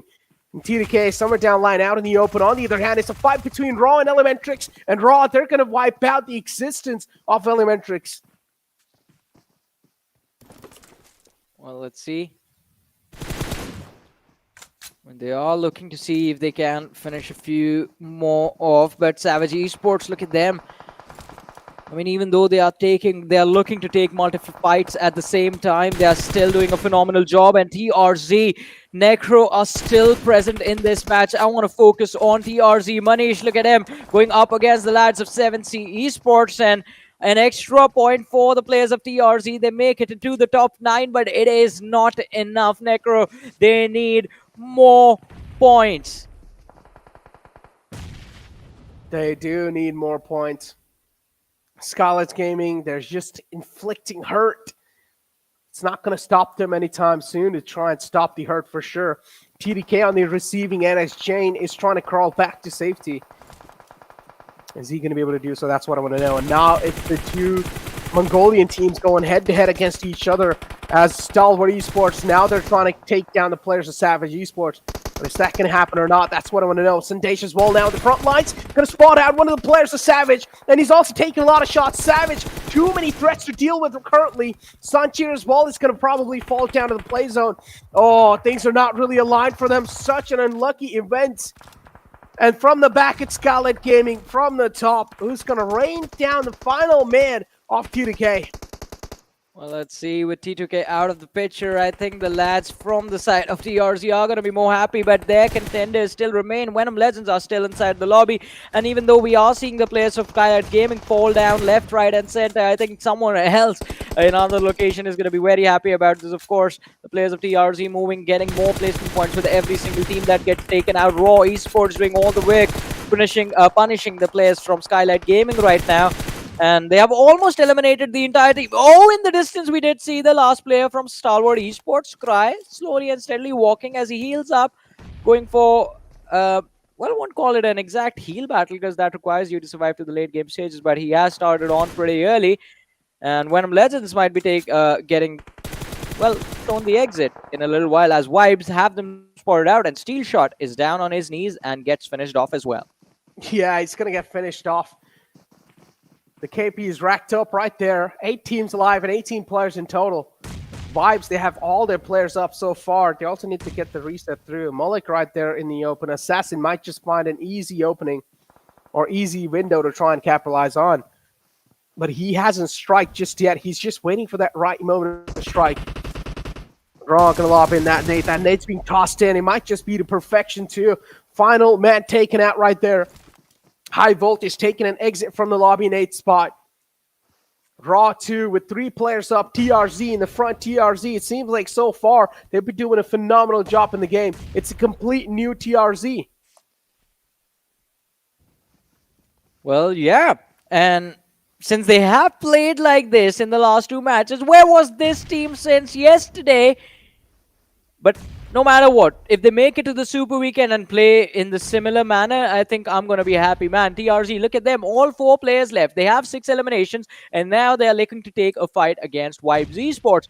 I believe that Tally has somewhat gotten close from where I think they can, in fact, topple over Venom Legends, but we're going to wait and see exactly what the situation is going to be at the end when we have a look at the overall rankings, ladies and gentlemen. Look at Skylightz Gaming being shown the exit. We're down to the top 4. TRZ still looking strong, but oh no! Storm whips that entire clip, and he instantly gets punished. Raw Esports being absolutely brutal with everything right now. And Fardi just hiding behind the wall right there. Can be spotted out. Manish is the next one to get knocked out. But Raw Esports, they get taken care of by the players of Vibes who are here providing the flank. And Assault, he's trying to push forward, trying to see if he can get a trade for his team. But I don't think that's going to be a possibility. Rio is going to be knocked out by Kazi. And well, Raw Esports do retaliate. 9 eliminations secure. Ladies and gentlemen, we're down to the top 4 teams left inside the game. Steel.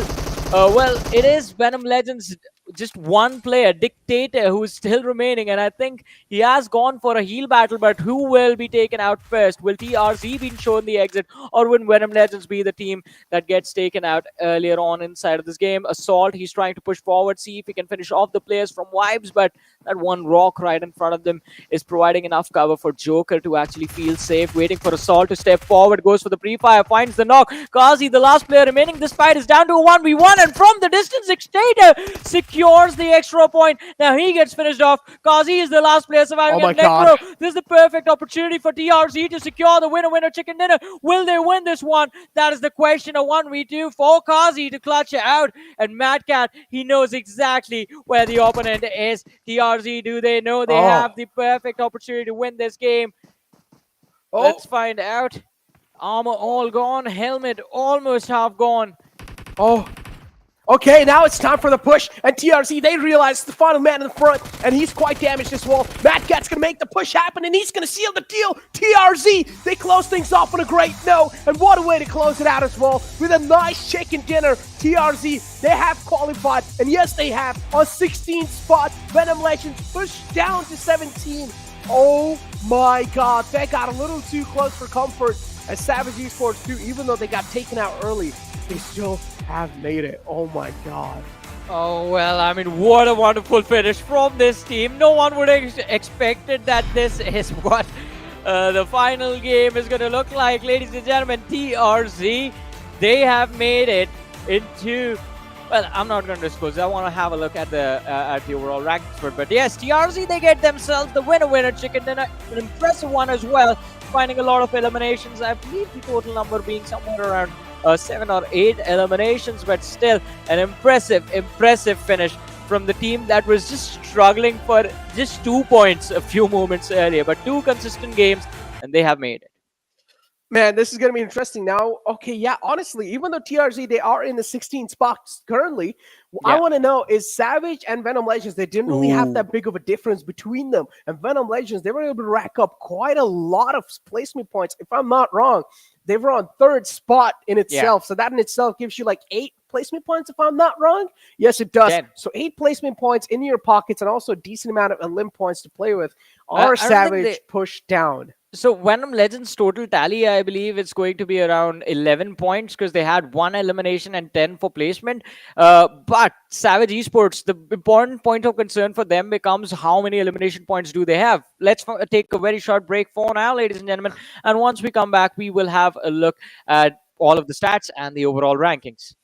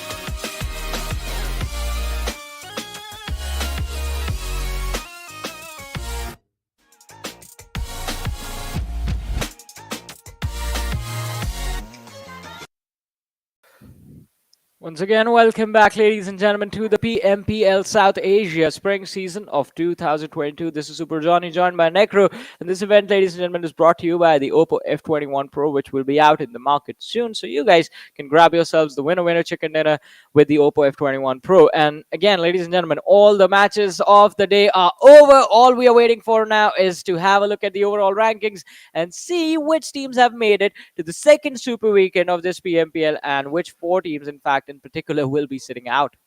There was just 1 point difference between Venom Legends and Savage, man. And I just am wondering, because third place gives you 10 points, and Venom Legends were able to make it to third place. If they did not really have a lot of elimination points, then that could be a possibility that they haven't really qualified. But still, just having 1 point's different.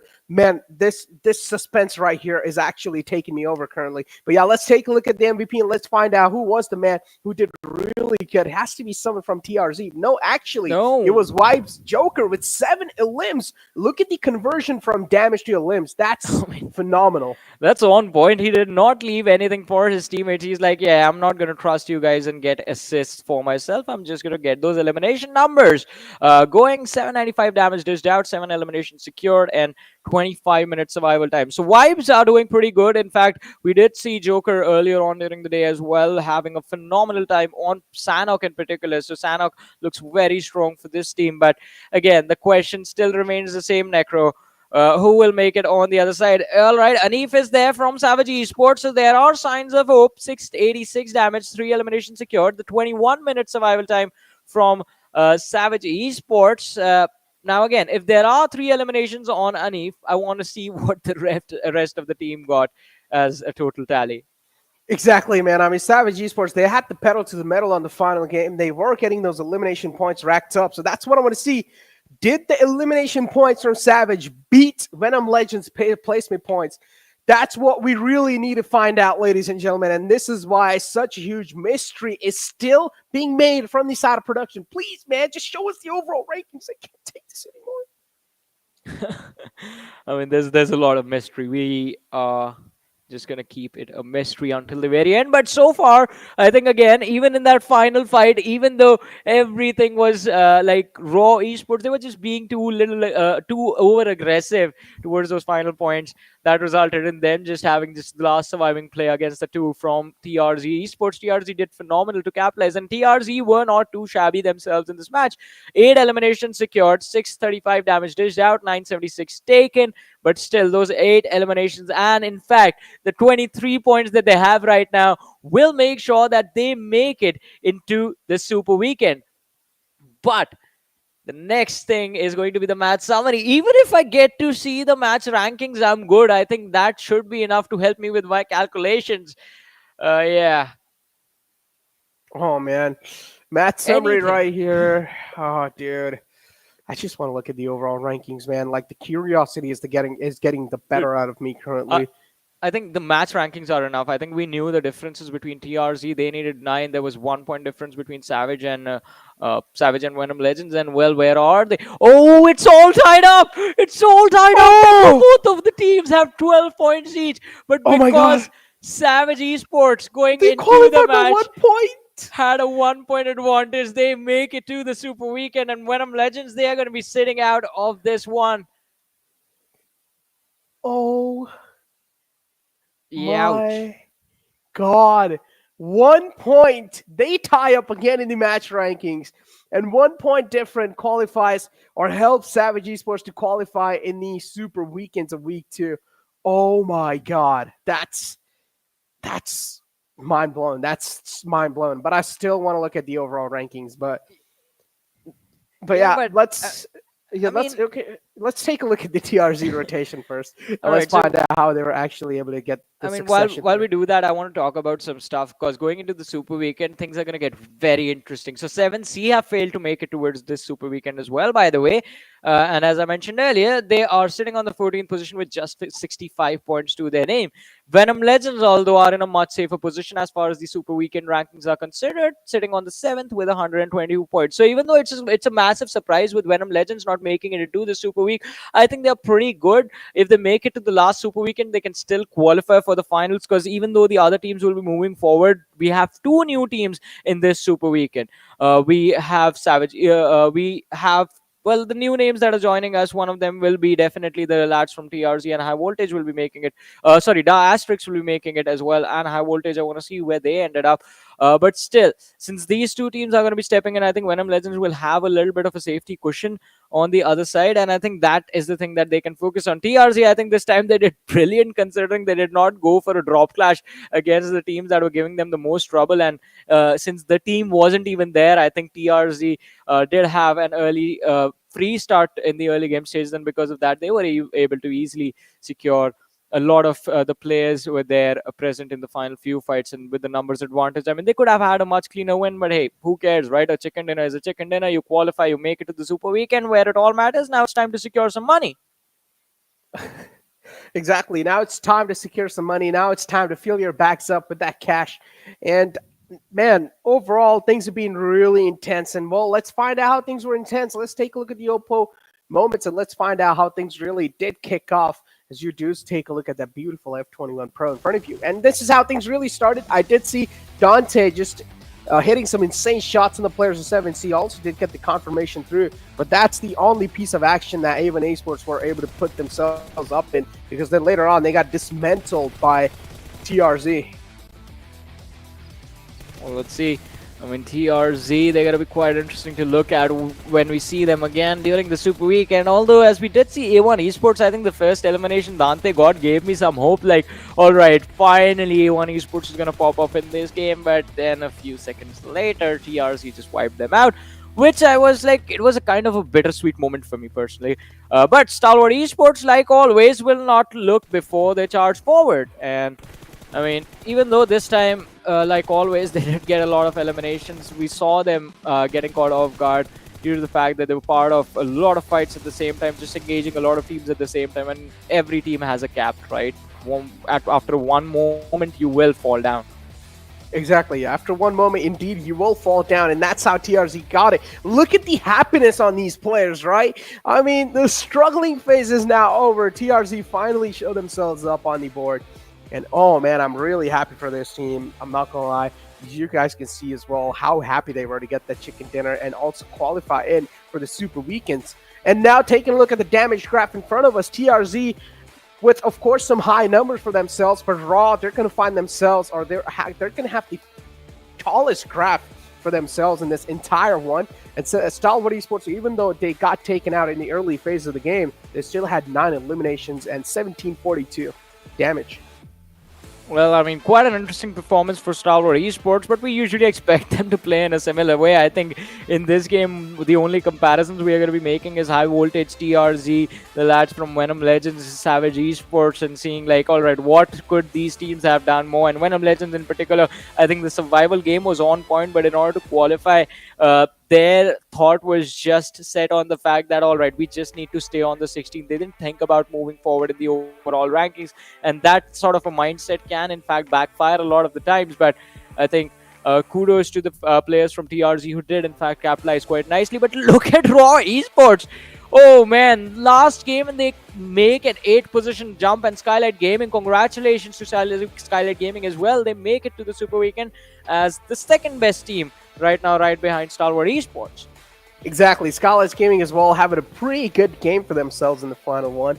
And I'd see too, right underneath them, Dax, one of the best performances out there, considering the fact that they couldn't really make it in Super Weekend 1. And now in Week 2, they have performed so well in the league play. It seems like Dax, they have something to prove here. Savage Esports, they're going to keep maintaining that spot on 15th spot. And then TRZ, they're going to move right underneath them with 48 points. And Venom Legends and TRZ were actually tied up on 48.